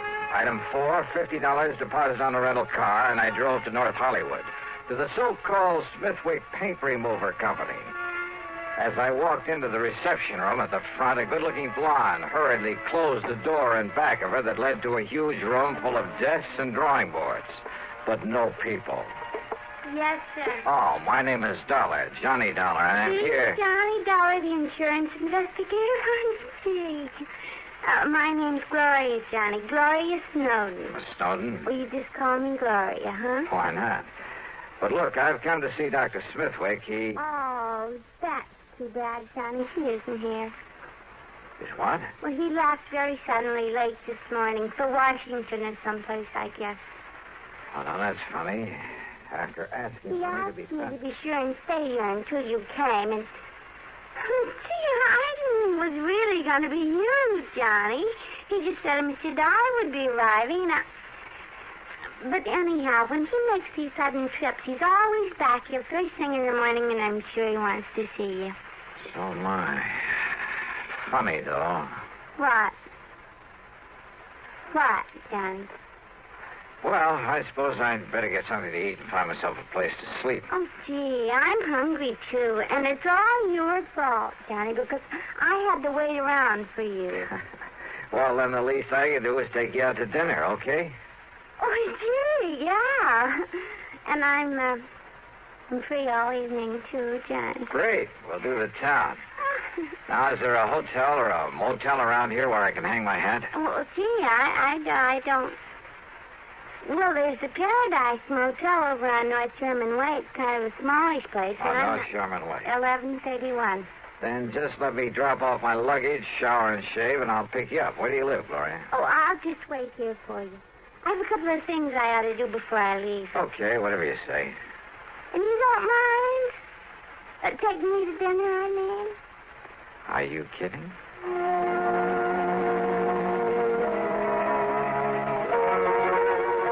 Funny.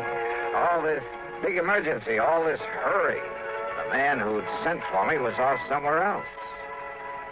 I should have asked for directions because it was over half an hour before I finally found the Paradise Motel. It was hardly the place I would have picked, but oh well.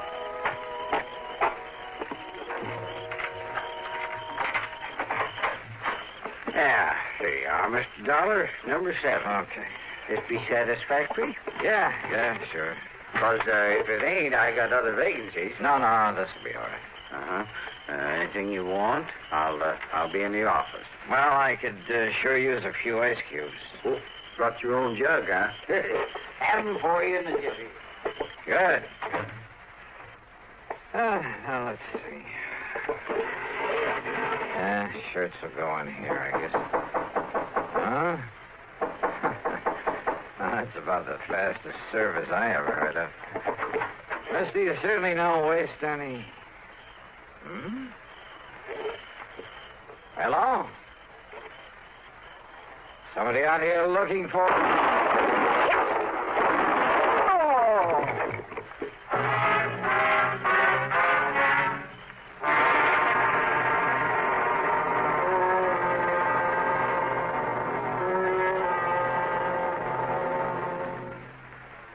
Act 3 of yours truly, Johnny Dollar, in a moment.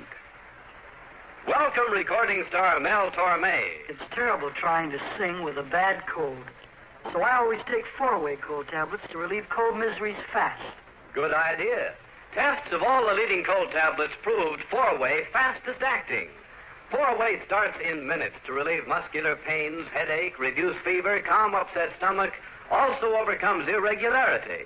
When you catch cold, try my way. Take 4-way cold tablets. A fast way to relieve cold distress and feel better quickly. 4-way, only 29 cents. Now, here's a word about another fine product of Grove Laboratories. To get rid of embarrassing dandruff in 3 minutes, change to Fitch Dandruff Remover Shampoo. 3 minutes with Fitch regularly is guaranteed to keep unsightly dandruff away forever. Apply Fitch before wetting hair, rub in 1 minute. Add water, lather 1 minute. Then rinse 1 minute. Every trace of dandruff goes down the drain. 3 minutes with Fitch and embarrassing dandruff's gone. At the same time, Fitch can brighten hair up to 35%. Get Fitch Dandruff Remover Shampoo today.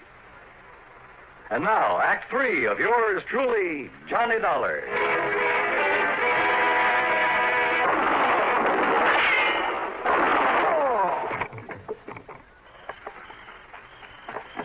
Mr. Dollar, what was that noise I... Well, you been hurt? Then that was shots I heard. Mr. Dollar? Whoever fired him was a pretty lousy shot, thank heaven. Oh, then you're okay? You mean he missed you? Oh, how do you know that wasn't just a backfire you heard? Backfire? Yeah, from some passing car. Well, don't you tell me that is any backfire. Wait a minute. He, did you say? Well, yeah. Well, did you see him? Get a look at him. Oh, no. I was in back at the ice machine. So he could have gone into the office to look up my room number. I heard the noise and that car pulling away, and I just come running. Yeah, that car must have been waiting around the other side of this motel. Now, look, mister, what'd you say your name is? Barnwell. Jed Barnwell. And, Mr. Dollar, I'm going to call the police. No, don't. Huh? Well, now, I realize you're a special investigator, some kind of... That's right. And I don't want you to call the police in on this, not yet. But now, look... That's an order. You got the authority? Not only that, but, look, I want to rent another room from you. Oh, you mean you'll pay for both of them? That's right. You have another vacancy? Well, if you want the truth, you're the only guest I got tonight. I can understand that. So you take care of whichever unit you want, and I'll sign you into it. No, just let my name appear on the register for this one. Then you toddle off to bed and forget about me. Well, and here. Here's a 5-spot for getting me the key to the one next door, number 8. Oh, yes, sir. Yes, sir. Whatever you say, Mr. Dollar. And you still want them ice cubes? Brother, I sure do. I left one handbag and its contents in number 7. Then I sat quietly in the darkness of my own room and waited. But I suddenly remembered my dinner date with Gloria Snowden, so I jumped into my car and drove back to the missile development plant. The place was dark. I drove to a corner drugstore to a phone booth and looked for Gloria's name in the directory. It wasn't. So, back to the motel. In number 7, the room registered to my name. The door was still locked. I went back to number 8 and sat there trying to think this thing out. Huh? I doused the light, pulled my gun out of the holster, and sneaked quietly to one side of the doorframe. Mr. Dollar? Mr. Dollar, I saw your lights go out. I hate to disturb you at this time of night. Yeah? Who is it? My name's Bob McKinney. McKinney? That's right. Sounds familiar. Well, I used to work for CBS Radio, and, I used to handle that program dramatizing your insurance case. Oh. I want to talk to you. It's important. All right, come in, Bob. Hey, what's in that box? It's a tape recorder, kind of a special one. When old Jed Barnwell, he's a kind of a gabby old guy. Yeah, he sure is. Well, when he told me you were staying here, well, Johnny, I figured I'd better get to you and tell you about... About what, Bob? About some code signals I have here on tape. I picked them up about an hour ago. Morse code signals? Yeah, international codes. It's like this, Johnny. I have my own amateur license, W6VFG, and I fool around with a lot of high-frequency experiments. So? Well, I got a couple of wires crossed on my receiver. It took me to a frequency that isn't even supposed to be on the air anywhere. Yeah? I started hearing what I thought was a high whistle. It was so high it was barely audible, like an oscillator note, a continuous squeal. Only it broke off now and then. Well, now, Bob, in spite of pounding a key myself a long time ago, I'm afraid this is a little outside Wait, Johnny. I've also been experimenting with this tape recorder, running the tape and recording at about 5 feet a second instead of 7.5 inches a second. Yeah, well, excuse me, but listen, please. Okay, I'm listening. I recorded that squeak, running the tape real fast, and then I played it back slowly. You know what it was, Johnny? All right. It was ultra-high-speed transmission, code transmission. Oh? And when I played it back as slowly as I could, so I could read it, will you listen to it? I've got a variable speed on this. Can you read international code? Go ahead, Bob. Turn it on. Yeah.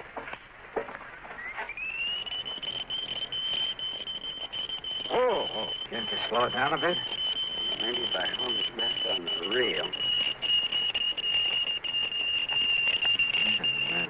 Wait a minute. Listen to that. That's what I mean, Johnny. It's legitimate code, all right, only... Well, have you any idea what language that is? I certainly have. Well, what? Whatever that message is, well, it wasn't intended for anybody this side of the Iron Curtain. And did you understand just, well, maybe a couple of words? Yeah. Now, look, have you any way of telling where that signal comes from? Well, it was mighty powerful, like it was real nearby. Ultra-high-speed transmission. And on a frequency that nobody in the world's supposed to be using. Bob, if there was some way to spot that transmitter, if we could only... Kenny McManus. What? If I can rig that direction finder at Kenny's to my receiver when it's rigged to catch a signal... Then do it. Get hold of McManus and his direction finder and trace down the source of that signal. Meantime, leave this tape recorder with me. I'm going to round me up an interpreter. Then you caught those two familiar words in that message. My name. That's right, they were. Johnny Dollar.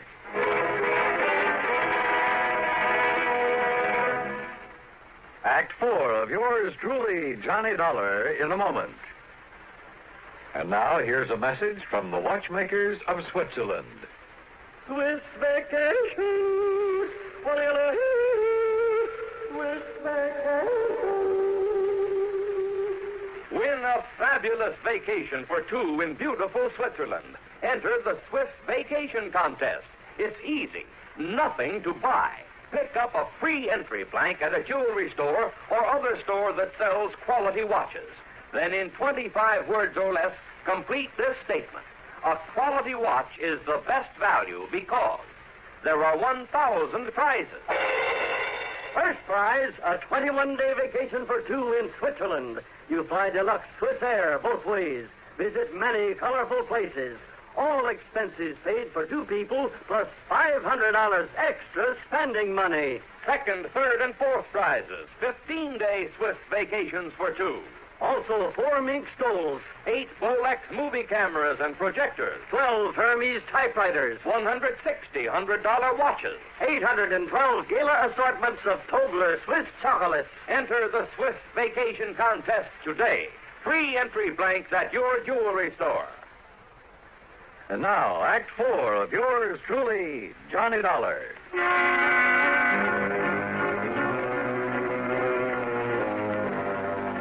Two familiar words and that high-speed code message that Bob McKinney had intercepted.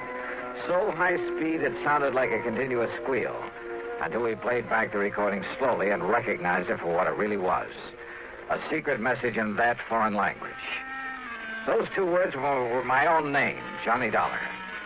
My one good police contact there on the West Coast was Lieutenant Harry Golden of the Homicide Squad. Sure, it was out of his line. It was the middle of the night. But he rounded up Alan Orloff, an interpreter, sent him over to see me. It was nearly 8 a.m. by the time I transcribed the code message. And then when Orloff finished translating it, Mr. Dollar, do you see what this means? I certainly do, Orloff. But not only the threat against you, sir, because you are working on this very case. I know. But the sender of this message has somehow got hold of secret plans for a missile, a space rocket. Orloff. Has copied those plans, is holding them for an agent of this other government to pick them up later on today. Which means that somehow I've got to locate the sender of that message. But how? And it must be done immediately before the contact with this other agent. I know. Then don't you see, Mr. Wait. Yeah? Who is it? Bob McKinney. Oh, Bob. What'd you find out? Johnny, that secret transmitter's right here in North Hollywood. It's been working ever since I talked with you, up until just about an hour ago. Here's the address and the name of the person who owns the house. Good. Only the antenna must be set up in the attic or something. What do you mean? There's no outside antenna to show there's a transmitter working there. And, of course, using that frequency that nobody would ordinarily be able to pick up. If it hadn't been for my dumb luck in receiving an ultra-high-speed transmission. Did you record any further messages? I got them right here on tape, on this recorder. Good. Then while you transcribe them so Mr. Orloff can translate them, I'm going to the address you have on this... Huh? Kind of figured the name of that sender might surprise you. Surprise, huh? That is the understatement of the week. I'm going over to that missile development outfit. And I hope and pray Dr. Smithwick is there now.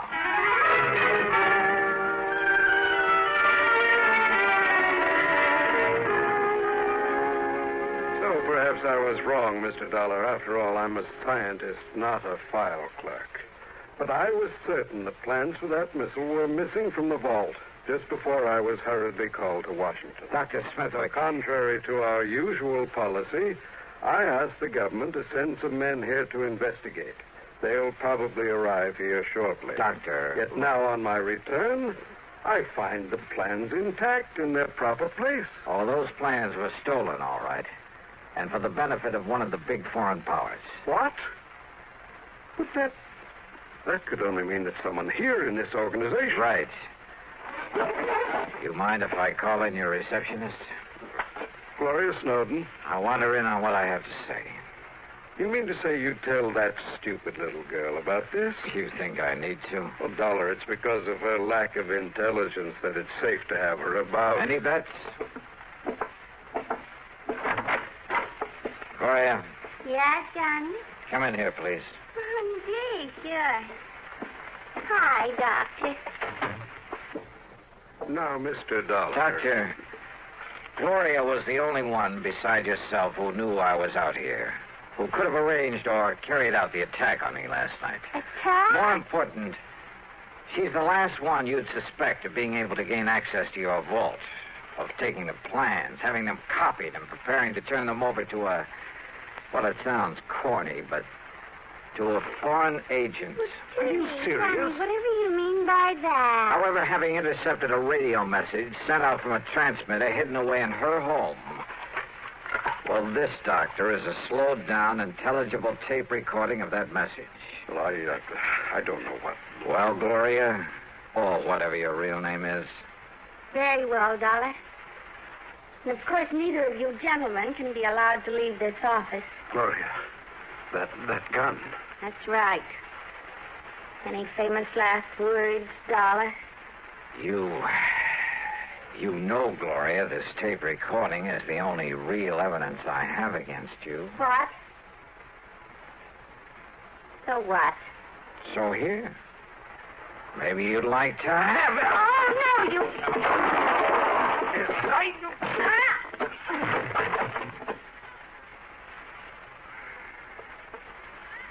Mr. Dollar. Yeah, Doctor.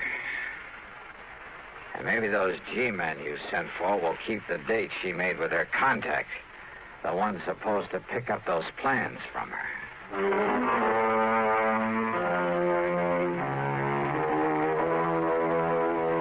The government boys were more than glad to take over, and I hope they can find some way to reward Bob McKinney, who really solved this case. Expense account total, including the trip back to... wait a minute. forget it. In so good a cause, it was the least I could do. Yours truly, Johnny Dollar.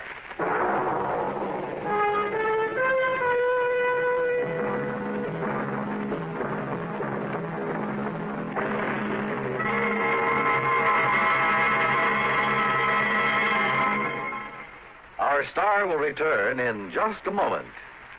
Constipation is something people don't talk about much, but it can be a problem for anyone, even doctors.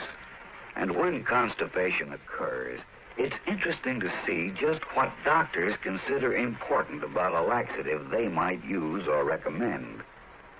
Well, a majority of the doctors we heard from had this to say: a laxative should be effective, gentle, as close to natural acting as possible, and a medicine that can be used with complete confidence. Now, X-Lax has been popular with many doctors and millions of people over the years because pleasant-tasting chocolated X-Lax is effective. Overnight, it helps you toward your normal regularity. X-Lax is gentle. Next morning, it gives you the closest thing to natural action.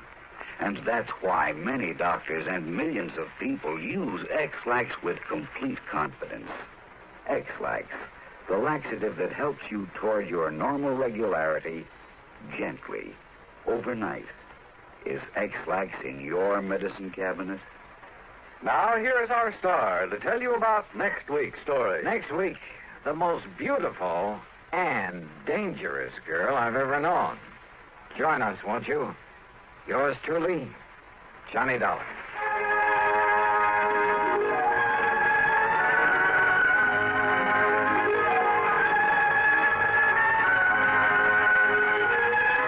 Yours truly, Johnny Dollar, starring Bob Bailey, originates in Hollywood and is written, produced, and directed by Jack Johnstone. Heard in our cast were Virginia Gregg, G. Stanley Jones, Horace Lewis, Harry Bartell, Don Diamond, and Bartlett Robinson. Be sure to join us next week, same time and station, for another exciting story of yours truly, Johnny Dollar. This is Dan Coverly speaking. This is the CBS Radio Network. And this is Radio 59 WROW. From Hollywood, it's time now for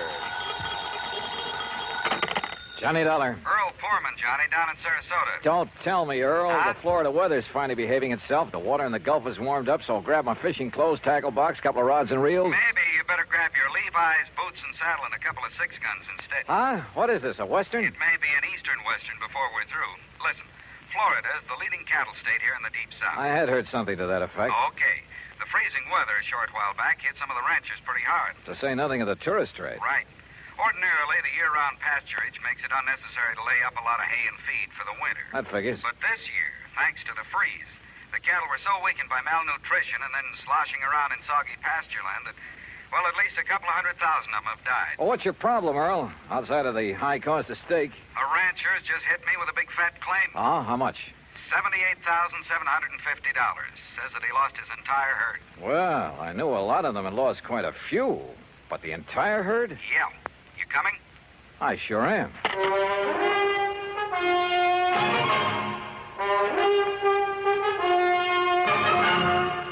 Bob Bailey in the exciting adventures of the man with the action-packed expense account, America's fabulous freelance insurance investigator. Yours truly, Johnny Dollar.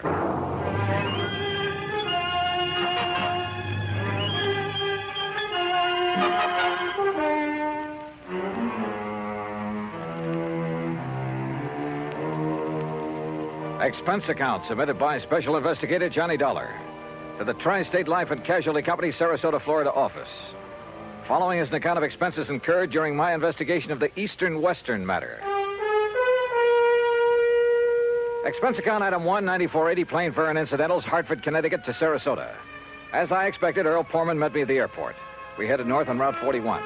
13 miles later at Bradenton, we turned east on 64 after grabbing a late lunch. That's item 2, 575.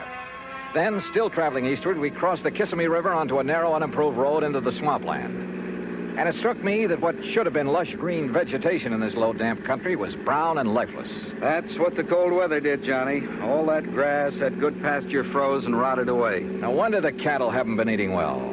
But didn't I read somewhere they were fed the ruined orange crops? Yes, but that still didn't save a lot of the herds. Losses have been pretty heavy, huh? Yeah, but as I told you over the phone, Trimble is the only one I know of who lost all his steers. That the one who's made the insurance claim? Yeah, Bart Trimble. His fence starts at the next turn in the road. Have you had many claims, Earl? Oh, a few, a month or so ago. Small ones. Not many of these people insure their herds. There. That's where Trimble's place starts. You see it? I saw it all right. Hundreds of acres of wet, brown, dead-looking pasture land. I also saw the steers, hundreds of them, their carcasses lying there rotting in the sun. Or what was left of them. The buzzards had done well. 525 head, Johnny. But surely some of them must have survived. Not according to the claim I received. That's why I called you immediately. Earl, you said the other claims were filed a month or so ago. I hoped you'd catch that. Why did Trimble wait so long? That's another reason I called you. Yeah, I see what you mean. Here's his gate. Let's see what he has to say. The Trimble place was unexpectedly new and tidy looking. The main house was a concrete block affair, all white with a slab roof. Behind it was a barn and a corral. The stack of bale hay was obviously for the horses and hardly big enough to feed a herd of steers. A few chickens pecked around here and there. Coming. The woman who opened the door was about 40, tall and nice looking, well made up, almost out of place on a cattle ranch. Yes.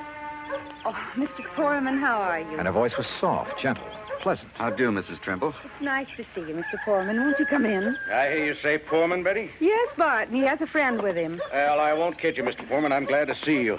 Howdy. I hope you brought me a nice big insurance check. This is Johnny Dollar, Mr. and Mrs. Trimble. He's with our company. Well, how do you do, Mr. Dollar? Won't you please come in? Thank you. Dollar. I think I've heard of you. Oh? Sit down, won't you? Supper will be ready in a little while, and of course you're going to stay, aren't you? Johnny Dollar. Well, now, that depends. Now, of course you'll stay. I really should get back to Sarasota tonight. My wife... Wait a minute. How I know you're the insurance investigator. That's right. And what's he doing here, Foreman? What's there to investigate?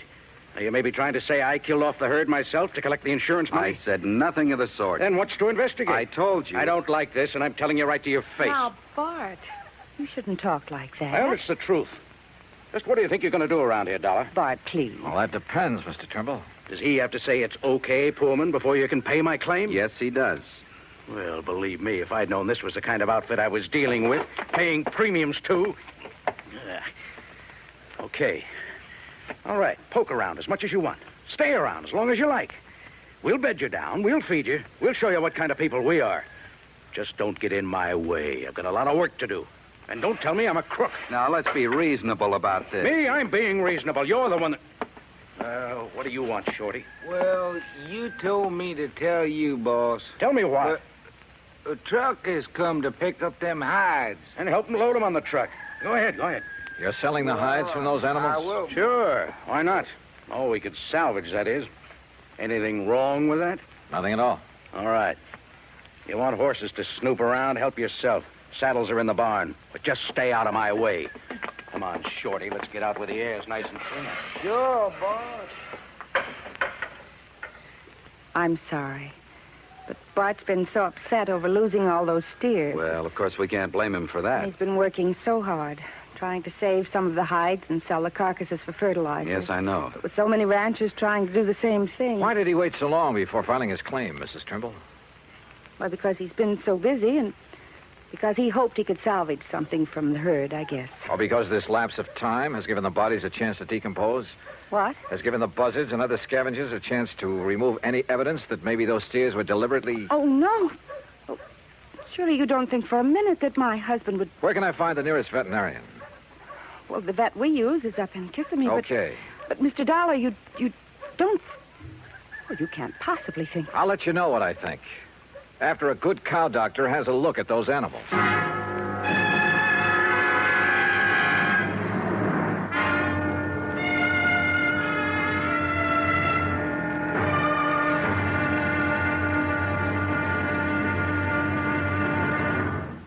Act 2 of yours truly, Johnny Dollar, in a moment.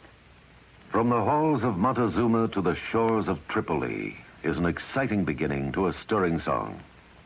It is an historic salutation to the efforts of a valiant group of fighting men. Why is their history glorious? What spurred them on? Patriotism and desire for excitement are sometimes given for reasons, but these are not the answers.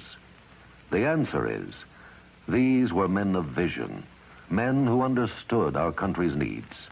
Respect, honor, and prestige are things that go hand in hand with a country's greatness. Major Smedley D. Butler recognized this in the year 1915.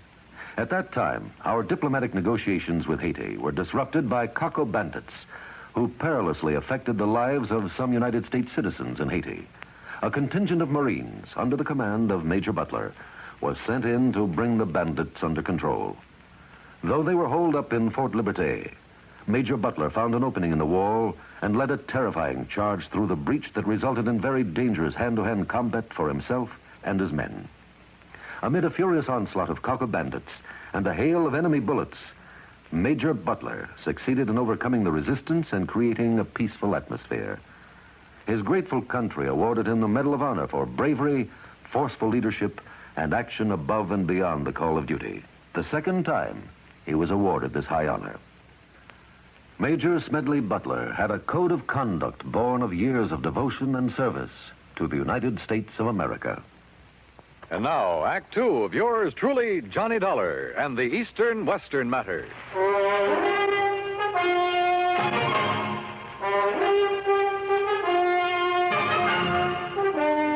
At dinner that night, Bert Trimble had changed his tune, was very apologetic. Almost too much so, and too nice. I didn't mean it, Mr. Dollar, what I said before. At least, not the way I said it. But this whole thing has hit me pretty hard. Losing over 500 steers and a handful of calves. I told you, Bart, when they all went so quickly that night, you should have been suspicious. What night, Mrs. Trimble? Well, it was the last big freeze. Yes. I got back here late. I'd went up to Lake Wales trying to beg some feed. No luck. Then it blew up cold. By the time I got back here, got the hands rounded up. How many, Mr. Trimble? Well, there were 5 of us, including Shorty Skinner. I've seen that Shorty somewhere before. Oh? Well, anyhow, when we got to them, the cattle were all bunched up at the north fence. We thought we'd drive the strong ones back here, where they'd have some shelter. We could give them the hay we keep for the horses. But they wouldn't move. Most of them couldn't move. And it was dark, and the freezing wind was cutting across the swamp. So all we could do was come back here and pray. Next morning, they were dead. All of them. I've put everything I had into this ranch.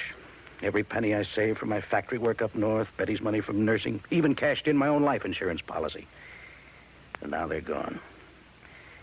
So if I got a little nasty, well, I guess a man can take only so much. It's been awfully hard for Bart these past 3 years. And then just when things were going good. Your hands bunk out in that building beside the barn, huh? Only Shorty skinned out all the steers we could. The other boys left. I still owe Shorty some wages. I'm going to ask a pretty blunt question, and I want an honest answer. Huh? Had you ever thought of giving up, going somewhere else? Sure, lots of times. For Betty's sake, too. Even thought of going out to California. I see. She has relatives out there, all doing fine. They've kept after us to go out there and crop farm with them. Maybe I should have. But we stayed, didn't we, dear? Yes, I wouldn't give up. Even Betty reconciled herself to sticking it out. If only we'd known that this was going to happen. Yeah.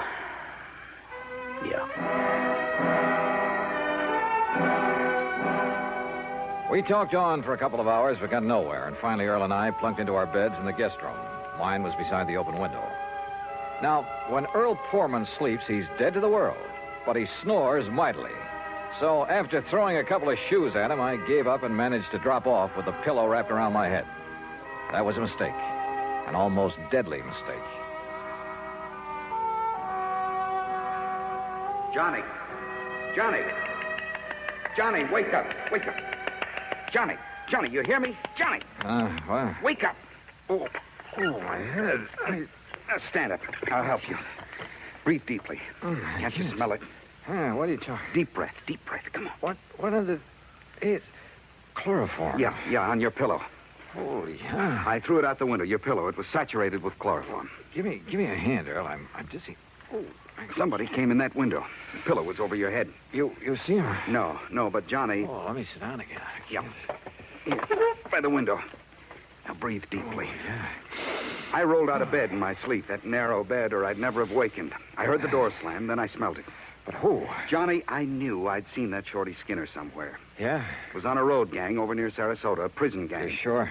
I was driving my brand new Cad. As I passed him and the rest of that glowering bunch, he let fly with a handful of mud. Now, if you ask me, he's the one who came in here and tried to chloroform. But why? That's what I'm going to find out right now. No, wait. I'll be feeling okay in a minute. Let me handle it.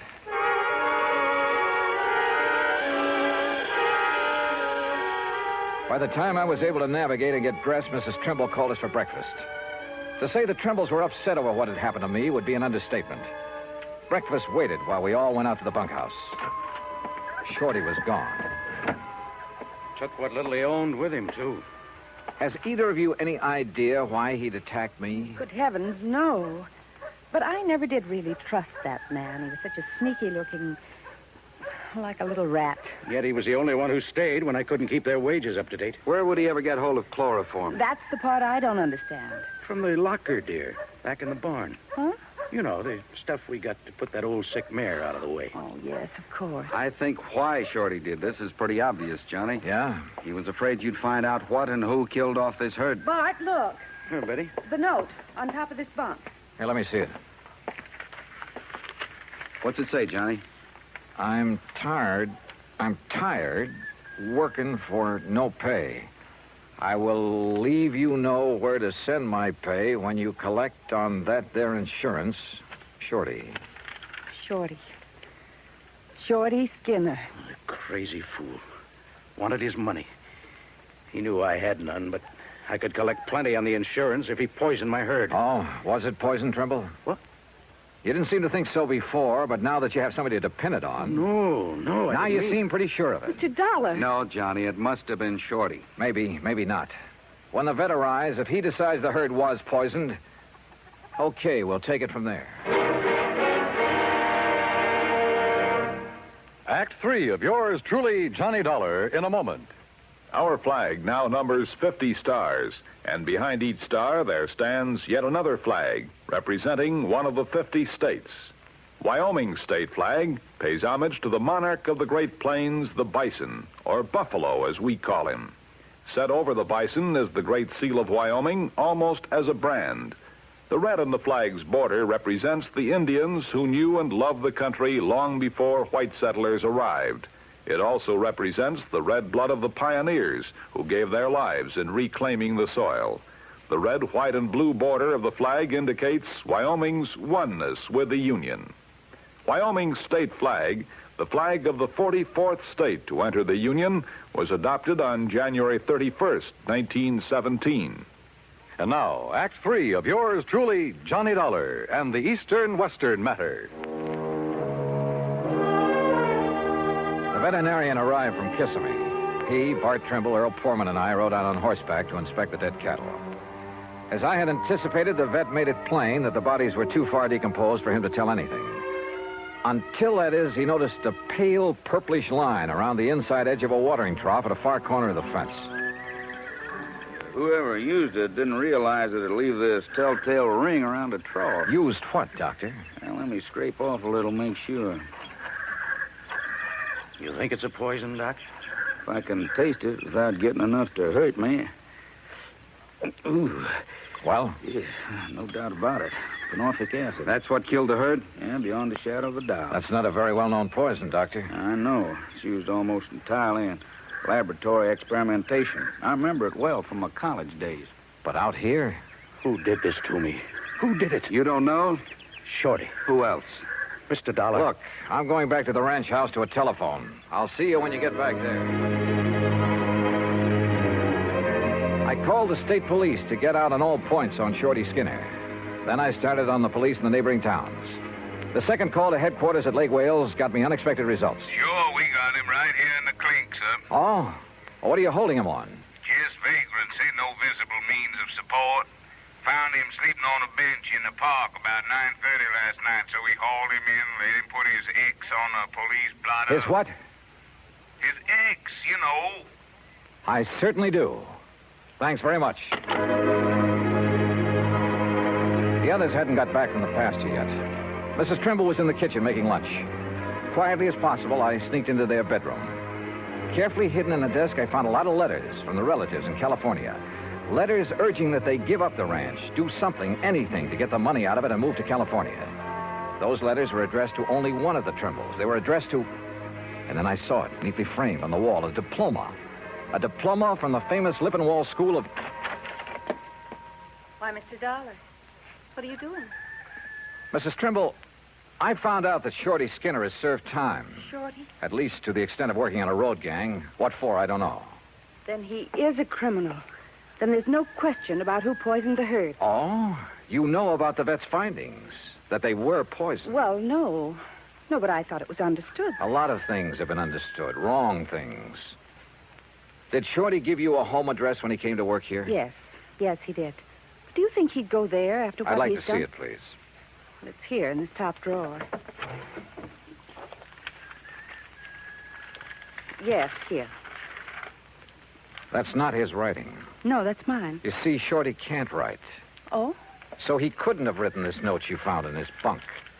But who... But look at it. Doesn't that curly Q on the letter T look like the one here when you wrote his address?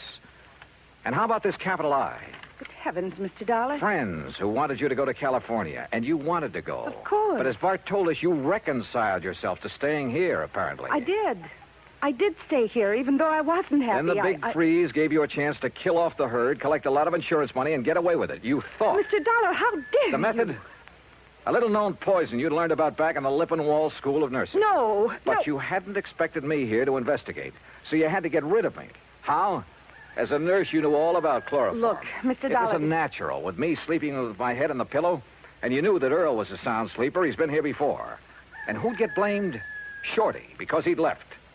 Only Shorty had left long before that. What? He was picked up in Lake Wales at 9:30 last night. What? Well, then, no, listen. You killed the herd. You tried to kill me. Is that true, Betty? Bart. Tell me. Is it? Yes. Yes, it's true. You know how I hated this place, this horrible, miserable cattle ranch. This living out in this godforsaken wilderness. Betty. Well, you wouldn't do anything about it, so I did. Oh, good Lord. But I failed. But I failed.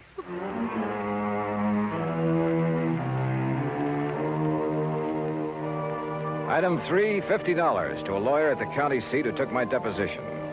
It'll be used in the trial of Betty Trimble. As for Bart Trimble, well, I'm sorry for him. Expense account total, including transportation back to Hartford, $207 even. Yours truly, Johnny Dollar.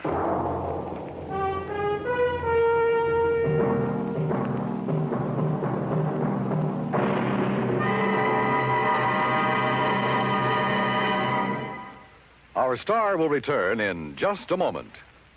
It doesn't take a war to make a hero, nor does it take a situation filled with an onslaught of deadly enemy gunfire, bombs, and mortars. It takes a man to make a hero, and a man's qualities of greatness are based on his code of conduct. It serves him in peace as well as war. In August 1916, when the United States was still at peace with the rest of the world, part of our fleet was anchored off Santo Domingo City. The USS Memphis was in danger of total destruction from a hurricane. Only the efficient operation of the engines and boilers could get her out of the critical area. Lieutenant Claude A. Jones was senior engineering officer aboard. In rapid succession, boilers and steam pipes began bursting about him, scalding him with clouds of steam. Thousands of tons of water came down on him. In complete darkness, Lieutenant Jones nobly remained at his post as long as the engines would turn over. His supreme, unselfish heroism inspired the men with him. When the boilers exploded, Jones, with 2 men, rushed into the fire rooms and rescued the men trapped there. In the face of death by drowning, burning, or suffocation from the scalding steam, Lieutenant Claude Jones performed a heroic feat because he felt it was his duty to do what he did. He earned the Medal of Honor because he had a code of conduct that served him well. Now, here is our star to tell you about next week's story. Next week, one honest woman, two honest men. Yet $100,000 was gone. Fact. Join us, won't you? Yours truly, Johnny Dollar.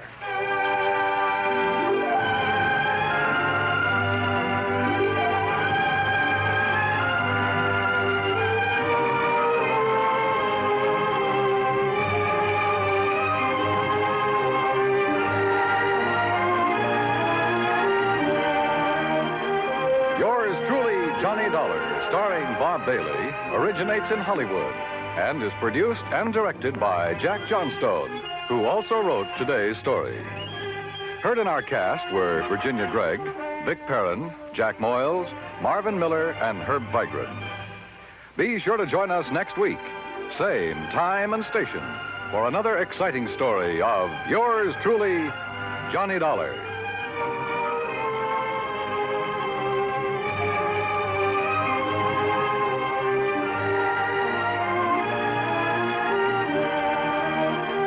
This is Dan Cubberly speaking.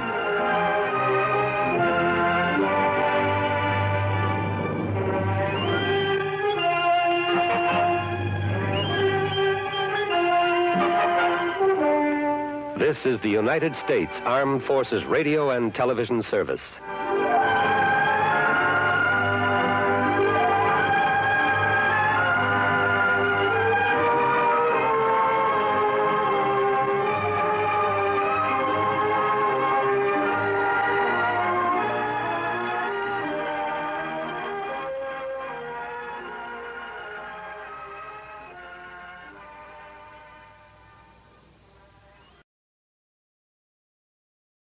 From Hollywood, it's time now for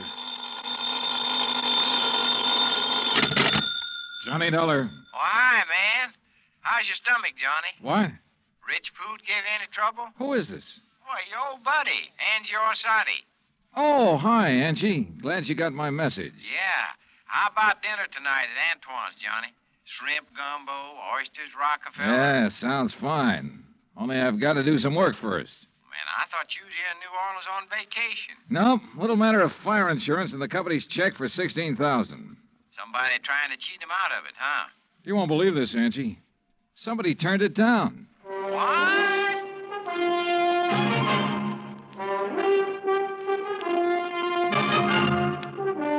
Bob Bailey in the exciting adventures of the man with the action-packed expense account, America's fabulous freelance insurance investigator. Yours truly, Johnny Dollar.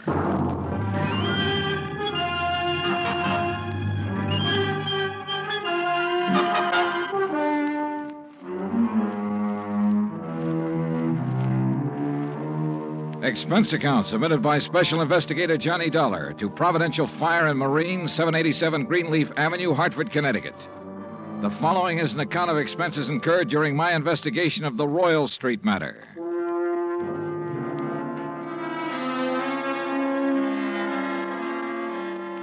Expense account item 1, $103.82, transportation to New Orleans. Item 2, $4.20, cab from the airport to the Roosevelt Hotel. After unpacking, I put in the call to my old friend Angie Orsatti. Nobody knows the French Quarter or the people living there like Angie does. For 3 months of the winter, he stays in the swamp trapping muskrats. The rest of the year, he lives with his mother near the Cabildo. Angie wasn't in, but his mother said she knew where to reach him, and 5 minutes later, he returned my call. We arranged to meet for dinner, then I phoned the agent who had sold the policy in question. His name's Binford, and naturally, he was anxious to see me. C.D. Binford's office is on the 3rd floor of the Hibernia Bank building. He's a stocky, red-faced man, probably in his late 50s. Come in, Mr. Dollar. Come in. Thanks. Help yourself to the chair. Say, you fellas sure don't waste any time, do you? We try not to, Mr. Binford. C.D., boy. What? You call me C.D. like all the other folks do. Oh, okay, C.D. Yeah. Now, like I was saying, you boys sure don't waste any time at all. Why, I didn't even call the home office till day before yesterday. I know. When was the fire? Last week on Thursday night. What'd they tell you about it? Well, not very much. Figured I'd get all the information from you. Well, it's a doozy. First time I've ever run across a policyholder who wasn't yelling for us to pay him yesterday for his loss today. You know what I mean? Yeah. Who is the insured, Mr. C.D.? Man named Dupas, Henry Dupas. Took out a policy for $48,000. That's full coverage on his antique shop down on Royal Street. How long ago? August, just 3 months back. I've been after him for, maybe 5-6 months to buy some protection, but he kept saying didn't have the money. Didn't have the money? And one day I dropped in to see him about his car insurance, and right off he told me to write a policy giving him full fire coverage on the shop. Well, how do you arrange to pay it? Cash, in full, the day I delivered the policy. He tell you why he changed his mind? Yeah, not exactly. Bet he mentioned something about times being better. I reckon they must have been. Why'd he say that? Well, a few days later, he had the back part of his shop all painted and fixed up. And that's the part that burned. And he hired himself a girl to work in the office. A real good looker, too. Well, what caused the fire? You know? I sure do. Antique kerosene lamp got knocked over accidental. According to what Dupas told the fireman, he was in the back of the shop with a customer showing him the lamp. Uh-huh. When it fell, the fire started. The two of them tried to put it out. I reckon that's why they didn't call the fire department right off. Uh-huh. And did Dupas tell you the same thing? Dupas? He didn't tell me nothing. Well, he reported the fire to you, didn't he? He did not. And that's what's got me so riled up. I wouldn't know about it now if I hadn't dropped in there the other day. Was Dupas there when you stopped in? Yes, sirree. And when I saw how the place looked, the whole back of the store gutted out and a slew of his antiques destroyed, I let him have both barrels, I tell you. Oh, what'd he say to that? Well, nothing too much. Just acted like he wasn't interested in whether we paid for it or not. Didn't even ask for a claim for him. That's funny. Sure is. I thought maybe he was so upset over losing some of his valuable antiques, he didn't know what he was doing. So, after I checked with the fire department, got a copy of their report, I typed up a claim for him. You figured the damage at $16,000, right? Mm-hmm. I knew how much he spent fixing up the back. When I'd issued the policy, I'd gotten an estimate on most of the antiques. So what happened when you gave him the claim? He signed it? He did not. Said to forget about the fire. And when I kept after him, he called me a busybody and told me to get out of his shop and stay out. What do you think, C.D.? You have any idea why he didn't report it or sign that claim? If I had, boy, I wouldn't have sent for you. I left Binford's office and walked over to Canal Street. The sun had gone down and a cool breeze was coming in off the river, bringing with it the smell of coffee beans and fruit from the banana boats. I crossed Canal and turned onto Royal, heading into the French Quarter. When I reached Henry Dupas's antique shop, I stopped. There are a lot of antique shops on Royal. All of them look pretty much the same. The building's as old as the fine rosewood and mahogany pieces they shelter. There was nothing different about this one, at least from the outside. The fire had started and finished in the rear of the building. I tried the front door, but it was locked. I didn't think anyone would be there that late, but I knocked anyway.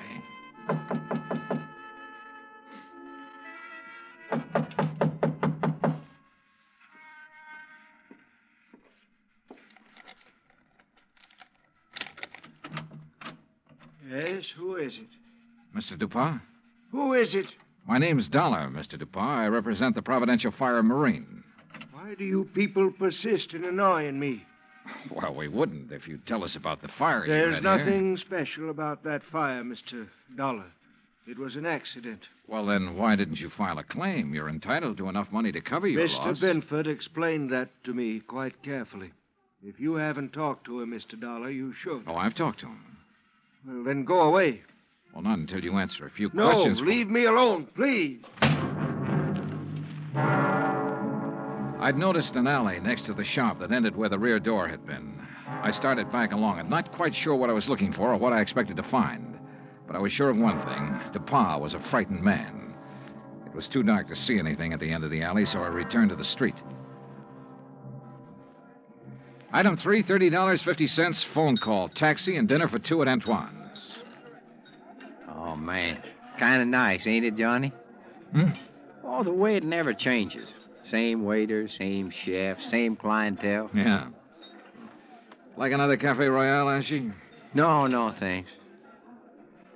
Well, Johnny? Yeah? Well, when you going to ask me?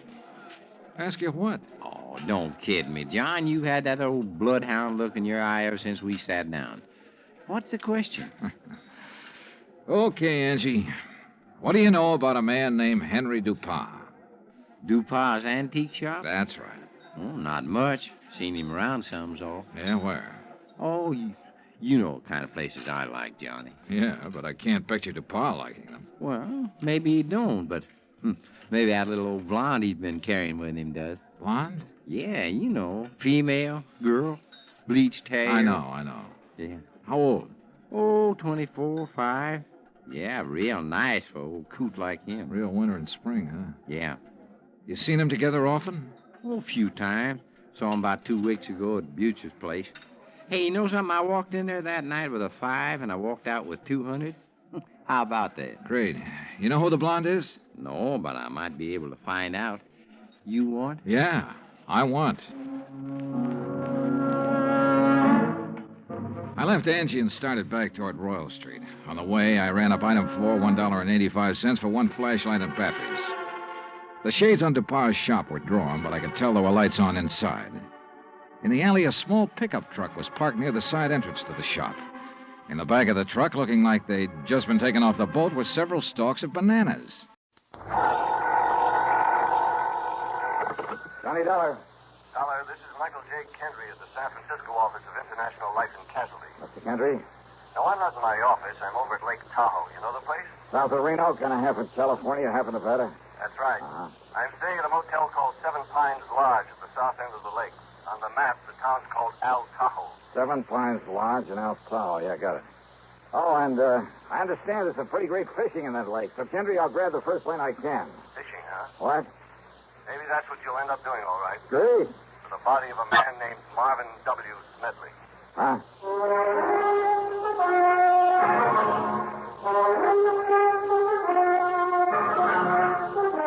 CBS Radio brings you Bob Bailey in the exciting adventures of the man with the action-packed expense account, America's fabulous freelance insurance investigator. Yours truly, Johnny Dollar.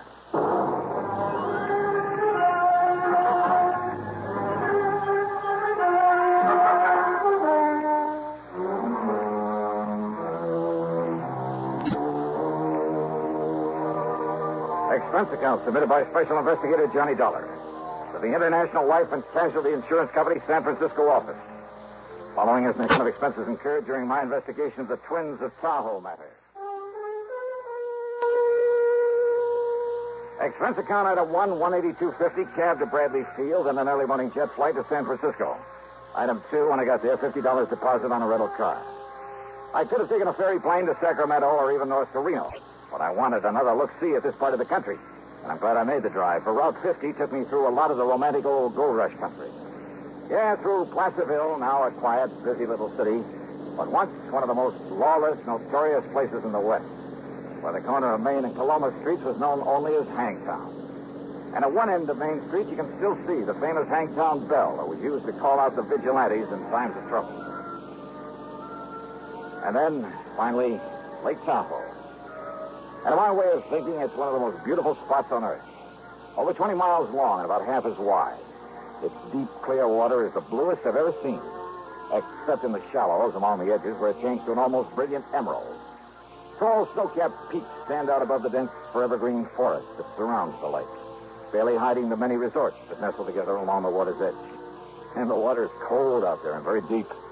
There are parts that have never been fathomed. Now and then I could see the clean, cloudy wake of a speedboat, sometimes with a water skier in tow. A group of small sailboats, white canvas, spread to the wind.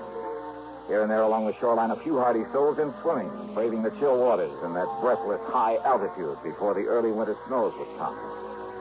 And then, in contrast, in various spots along the highway on the Nevada side, as such things are illegal in California, there were huge, gaudy, restless, noisy gambling houses. And out Tahoe at the Seven Pines Lodge, and there were 7 tall pines around the neat little motel, Kendry was waiting there for me. Dollar? Yeah, that's right. Glad you made it. I'm Mike Kendry. Oh, yeah. How are you, Mike? Come on into my cabin. I'll tell you what it's all... Mrs. Nelson, Mr. Dollar's arrived. I'll settle him in the cabin next to mine. Come on, Johnny. Yeah. Hey, you mentioned fishing for the body of a man by the name of Smedley. The police are fishing for it now. Marvin W. Smedley.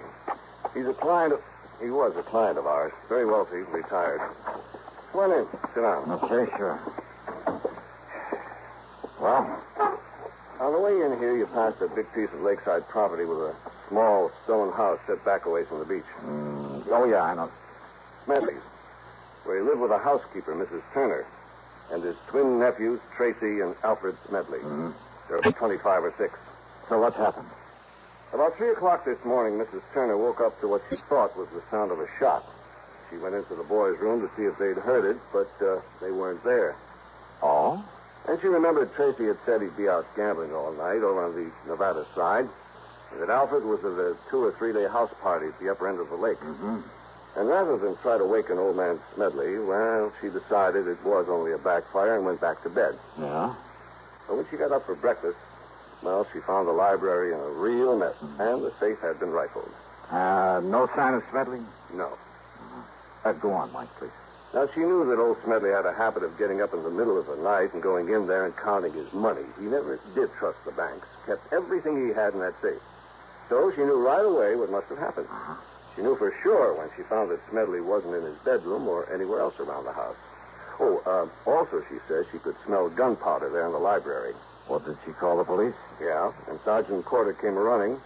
And when he found the footprints leading down to the beach, down to the dock, and the marks of a body dragged along. And the body itself? No sign. Must have been weighted down and dumped in the lake. Who, Mike? No question about it. They've been living easy off him for years, just waiting for him to die so they could get their hands on his money. One of the twins. Only one of them? Only one set of footprints out there in the sand. Have the police been able to find the twins? They sure have. They've got them locked up in the local hoosgow. Then what's the problem? Only one of them did it, Johnny. Okay. But both of them, both of those boys have absolutely airtight alibis.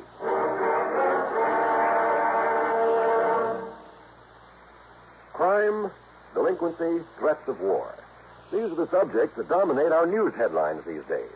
Not very pleasant subjects, are they? You may say that somebody ought to do something about cutting down on crime and delinquency and in promoting peace among nations, but that there's nothing you personally can do about it. Well, that's where you're wrong. You can wage your own fight against crime and delinquency in your own family by taking the family to the church or synagogue of your faith this week. The inspiration and guidance you and they will receive from spiritual contact will strengthen moral background and faith. Regular attendance at religious services will help your family to work out its own problems and give them comfort in facing the tensions of our present-day life. Worshipping together brings your family closer together, too. And supporting your own religious institution provides funds to help those individuals and families who, unlike you, are unable to help themselves. Find the strength for your life. Worship together this week. And now, Act 2 of yours truly, Johnny Dollar.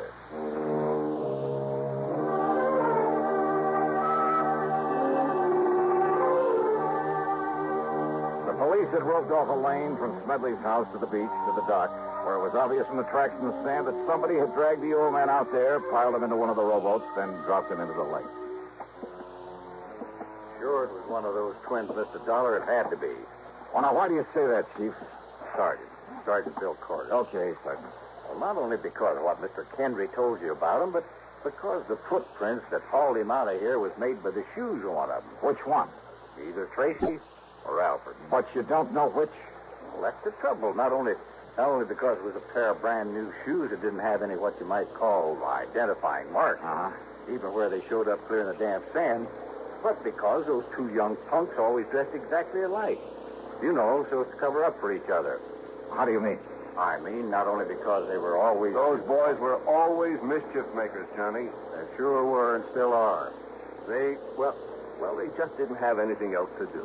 One of them would provoke a fight at one of the gaming casinos or borrow somebody's car without permission or such nonsense. And each of them would swear it was the other. Yeah. And because they look and talk and act exactly alike so that nobody can ever tell which is which, well, the police here, never knowing which one they could legally hold, and they were always threatening the super false arrest. And you'd be as mad as we are over how many times they've gotten away with that, Doc. That's right. And not only because witnesses to whatever they did couldn't tell them apart, but that fool uncle of theirs would always come along and pay a fine or something before we could nail down the right one. That's it.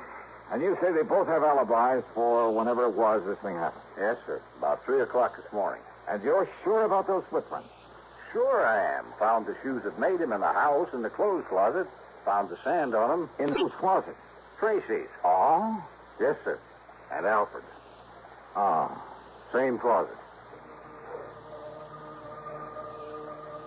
Sergeant Corder, Mike and I went on into the house to talk to Mrs. May Turner, Smedley's old housekeeper. Tall, raw-boned, but erect and strong in spite of her years, having worked hard all her life. She looked as if nothing in the world could ever face her. But obviously the death of her employer had. If only he'd have listened to me, Mr. Dollar. If only he'd have listened.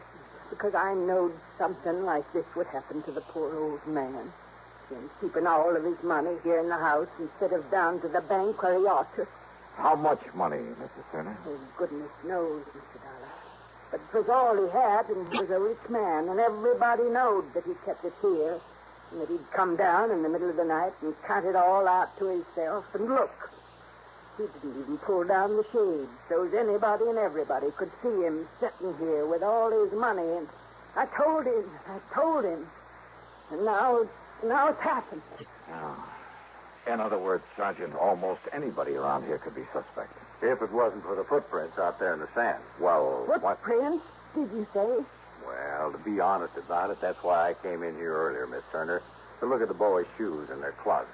You see, whoever did it and hauled him out and threw him in the lake, well, that is... You don't need to tell me, officer, because I kept telling him about them, too.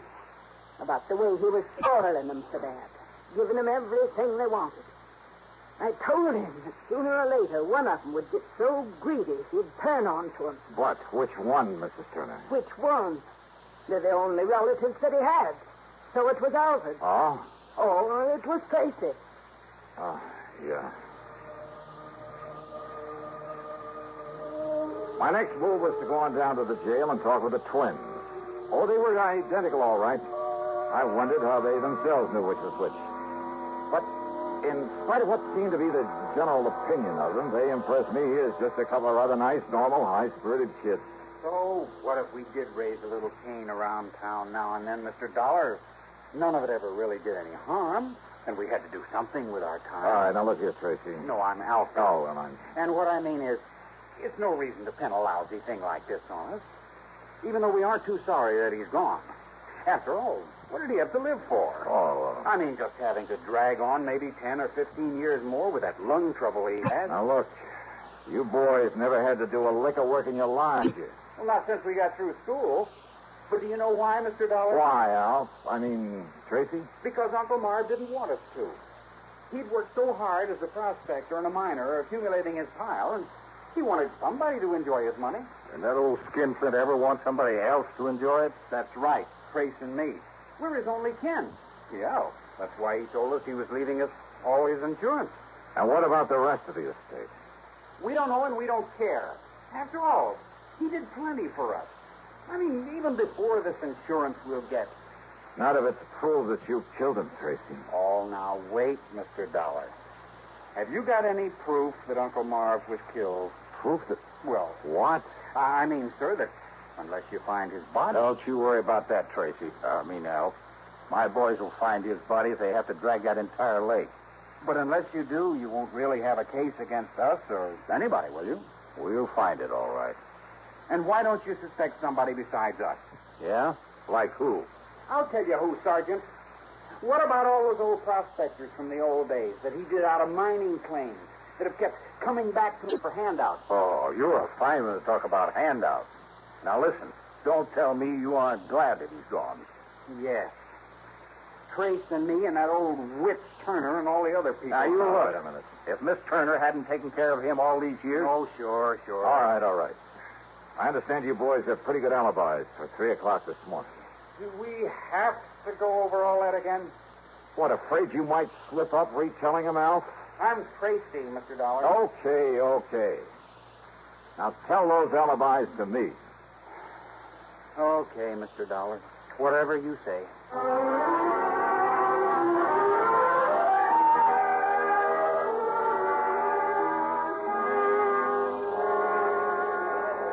Okay, Carl, you relieve Jimmy over there on the blackjack table. When he gets back, you can take over one of the roulette wheels.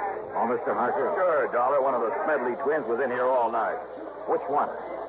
Came in around midnight and didn't pull out until, it must have been about 8:30 this morning. All right. Now, you're sure that he was here at about 3 a.m., huh? Sure, I'm sure. Playing one of the crab tables. He didn't step out for a few minutes, perhaps? No, sir, and I know. Because I always keep an eye on those Smedley kids. You don't watch them, they're liable to pull tricks on our dealers. They think it's funny. All right. Which one was it? Do you know? I told you. It was Alfred Smedley, or his brother Tracy. Thanks.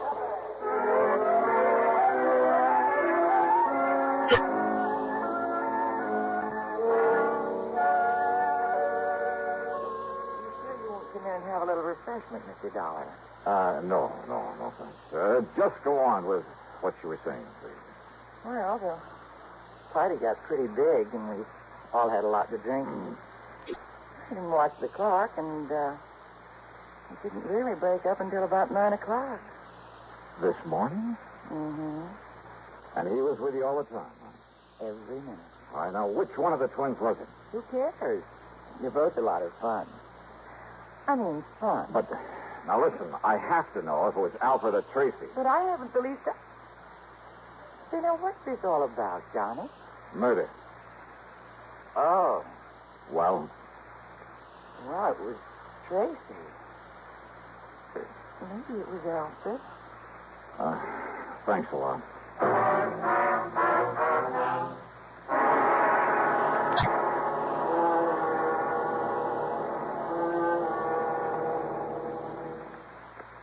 In a world of doubting Thomases decades ago, it never would have been possible for stars to shine in the daytime. But in this day and atomic age, anything's possible. Thus, it's not only possible, but a fact that only on stations of the CBS radio network, stars do indeed shine in the daytime. You'll find them illuminating an entire segment of your daytime listening every Monday through Friday. These stars have all been named by celestial authority vested in their forebears. Those names are Arthur Godfrey, Art Linkletter, Bing Crosby, Rosemary Clooney, Gary Moore, and Durward Kirby. You won't find them in your books of the planets and stars, but no compendium of show business luminaries would be complete without them. Monday through Friday, your radio set is your personal telescope on its star-studded display, on your CBS radio station. To list them once again, Arthur Godfrey, Art Linkletter, the House Party Man, Bing Crosby and Rosemary Clooney in tandem, and Gary Moore and Durward Kirby. Enjoy them often. Now, Act 3 of yours truly, Johnny Dollar, and the Twins of Tahoe Matter. So both Tracy and Alfred Smedley had alibis, if for no other reason than that neither of them could have been in two places at once. And those alibis might be pretty hard to break. Yet, according to what little actual evidence there was, one of them must have killed their uncle, or the insurance... Oh, no, wait a minute. Yeah, there was something that Alfred, or Tracy... Anyhow, there was something that one of them had said that suddenly gave me a hunch. Expense account item 370 cents for phone calls to locate Smedley's lawyer on the Innocent Manor. Then I dropped into his office and asked him just exactly one question about the old man's will. And his answer gave me a new, fresh start on the case. Item 4, 10 cents, another call. This one to Sergeant Corder. Yes, Dollar. The boys found the body all right. Yeah? Now, you know how the water off that beach stays clear and shallow until it, gets to 150 yards or more straight out from the dock? Yeah? And it drops off over 300 feet straight down, just like that? And the body had been dumped over that ledge? Oh, but it's gone all the way down. We'd never have found it. But it was hung up on a rock, not more than 20 foot under. I see. And, Dollar, there's a nice, clean bullet hole in the back of his head. Did you find the gun? Same caliber as one that was issued to those twins a couple of years ago. Did you find it? No, sir. And if it was dropped overboard, too, and it must have been... Well, I hate to say it, but, Dollar, we'd never find a little gun in over 300 foot of water at the bottom of that lake. No, all right, then. We'd never find it in 1,000 years. Maybe we don't need to, if I can pull off a little bluff. In other words, we're never going to know whose prints are on Sergeant. it. But it was one of those twins did it, all right. Sergeant. No, there's just no question about it. Listen, Sergeant, listen to me, would you please? I want to go back to the house. Huh? You meet me there in the library, there at Smedley's house. Oh? Yeah. I'll be there in 5 minutes.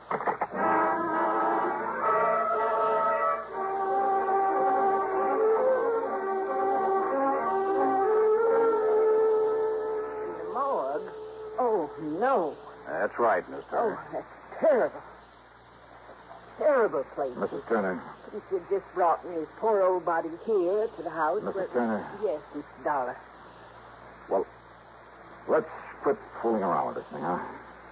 I just finished talking to Mr. Kenneth McManus. Mr. McManus? That's right, the lawyer. Yes. Yes, and I guess he told you that all of poor Mr. Smedley's insurance goes to those two worthless twins, those murderers. Yes, he mentioned that. Is that all he told you? No. He also told me that the remainder of the estate goes to... Let me see. I scribbled down some of the actual words.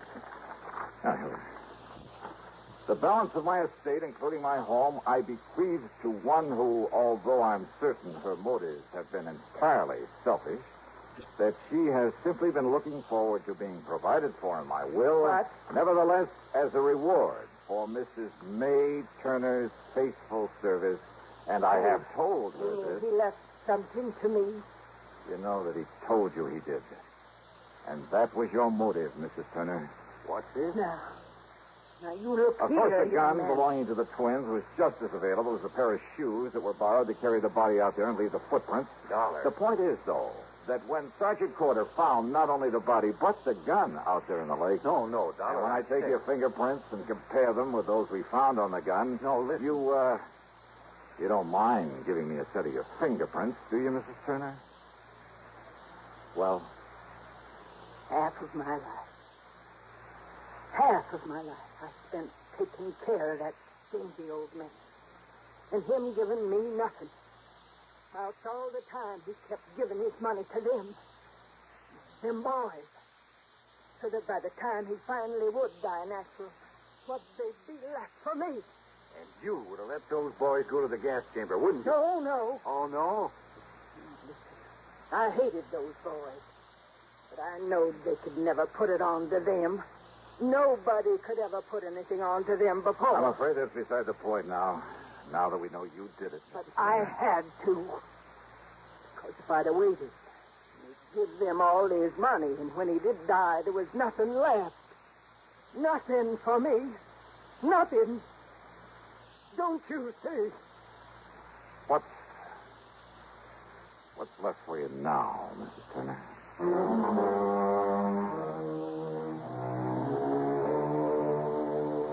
Oh, sure. From here on in, it's up to the courts. And no doubt the whole estate will go to the twins.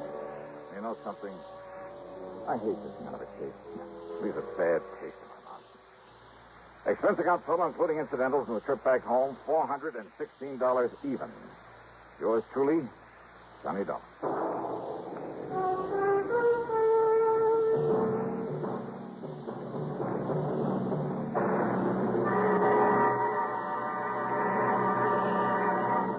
Constipation is something people don't talk much about, but it can be a problem for anyone, even doctors. And when constipation occurs, it's interesting to see just what doctors consider important about a laxative they might use or recommend. Now, a majority of the doctors we heard from had this to say. A laxative should be effective, gentle, close to natural acting. A medicine that can be used with complete confidence. Well, pleasant-tasting chocolate X-Lax is effective. Overnight, it helps you toward your normal regularity. X-Lax is so gentle, so close to natural acting, there's no upset. That's why many doctors and millions of people use X-Lax with complete confidence. X-Lax, the laxative that helps you toward your normal regularity gently, overnight. Now, here's our star to tell you about next week's story. Next week, one of the most beautiful, most charming girls I've ever known, involved with a killer. But now, don't misunderstand me. I didn't say how she's involved. As a matter of fact, it's to protect her from a killer that I take on the case. And it just so happens that among the people on this man's list of intended victims, that is, the people who had a hand in sending him off to prison, yeah, you guessed it, he's also after me. Join us, won't you? Yours truly, Johnny Dollar.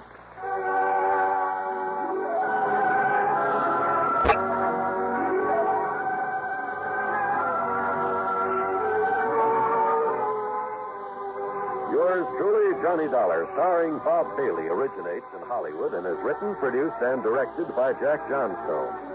Heard in our cast were Virginia Gregg, Gene Tatum, Paul Dubois, Forrest Lewis, Sam Edwards, Herb Ellis, Tom Hanley, and Bill James. Be sure to join us next week, same time and station, for another exciting story of yours truly, Johnny Dollar. This is John Wald speaking. Menace looms over blistering desert wastes as suspense brings you Inferno next on the CBS Radio Network. From Hollywood, it's time now for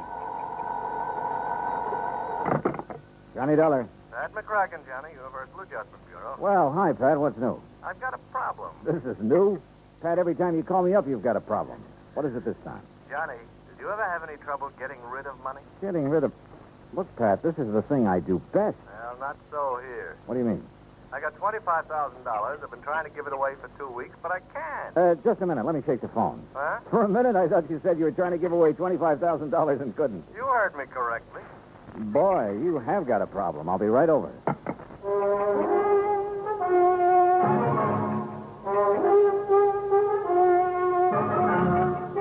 Bob Bailey in the exciting adventures of the man with the action-packed expense account.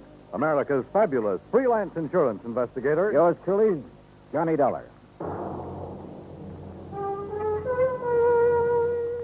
And now, Act One of yours truly, Johnny Dollar.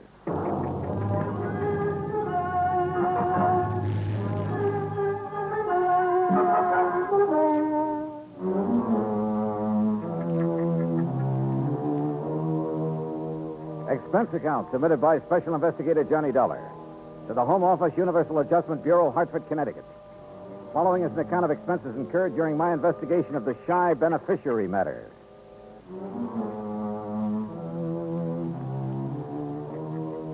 Expense account item one, $1.20 for a cab from my apartment to the offices of Universal Adjustment, where Pat was waiting for me, looking very snide. Oh, this is a real twist, Johnny.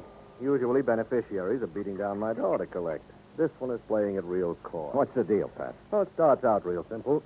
2 weeks ago, a Miss Helen Gaysworth died. Huh? Insured for $25,000. Beneficiary, a man named Elijah Summers. So? Well, that's where my trouble starts. No Elijah. Can't locate? Can't locate. No trace whatsoever. Well, what have you done so far? Well, the usual, Johnny. We've checked death lists, advertised in the newspapers. All I've come up with is nothing. Where did you advertise? New York. That's where Miss Gaysworth lives. Uh-huh. She have any relatives? None, as far as we can determine. Any idea who this Elijah Summers is, or why she picked him as beneficiary? Well, the only lead we've got is something Miss Gaysworth's landlady told us. Oh, what's that? Well, apparently this Miss Gaysworth was something of, an eccentric. Lived alone in a dingy apartment, felt that the world was pretty much against her. Oh? All except Elijah Summers. Landlady heard her mention him once or twice. It seems he's been nice to her sometime in the past. How? That I don't know. Neither does the landlady. She have any idea where he could be? What he's doing? If he's even alive? No. But if he is, he's entitled to $25,000, so we got to find him. Hey, you know, you don't have much to go on, Pat.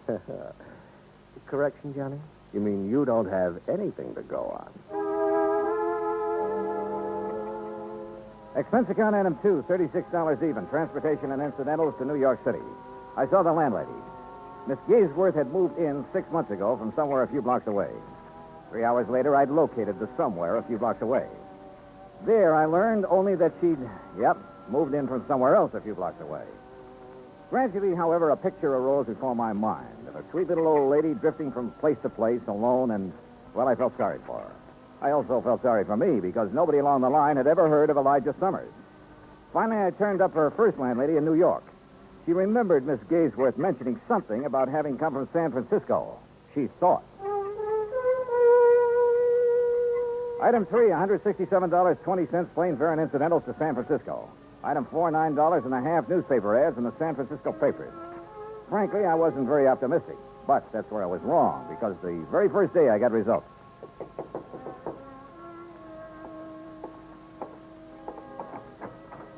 The results, incidentally, were blonde with brown eyes.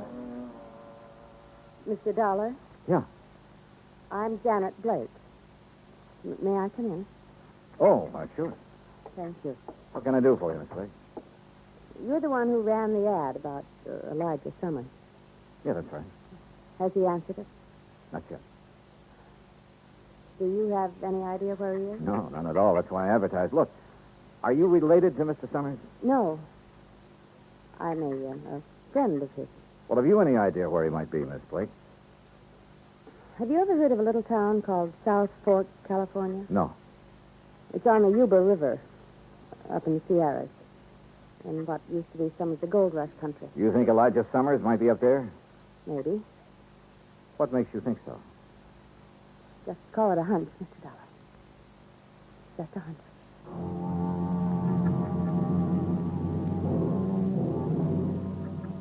Item 5, 2750, a rented car to take me to the town of South Fork. There was just enough inhabitants to keep it from being called a ghost town, a collection of ramshackle buildings at a fork in the river hemmed in all around by the mountain ranges. I looked up the local law, big, beefy, slow-talking deputy sheriff named Rollins. Elijah Summers? Yeah, that's right. I'm looking for him. Well, who's I? My name's Dollar, Johnny Dollar, insurance investigator. Looking for Elijah Summers, huh? That's the general idea, yeah. Well, good luck, Dollar. What do you mean? I'll tell you. You find Elijah, you let me know, huh? Okay. Why?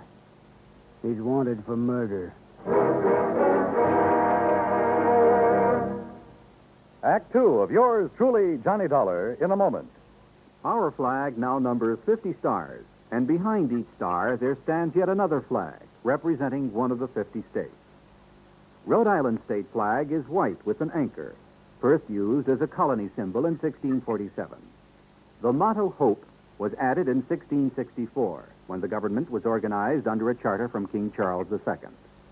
A circle of 13 gold stars were added for the original 13 colonies. This is the flag of a unique colony and state, which carried out a most noble experiment in freedom.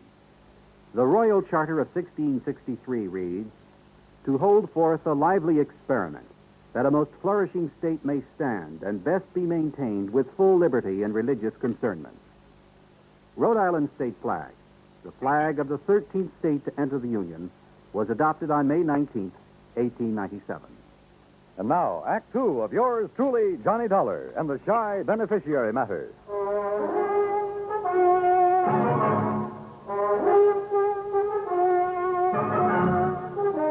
Now I knew why Elijah Summers was so hard to locate. After all, a man who's wanted for murder isn't exactly going to make himself conspicuous. How come you want to find Elijah, Dollar? He's a beneficiary of a life insurance policy, Sheriff, $25,000. I'm afraid the dough's not going to do him much good. Maybe not. Oh, sure, he's got to be brought in, tried, and convicted, but I figure that's largely a question of time. When did this killing take place, Sheriff? Last year. Here in South Fork? A ranch about 3-4 miles east of here. At Jess Tyler's place. Is Tyler the one who was killed? Yeah. Well, what happened? Well, Sir Elijah always was a funny old duck. Jess Tyler kept him around the place a couple years, sort of a hired hand. I see. Now, from what we could piece together, Elijah and Jess got in an argument about some work Elijah wasn't doing very good. Elijah went plumb crazy, shot Jess, and took off in the hills. I see. Jess's widow took it pretty hard for the better part of a year. I guess it was Ben Watts finally pulled her out of it. They was married just a month ago. Oh? She and Ben are living on the ranch. Straight out of town to the east, up on a rise. Okay. Can't miss it.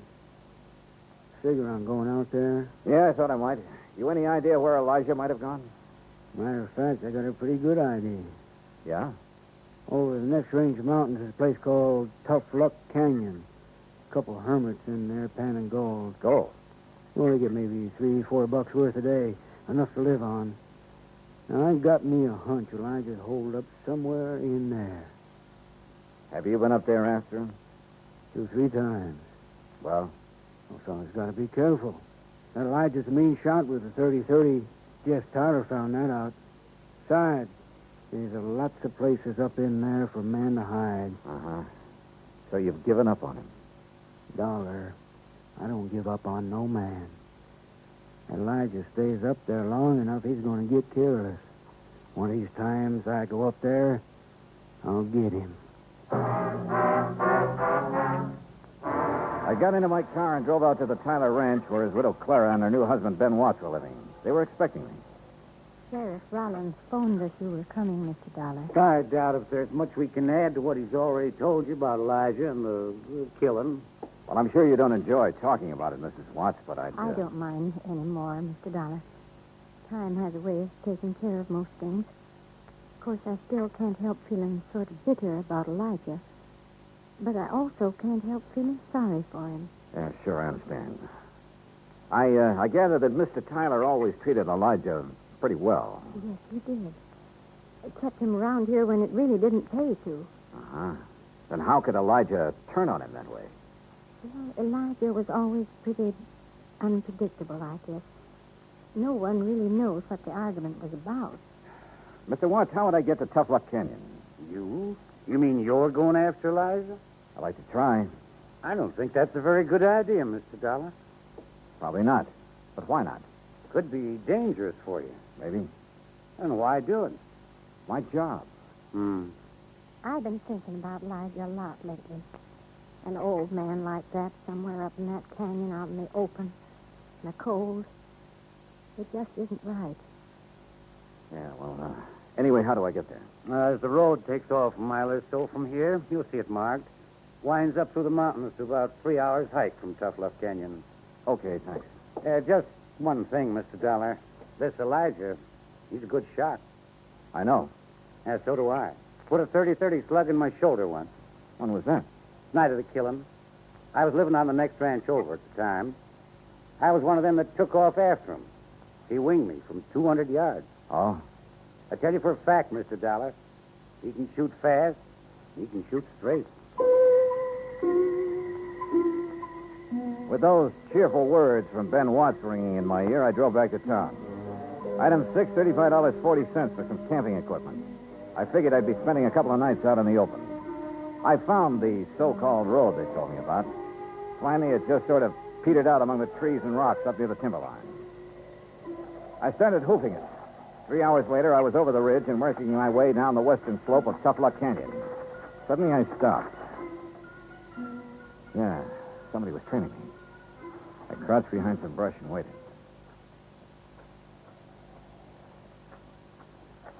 Then I lunged. Hey, wait a minute. You're the girl who answered my ad about Elijah in San Francisco. Mr. Dollar. Janet Blake, isn't it? Oh, I'm afraid I lied to you about my name, Mr. Dollar. It's really Janet Tyler. Tyler? Just Tyler, the man Elijah killed. He was my father. Well, what are you doing here? Decide to take the law into your own hands, maybe? You don't understand. I don't want to harm Elijah, but he must be found and brought back. Well, I'm with you there. Then stay with me, because I think I can lead you to him.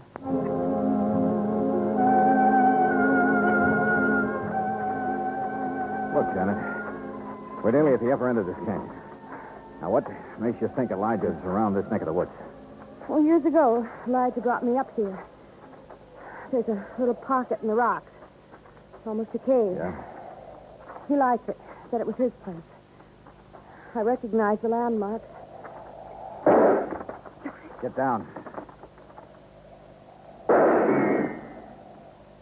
Well, Janet, looks like we finally located Elijah. The hard way.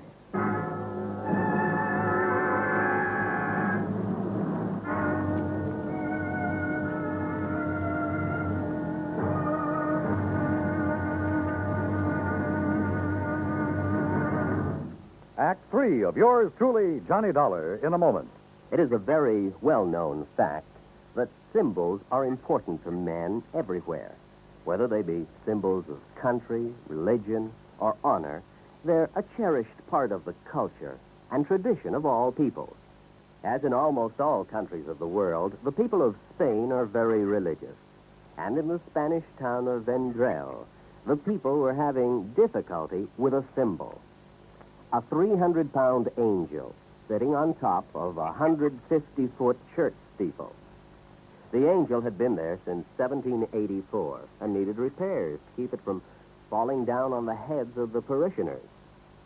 But 150 feet is a long way up, and 300 pounds are a lot of weight to bring down. Now, there was a great deal of head scratching over the problem until someone casually mentioned the problem to someone else who happened to be stationed at the United States Air Force Base in Zaragoza, Spain. It wasn't long before visions of a helicopter came to mind.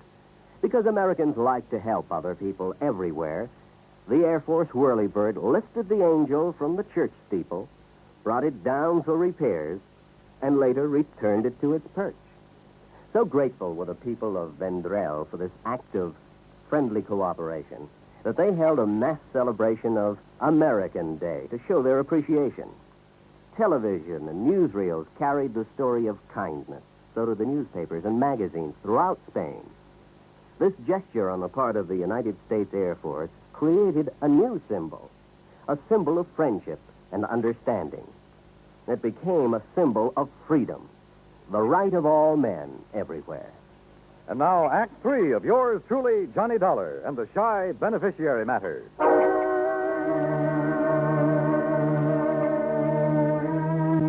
Yeah, we'd found Elijah Summers, all right. He was somewhere in the rocks above us there in Tough Luck Canyon. And I knew the minute Janet and I poked our heads up, we'd collect a slug. He had us pinned down, but good. Johnny, you think maybe it's... Stay down. Now, look, Janet, I still don't understand why you were so anxious to find Elijah. Johnny, you've heard him shooting at us. Yeah, you're so right. What kind of shots do they sound like? Rifle. Matter of fact, a small caliber rifle. A 22, maybe? Like this? Where'd you get that 22 slug? This came from Elijah's gun the night my father was killed. But he was killed with... Hey, wait a minute. That's why I want to talk to Elijah. That's a good idea, and so do I, but how? I think you'll still remember my voice. Let me try. Okay, but be careful. Elijah? Elijah? Who's that? Janet. Yeah, go on. It's Janet, Elijah. Janet Tyler. Miss Janet? That's right. Who's that with... Dollar, Elijah. Johnny Dollar. I want to talk to you. I'm your friend. I know you don't. Please, Elijah, he's telling you the truth. We don't want to hurt you, but we must talk to you. That's the truth, Miss Janet? Yes, you know I've never lied to you. You there. Dollar. You got a gun? Yes. Toss it out in the open where I can see it. Well, if we've guessed wrong about Elijah, we're dead. I just know I'm not wrong about him. I sure hope not. Okay, here it is. Now stand up and come out into the open. Okay. Elijah. Hello, Miss Janet. Oh. Elijah, you look terrible. Have you been up here all this time living like an animal? Oh, don't you worry about me, Nana. I've been getting along pretty good up here. By the looks of you, you haven't been getting much food. Enough to keep my eyes sharp, mister. Oh, I see that deputy sheriff fella come poking around here a time or two. He didn't even come close. And if he had have... I could have potted him easy with this. That's what I wanted to talk to you about, Elijah. That rifle of yours. It's a good one, Miss Janet. I remember when you gave me it 2-3 years ago for the grounds crew. Elijah, have you ever had any other rifle besides that 22? Nope. You're sure about that? Of course I'm sure. You see, yeah, I've took good care of it, too. I kept it clean and polished. Yeah. Look now, Elijah. Have you ever used any other rifle besides that one? Nope. Janet, your father was killed with a 30-30. I know, Johnny. That 22 slug you showed me a while ago. You said you got it the night your father was killed, that it came from Elijah's gun. I saw someone pry this slug out of his own shoulder the night of the killing. He threw it away. He didn't notice I was watching. Later, I heard him tell it around he'd been hit with a 30-30 slug. You mean your stepfather, Ben Watts? I was confused at first. I didn't understand. Then it came to me. Ben Watts was the one who'd killed my father. Elijah was probably trying to protect Dad and shot Ben with his 22. Yes, there was a big fight, Miss Janet. I don't just remember what all happened, but except all of a sudden they was chasing me. I run. Sure. Ben figured he could pin the killing on somebody like Elijah who wouldn't have a chance proving his innocence. Elijah, have you seen Ben since you ran away? Oh, sure. Old Ben's come poking around here, too, every so often. But I'm too smart for him. Yeah, sure. It figures, Janet. Elijah's a threat to Ben as long as he's alive. So Ben comes hunting up here every now and then. It's horrible. Well, of course, I got to be real careful, because I only got a 22, and he's got a 30-30. But he'll never get old Elijah. Believe you me, he won't get hot. Elijah! Get down and keep quiet. The shot had come from a clump of rocks more than 100 yards away. I scooped up my automatic where I'd thrown it on the ground and started circling slowly, trying to get around behind the clump of rock. I'd almost made it when my foot slipped and sent a rock down the slope. He popped up then, ready to shoot, but lucky for me, his first look was toward the rock instead of me. He saw his mistake, swinging his rifle toward me, but he was too late. Johnny! Yeah, right here, Janet. How's Elijah? Shoulder. He's all right, though. Johnny? Yeah, it's Ben Watts, all right. Is he? Is he still alive? Oh, yeah, he'll keep. Long enough.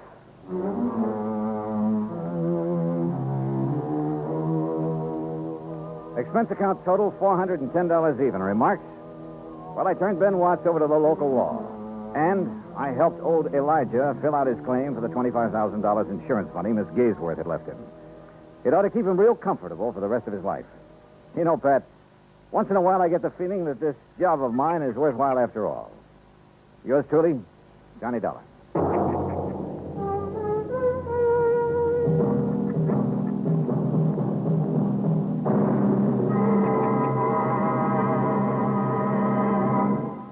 Our star will return in just a moment. Our flag now numbers 50 stars. And behind each star there stands yet another flag representing one of the 50 states. Alabama's state flag is white with a crimson cross of St. Andrew, the symbol of the Confederacy and the national flag of Scotland. Alabama's state capital, Montgomery, served as the first capital of the Confederacy, and it was on the steps of its Capitol building that Jefferson Davis took the oath of office as President of the Confederated States of America. The Scottish cross is in the form of an X, or saltire, and is also found on the state flags of Georgia and Mississippi. Perhaps it is the independent, rugged spirit of the Scots that recommended its national symbol to the Confederacy as a symbol of its rebellion. Alabama's state flag, the flag of the 22nd state to enter the Union, was adopted on February 16, 1895. Now, here is our star to tell you about next week's story. Next week, the most cockeyed case I ever worked on. Not one of life, but death insurance. Join us, won't you? Yours truly, Johnny Dollar.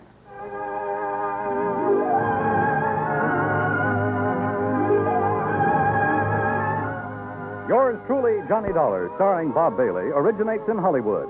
Written by Robert Rice, it is produced and directed by Jack Johnstone. Heard in our cast were Virginia Gregg, Jeanette Nolan, Larry Dobkins, Jack Crucian, Russell Thorson, and Howard McNear. Be sure to join us next week, same time and station, for another exciting story of Yours truly, Johnny Dollar. This is Dan Cubberly speaking.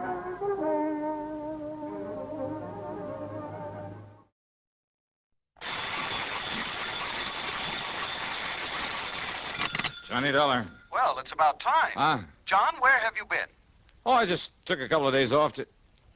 Hey, now, wait a minute. Who are you? This is Harry Branson at Philadelphia Mutual Liability and Casualty Insurance Company. Harry, where have you been? What? Well, do you know it's been 6 or 7 months since you've called me in on something? No, it's only been a little over 5 months. 5.5 months, I should say. As a matter of fact, it's actually 5 months. 12 days. Okay, Harry. So where have you been? Well, as a matter of fact, I've been right here in my office at Philadelphia Mutual, here on Walnut Street, here. John, you're trying to change the subject. Yeah? From what? Why, from the insurance matter that has me concerned at the moment. What insurance matter? The one I'm calling about, of course. Harry. After all, it was you who insisted that we sell him the policy. Oh, it was, huh? Though for the life of me, I still can't believe that that's his legitimate name. Smokey Sullivan. Well, it's as true and legitimate as any... Smokey? Well, what about him? John. Yeah? Well? I told you it was only because of your stubborn insistence that we agreed to insure that underworld character. Okay. So what's happened to him? Has something happened to him, John? Well, has it? I don't know. Well, if you don't know... Harry, Well, will you see what you can do about it? but you haven't told me about what. Good heavens, man, do I have to give you a printed diagram, spell out every... Okay, Harry. I'll grab a train, maybe a plane. I'll be down there to see you. Well, now, I don't know that that's at all necessary. It is if I'm to get any sense out of you. Why, John. Yeah.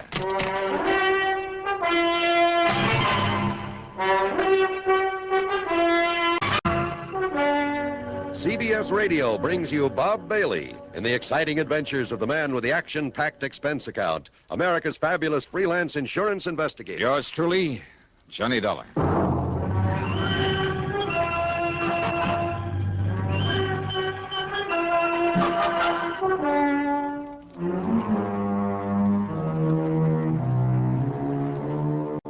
Expense account submitted by Special Investigator Johnny Dollar to the Philadelphia Mutual Liability and Casualty Insurance Company, Home Office, Philadelphia. Investigation of the real ski matter. In spite of the way he sounds, in spite of his being a literal-minded, excitable worrywart, Harry Branson is a good insurance man. Whatever he lacks in, well, imagination, spark, he more than makes up for in methodical attention to every detail of his office operation. Paradoxically, then, except for Harry himself, Philly Mutual's home office ticks along like a smooth running watch. If I was promised an assignment at 9 o'clock of a Monday morning, believe me, it was never a second late. Nor was there ever any question about the size of my fee or expense account, so long as it was justified. Which is one reason I always jumped at the chance to take on a case from Philly Mutual. And now, if my old friend Smokey Sullivan was in trouble, okay then. Expense account, item 1, 1425, taxi out to Bradley Field, plane to Philadelphia, taxi into Harry Branson's office on Walnut Street. Okay, Harry, what's it all about? John, I tried to tell you over the phone it was not necessary for you to come on down here. What you told me over the phone didn't make any sense. And I suppose you'll expect the company to pay your expense account? Ah. Well, we shall just see about that. Oh, now, wait a minute. Yes? Well? Now, look, Harry, if something serious has happened to Smokey Sullivan...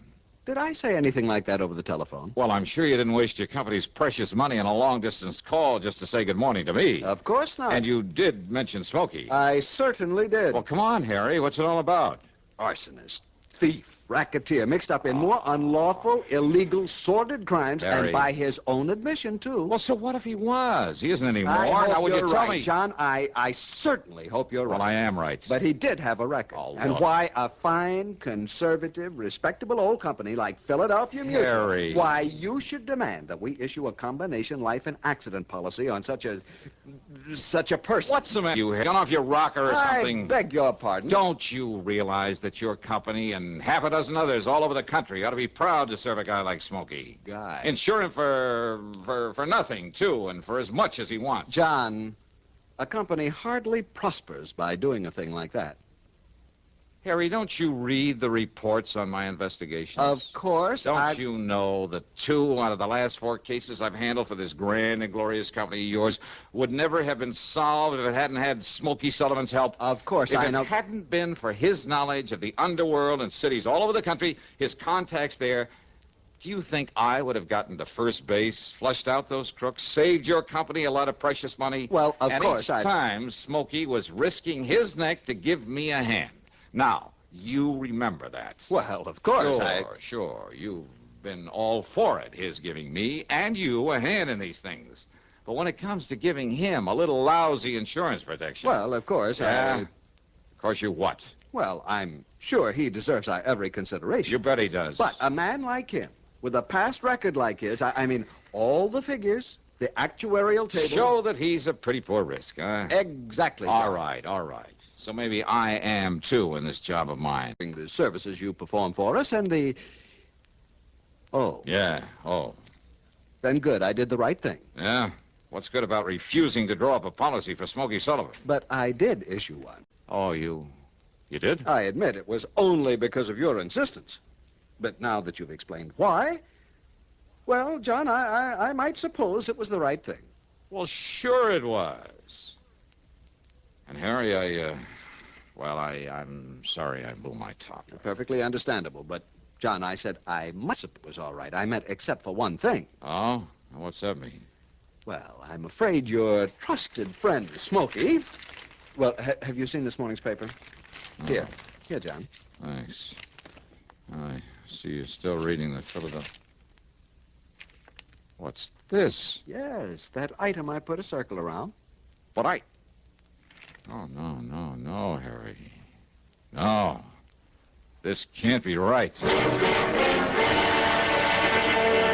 And now, Act Two of yours truly, Johnny Dollar and the Real Smoky Matter.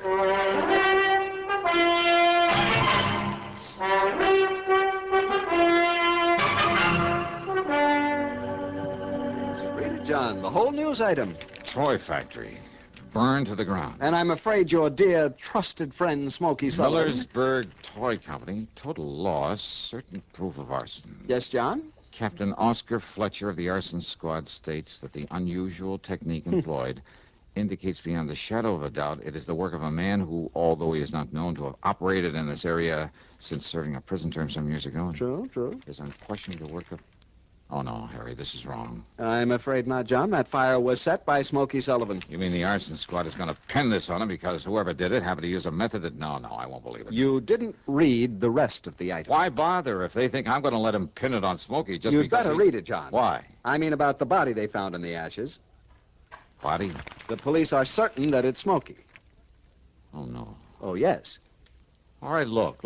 Maybe Smokey was a torch man. Maybe Smokey was a lot of things before he went straight. And that distinctive ring they found on one hand of the body? So what? The same ring known to have been returned to Sullivan following his term in Dannemora prison. So what? Doesn't mean a thing. Smokey would know more.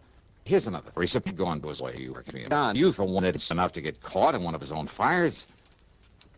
Well, now, of course, that's something... Yeah, sure. That's something you would know about, but I would. And I know it's ridiculous. Just as ridiculous as this Captain Fletcher deciding the job was done by Smokey. John Fletcher is considered one of the top men... Fletcher's a jerk. Oh, Harry, what are we arguing about? All we have to do is get hold of Smokey, let him prove he didn't do it. Get hold of him. That's right. That is the trouble, John. What do you mean? You gave us not one, but several addresses for him. Well, sure I did. I told you he moves around a lot, never stays in one place very long. know. That's why he's been so valuable to me, because anywhere in the country, Harry... We tried to wherever I had a him, problem... John, to get his policy to... I mean, wherever he knew he could help me... we couldn't locate him. Yeah, Smokey's always come up. You haven't been able to find him. No. But, Harry, I'm absolutely sure that one of the addresses I gave No, you... John, we've tried for weeks. At every one of them, he has simply disappeared from his usual haunts. And when I told the police this morning before I called you... Sure. They probably said it was because he was hiding out here in Philadelphia, getting ready to pull this job. Exactly. Well, I tell you, they're crazy. I hope you're right, John. I'm sure I am. But unless you can find Smokey Sullivan... Okay, so I'll find him. Good. How? Yeah. How? I took a taxi, that's item 2, 75 cents, over to Central Headquarters. And I make no bones about it, I had a big fat chip on my shoulder for Captain Oscar Fletcher for blabbing out his stupid theory about Smokey Sullivan. I was all prepared with a lot of questions, loaded questions for him, and a few well-chosen remarks about his methods, ability, character, and general intelligence or lack of it. But when I met him, I realized this was a mighty able man. The kind who doesn't go off half-cocked. And when he led me down into the morgue... I know, Dollar. I realized it just as well as you do. That modus operandi could have been used by any one of a dozen known firebugs, present as well as past. Then all right, then, Captain. But I also realized that naming a suspect would put the others off guard. Well, yes. So the minute we decided it was arson, I named Smokey Sullivan. I knew he'd be acceptable as a suspect. So before we even found the body... But now that he's served his time, now that he's trying to make up for the old days, don't you see, Fletcher, he doesn't deserve this sort of treatment. Now that he's on our side. Doesn't he? Well, why hurt him now? Now that he's on the level. Dollar, I brought you down here to look at the body, what's left of it. So you better take a look at it. Oh, yeah, sure, why not? But I know darn well it's... Fletcher. That's right. Same general bill. The same... Right, I know. I couldn't believe it myself. No, listen, it I'd can't be. spread the word about him for the reason I told you before I saw this. Now, when I did, I couldn't believe it myself. I mean, after all, after what little the fire had left. No, it can't be, Fletcher. There must be hundreds of men like this, thousands of them right here in Philadelphia. Wearing that ring? Yeah, that is Smokey's ring, isn't it? I know. I never saw another one like it. So? Dollar? Well, there's only one way to prove this isn't Smokey Sullivan. By finding him, wherever he Now, is. we tried that. Your insurance company tried it. They tried it for weeks. Then I'll try some more. Huh? What's the use, Dollar? Arson. Smokey's record. What's left of this body that was found in the ruins. And whether it's positively identifiable is beside the because of that ring. Now, whether you like it or not, Dollar, it all adds up. I'm sorry, Fletcher. Yeah, so am I, Dollar. No. I mean, I'm sorry, but I don't believe it.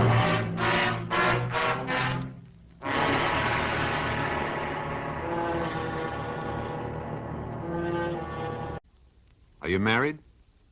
How many children do you have? Some people resent being asked such personal questions. They resent it even when a census is being taken. Would you? Or do you know that our Constitution requires the taking of a census every 10 years? And do you know that the purpose of the census is to find out how many people are living in each state? For our Constitution guarantees each state the right to send members to the House of Representatives in accordance with the size of its population. A little state may have only... For the men who wrote our Constitution sought to make our government one that will represent all of the people all of the time, so that your country and mine shall be our country under God. And now, Act 3 of yours truly, Johnny Dollar.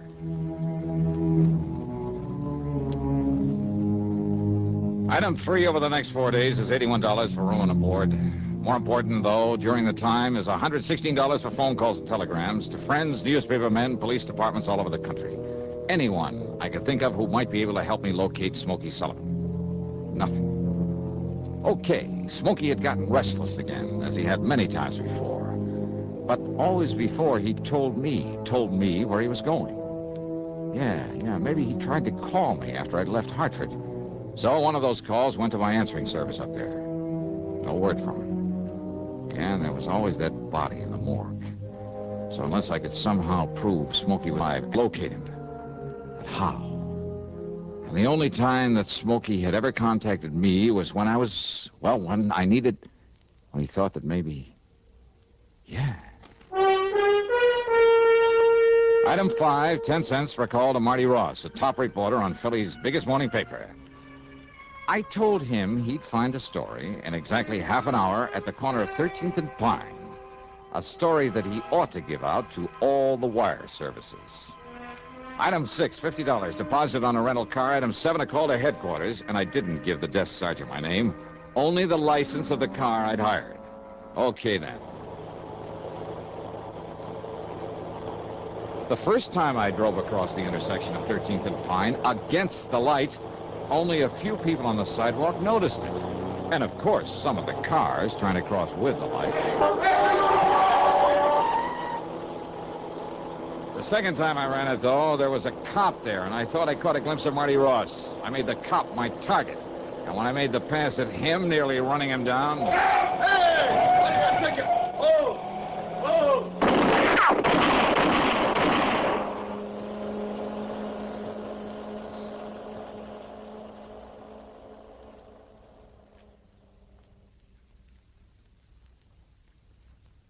I was a little... It wasn't until the middle of the next morning that he got around to calling on me.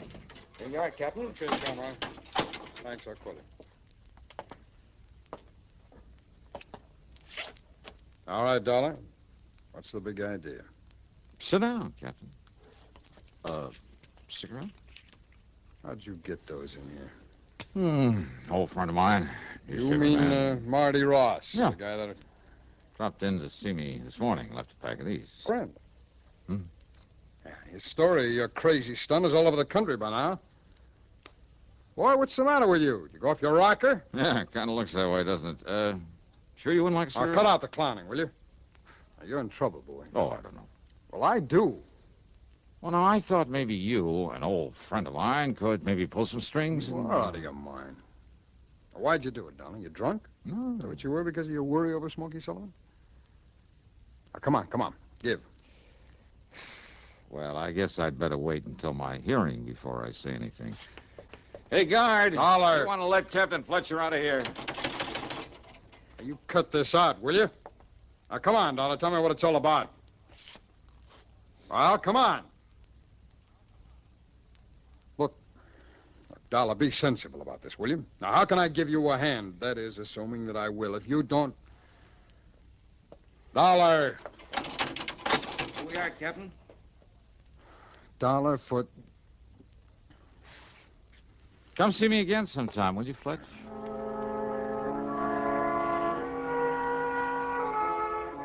Well, after 2 days in that cell, even the guard wouldn't listen to me, just kind of sneered at me. I began to think that maybe I'd overplayed my hand. I asked if he'd get Captain Fletcher back to see me. No response. When he brought in the meals, I argued, I pleaded, I threatened him, reminded him that a citizen has some rights, even in jail. Well, he walked away as though he didn't even hear me. Then, the morning of the third day, I was handcuffed and led upstairs to a small hearing room, I guess you call it. At any rate, there was a man there in judge's robes and a pretty cold-blooded expression on his face. Your name is Johnny Dollar. Yeah, that's right. Now, Your Honor... Instead of the usual formal hearing, I've decided not to waste any time on your case. Well, Your Honor, maybe it was kind of a crazy stunt. But when I tell you the reason for it... It's no use, Mr. Dollar. These circumstances are the deadly and civilly against the box office. Well, now, wouldn't it, Please, or shall I send you back to your cell? Well, now, look, is this some kind of a... Your Honor... Silence. Do you call this a hearing? I do not. Well, all right, then. Silence, please. Your caper with that rental car involved more than might have met the eye. Well, it was meant to. Don't you see? Don't you... Yes, sir. That apparent attempt on the patrolman's life. But someone had called headquarters to look out for that car. Someone had also called a newspaper man to be sure that he now... Just let me finish. Yes, sir. But then the appearance early this morning from somewhere on the West Coast, I believe, of a man we'd been looking for. Ah. Yes, Dollar. Captain Fletcher had been looking for him in spite of the body in the morgue. Then, Judge... Smokey Sullivan came here to help you, as I'm sure you hoped he would.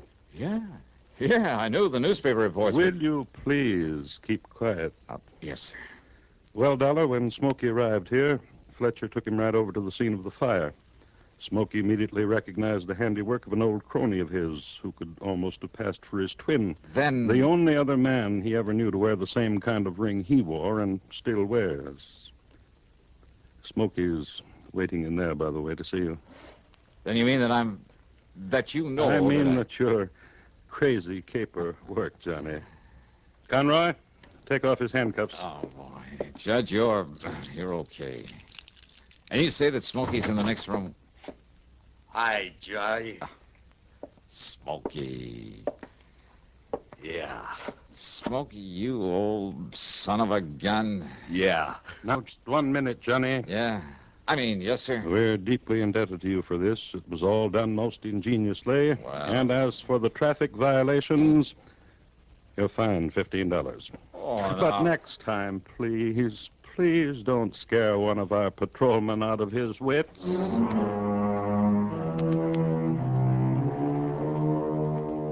Well, sir, the reunion with Smokey was a dilly. And, of course, it goes on this expense account, as does a slight gratuity for him.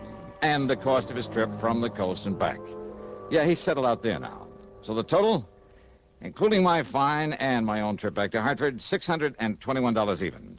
Yours truly, Johnny Dollar.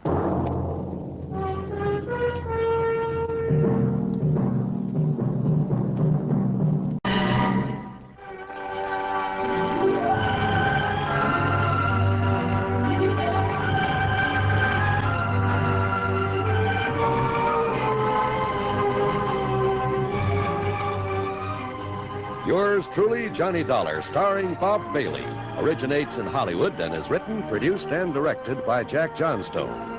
Heard in our cast were Harry Bartell, Stacey Harris, Lou Merrill, Vic Perrin, Tom Hanley, and Bill James. Be sure to join us, Johnny Dollar. This is John Wall speaking. Johnny Dollar has come to you through the worldwide facilities of the United States Armed Forces Radio and Television Service.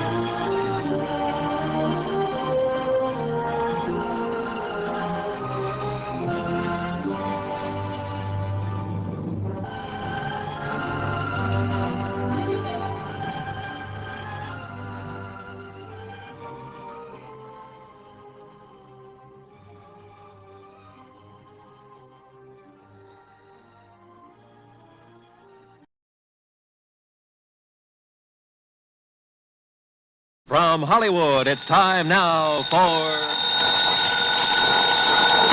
Johnny Dollar. Fred Wills of Surety Mutual Limited, Johnny. Oh, hi, Fred. What's on your mind? At the moment, San Francisco. Oh, nice town to have on your mind. What's new out there? That's what I hope you're going to tell me. What do you mean? Johnny, there's an importer out there named Andrew Foreman. We're carrying a $50,000 policy on his life. So? So have you ever heard of an importer getting exported? I don't get you, Fred. I'm afraid that's what's happened to Foreman. Last night he disappeared. I'm on my way.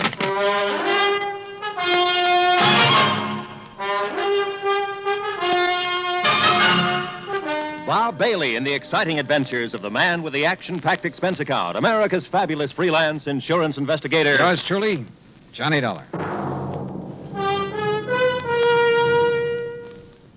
And now, Act One of yours truly, Johnny Dollar.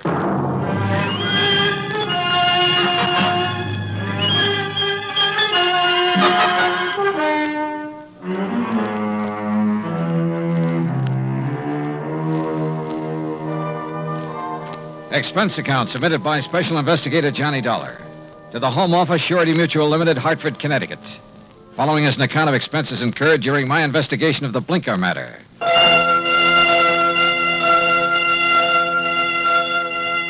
Expense account item 1, $178.50, transportation and incidentals to San Francisco. On the flight out, I studied the dope Fred Wills had sent me. Andrew Foreman, age 51. Occupation, importer. Health, good. Judging from the hefty premium he had to pay, his importing business must be okay. Wife, Marcia Foreman, age 35. 16 years younger than her husband. And Marcia was the sole beneficiary. My plane landed about 8 in the morning. An hour later, I was at the Foreman's apartment. It was spacious, modern, with a lot of glass and the kind of view of the bay that you had to pay plenty for. Yeah, there was money written all over the place, and Marcia Foreman looked right at home in it. I'm just having coffee on the terrace, Mr. Dollar. Won't you join me? Oh, thanks. I could use some. Out here. Oh, you sure got a beautiful view here. Yes. I never get tired of watching the bay, the ships. There's always something going on. Oh, here you are. Thanks. What is it, Mr. Dollar? Oh, I'm just looking up the bay. Alcatraz? Yeah. Such a grim-looking place. Yeah, it's a real exclusive club. But I managed to get a couple of new members into it. I don't think I care for the kind of job you have, Mr. Dollar. Trouble wherever you go. Suppose we talk about your troubles. All right. I told the police all I know when I filled out the missing persons report. But I'll go over it again for you. If you don't mind. Your husband disappeared the night before last. Yes, that's right. What time? I'm not sure. Oh? Around 9 o'clock that night, somebody came to see him. A strange sort of man. How do you mean strange? Well, he was dressed in rough clothes, a seaman's jacket. He said he was an old friend of my husband's. Did he give you his name, Mrs. Foreman? Only Blinker. Blinker? Yes, he said that's what everybody called him. I guess because he kept blinking his eyes very rapidly. I see. Well, I showed this Blinker person into the den where my husband was and left the two of them together. Uh-huh. A few minutes later, my husband came out and told me he was going to drive Blinker downtown and find him a hotel room. So I went to bed. I was tired and went right to sleep. And? Well, my husband and I have adjoining bedrooms. When I went in to call him yesterday morning, he was gone. The bed, it hadn't been slept in. I called his office thinking he might have decided to work late, but they hadn't seen him. Then you called the police. Yes? Mrs. Foreman, had your husband ever mentioned this man Blinker before? No, I'm quite certain he hadn't. Can you describe him? Well, he wasn't above medium height. Age, maybe in the 40s. A scar on his right cheek, a thin nose, and dark, rather beady eyes. I'm afraid that's the best I can do. Well, considering that you only got a brief look at him, I'd say that was a pretty complete description. Mr. Dollar, do you think this person Blinker could have done anything to my husband? I don't know, but I'm sure the police are looking for him. Just one more question, Mrs. Foreman. Suppose Blinker had nothing to do with your husband's disappearance. I'm afraid I don't follow you. Oh, well, what I mean is, can you think of any reason at all, why your husband might want to disappear? No, Mr. Dollar. Absolutely not.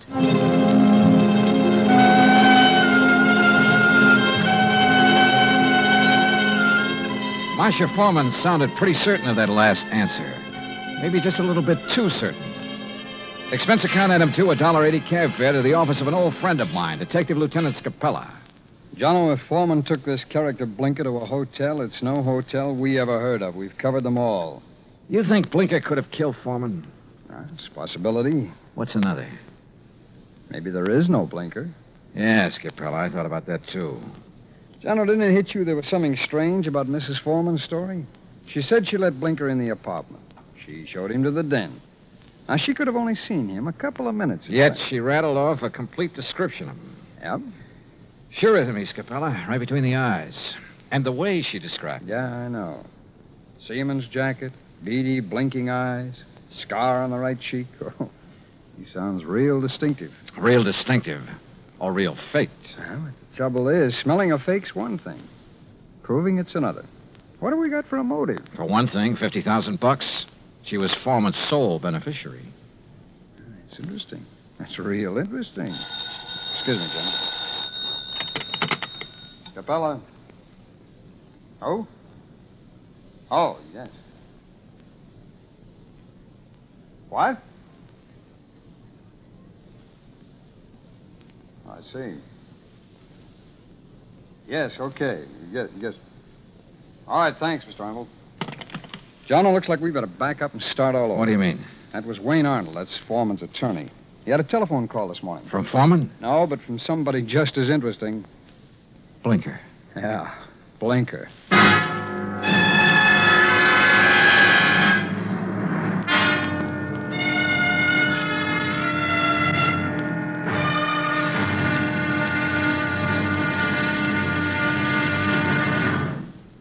Act 2 of yours truly, Johnny Dollar, in a moment. And now, Act 2 of yours truly, Johnny Dollar, and the Blinker matter.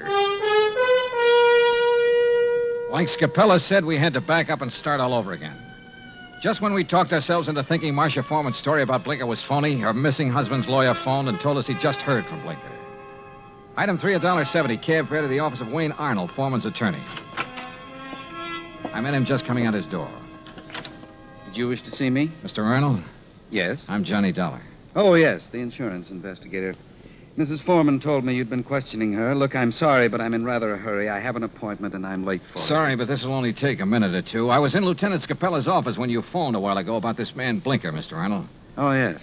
When did you hear from him? Just a little while ago. I called Marcia Foreman right away, and she thought I ought to call Scapella. What did Blinker say on the phone? It was a strange conversation. He sounded nervous, excited, almost out of breath. Said he wanted money, $10,000. If he didn't get it, he'd... And that's as far as he got. He stopped suddenly, said he'd contact me later, then hung up. What do you make of it, Mr. Dollar? I don't know. Could be he's holding Foreman for ransom. That's what it sounded like to me. I take it you don't know this Blinker. I never heard of him until Marcia told me about him showing up night before last. Okay. Just one more thing, Mr. Arnold. How long have you been Foreman's attorney? 3, 4 years. Why? Any reason you know of why he might want to disappear? None that I can think of. Another woman, maybe? I doubt it very much. How about his importing business? As far as I know, it's in excellent shape. Okay. Thanks, Mr. Arnold. Mr. Dollar. Yeah? This man Blinker, why would he have it in for Andrew Foreman? Good question, Arnold. Sorry I don't have an answer to it. I went down the elevator and outside. I stopped at the corner to get some cigarettes, and that was my first lucky break. Because just as I was leaving the counter, I saw Arnold come outside.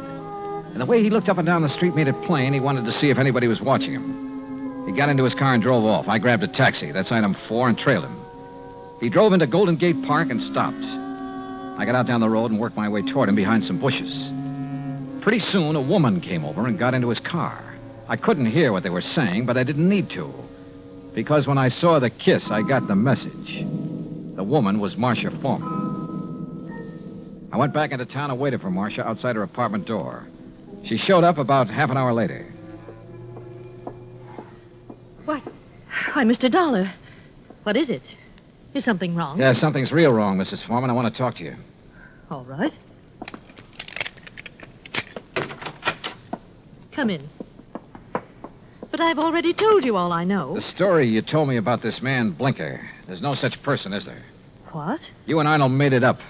No, that's not true. What about you and Arnold, Mrs. Foreman? I don't know what you're talking about. Well, then tell me, did you enjoy your visit with him in Golden Gate Park an hour ago? Oh, that. Yeah. Well, all right, Mr. Dollar. Wayne Arnold and I have... Well, we've been in love for some time. Did your husband know? I'm not sure. We were trying to find the right time to tell him. I don't think he'd really have cared very much. Oh. My husband and I haven't gotten along very well the last year or two. I guess I really didn't know him when I married him. Mr. Dollar, this has nothing to do with my husband's disappearance. You must believe that. That's so. I didn't make up the story about Blinker. I didn't kill my husband, if that's what you're thinking. Has he been killed? I don't know. You've got me confused. If you didn't do it, how about Arnold? No. He'd have no reason. Besides, he wasn't even in town the night before last. I can check that. I know you can. Mrs. Foreman, maybe you're telling me the truth, and maybe you're not. Sooner or later, I'm going to find out which. I am telling you the truth. Then can you give me any reason at all why your husband has disappeared? There's one possibility, Mr. Dollar. It might have something to do with his importing business. What's that mean? My husband, well, he seems to have made a lot of money out of his importing business. More than the kind of thing he usually imports would warrant. What does he import? Oh, trinkets, curios. From the Orient, mostly. Have you a key to your husband's office? Yes. Let me have it. I want to take a look around. I went over the papers in Foreman's office and found out his last shipment had come in 3 days ago on the Indian Princess. Mrs. Foreman had said Blinker was wearing a seaman's jacket. I headed for the waterfront, but the ship was gone. Near the pier was a beat-up eating place called Gus's Cafe. A woman with an apron came over. She was about 6 feet tall and almost that wide. What can I do for you, buddy? I want to talk to the owner, Gus. That's me. You're Gus? Short for Gussie. What's on your mind, buddy? Johnny Dollar. I want some information. You a cop, buddy? No, I'm not a cop. You look like a cop. Now listen, that freighter that shoved off from this pier, the Indian Princess. Docks there regular. You know any of the sailors from her? Just about all of them. They all come in here. Hey, look, Gussie. Gus. Okay, Gus. You ever happen to hear of a sailor named Blinker? Sure. You know him? Sure. About medium height, scar on the right cheek, blinks his eyes all the time? I said I know him. What do you want, an affidavit? Oh, Gussie, you're the most beautiful thing that's happened to me all day. That's what they all tell me, buddy. But flattery don't get 'em a thing. Might help you, though. You're kind of cute. Yeah. Look, did Blinker sail on the Indian Princess? Nope. Then where is he? Fact is, I don't know. Blinker's disappeared. Act 3 of yours truly, Johnny Dollar, in a moment. And now, Act 3 of yours truly, Johnny Dollar and the Blinker Matter. Then you don't have any idea where Blinker is now, Gus? Not the slightest, buddy. Oh, great. Then I'm right back where I started from. Blinker was mixed up in something, all right. What do you mean? The Indian Princess docked the other night. Blinker come in here for a cup of coffee. That's one thing the sailors around here all miss when they're out to sea. My coffee. There's no one makes coffee like me. Why, there's nobody on the whole coast. Yeah, I know. About Blinker now. Well, he seemed pretty pleased with himself. Said he was onto something good. Did he say what he meant by that? No. Just sat there looking pleased with himself. Oh, yeah. He showed me the elephant. Said it was going to make him a lot of money. What elephant? He had a carved elephant about 6 inches high. Must have picked it up somewhere. Maybe he was going to sell it. I don't know. Foreman imported curios from the Orient. His last shipment came in on the Indian Princess. That elephant could have been part of it. Foreman? Who's he? Never mind. Well, I wonder where I go from here. I wonder what I'm going to do with all Blinker's stuff if he don't show up for it. Maybe I'm... What did you say about Blinker's stuff? What stuff? I got a back room where I let the boys keep their gear when they're ashore. You've got Blinker's things there now? Sure have. Why didn't you tell me? You never asked me. In the back room, I went through Blinker's sea bag. Near the bottom, I found the carved elephant. An ordinary-looking elephant, until I twisted one of the legs loose. It was hollow, and inside a little paper packet full of white powder. Suddenly, the whole deal slid into place, and just as suddenly, the whole deal made me slightly sick. Now I wanted to see the rest of those elephants real bad. According to the records in Foreman's office, the shipment was in a warehouse. I went outside and over to the pier. Johnny. What? Oh, Gus. Come here a minute, Johnny. Look, I'm in a hurry. Thanks for everything. I'll see you later. You got time to see this? Over here, near the pier. Wait a minute. Yep. It's a body, all right. One of the boys just fished it out of the water. I sent him to call the cops. Looks like it's been in the water quite a few hours. Gus? Yep. It's Blinker, all right. I knew I had to work fast now. I headed out on the pier for the warehouse. Once I thought I heard footsteps somewhere behind me. I stopped and listened. There was no sound.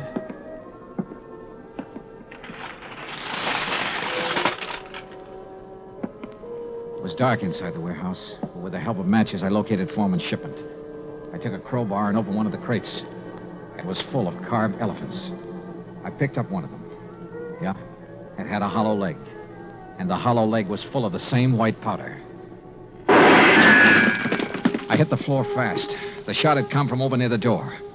I eased my gun out and waited. 5, 10 minutes went by. I kept quiet. Then suddenly a shadow loomed up near the crates. We saw each other at the same time.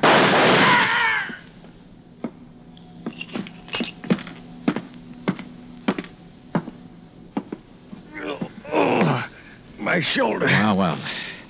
The missing man himself, Andrew Foreman. Look, Blinker found out what you were importing in those carved elephants. He tried to blackmail you. I don't know what you're talking about. Oh, sure. You probably told him you'd pay off. That's when you drove him downtown night before last. Then you tried to kill him, but he must have got away. I tell you... You called your lawyer, tried to put the squeeze on through him. But he had to hang up in a hurry. You were probably getting close. You finally caught up with him, didn't you, Foreman? Look, you've got no proof of anything. Why should Blinker try to blackmail me? Like I say, he found out about the narcotics in those hollow elephants. It was put there without my knowledge. You have no proof I was involved. You know, Foreman, it doesn't much matter. You've got even bigger troubles than that staring you in the face. I don't understand. Blinker's body has been recovered from the bay. I wouldn't know anything about that. You've got no proof of that either. No. There were 2 bullet holes in Blinker. 5 will get you 10. The slugs in him came from this gun of yours. The gun? Yeah. This is something that can be proved. Well? All right. I just didn't have any choice.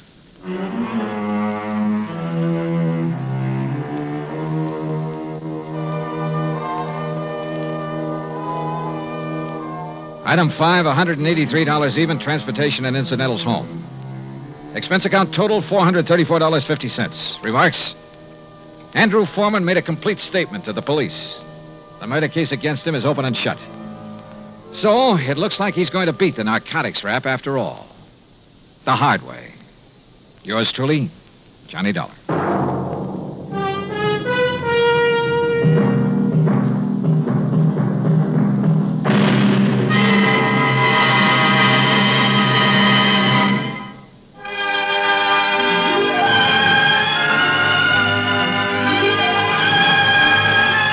Yours truly, Johnny Dollar, starring Bob Bailey, originates in Hollywood and is produced and directed by Jack Johnstone. Today's story was written by Robert Stanley. Heard in our cast were Paula Winslow, D.J. Thompson, Harry Bartell, Stacey Harris, Vic Perrin, and Bob Bruce. Be sure to join us next week, same time and station, for another exciting story of yours truly, Johnny Dollar. This is Roy Rowan speaking.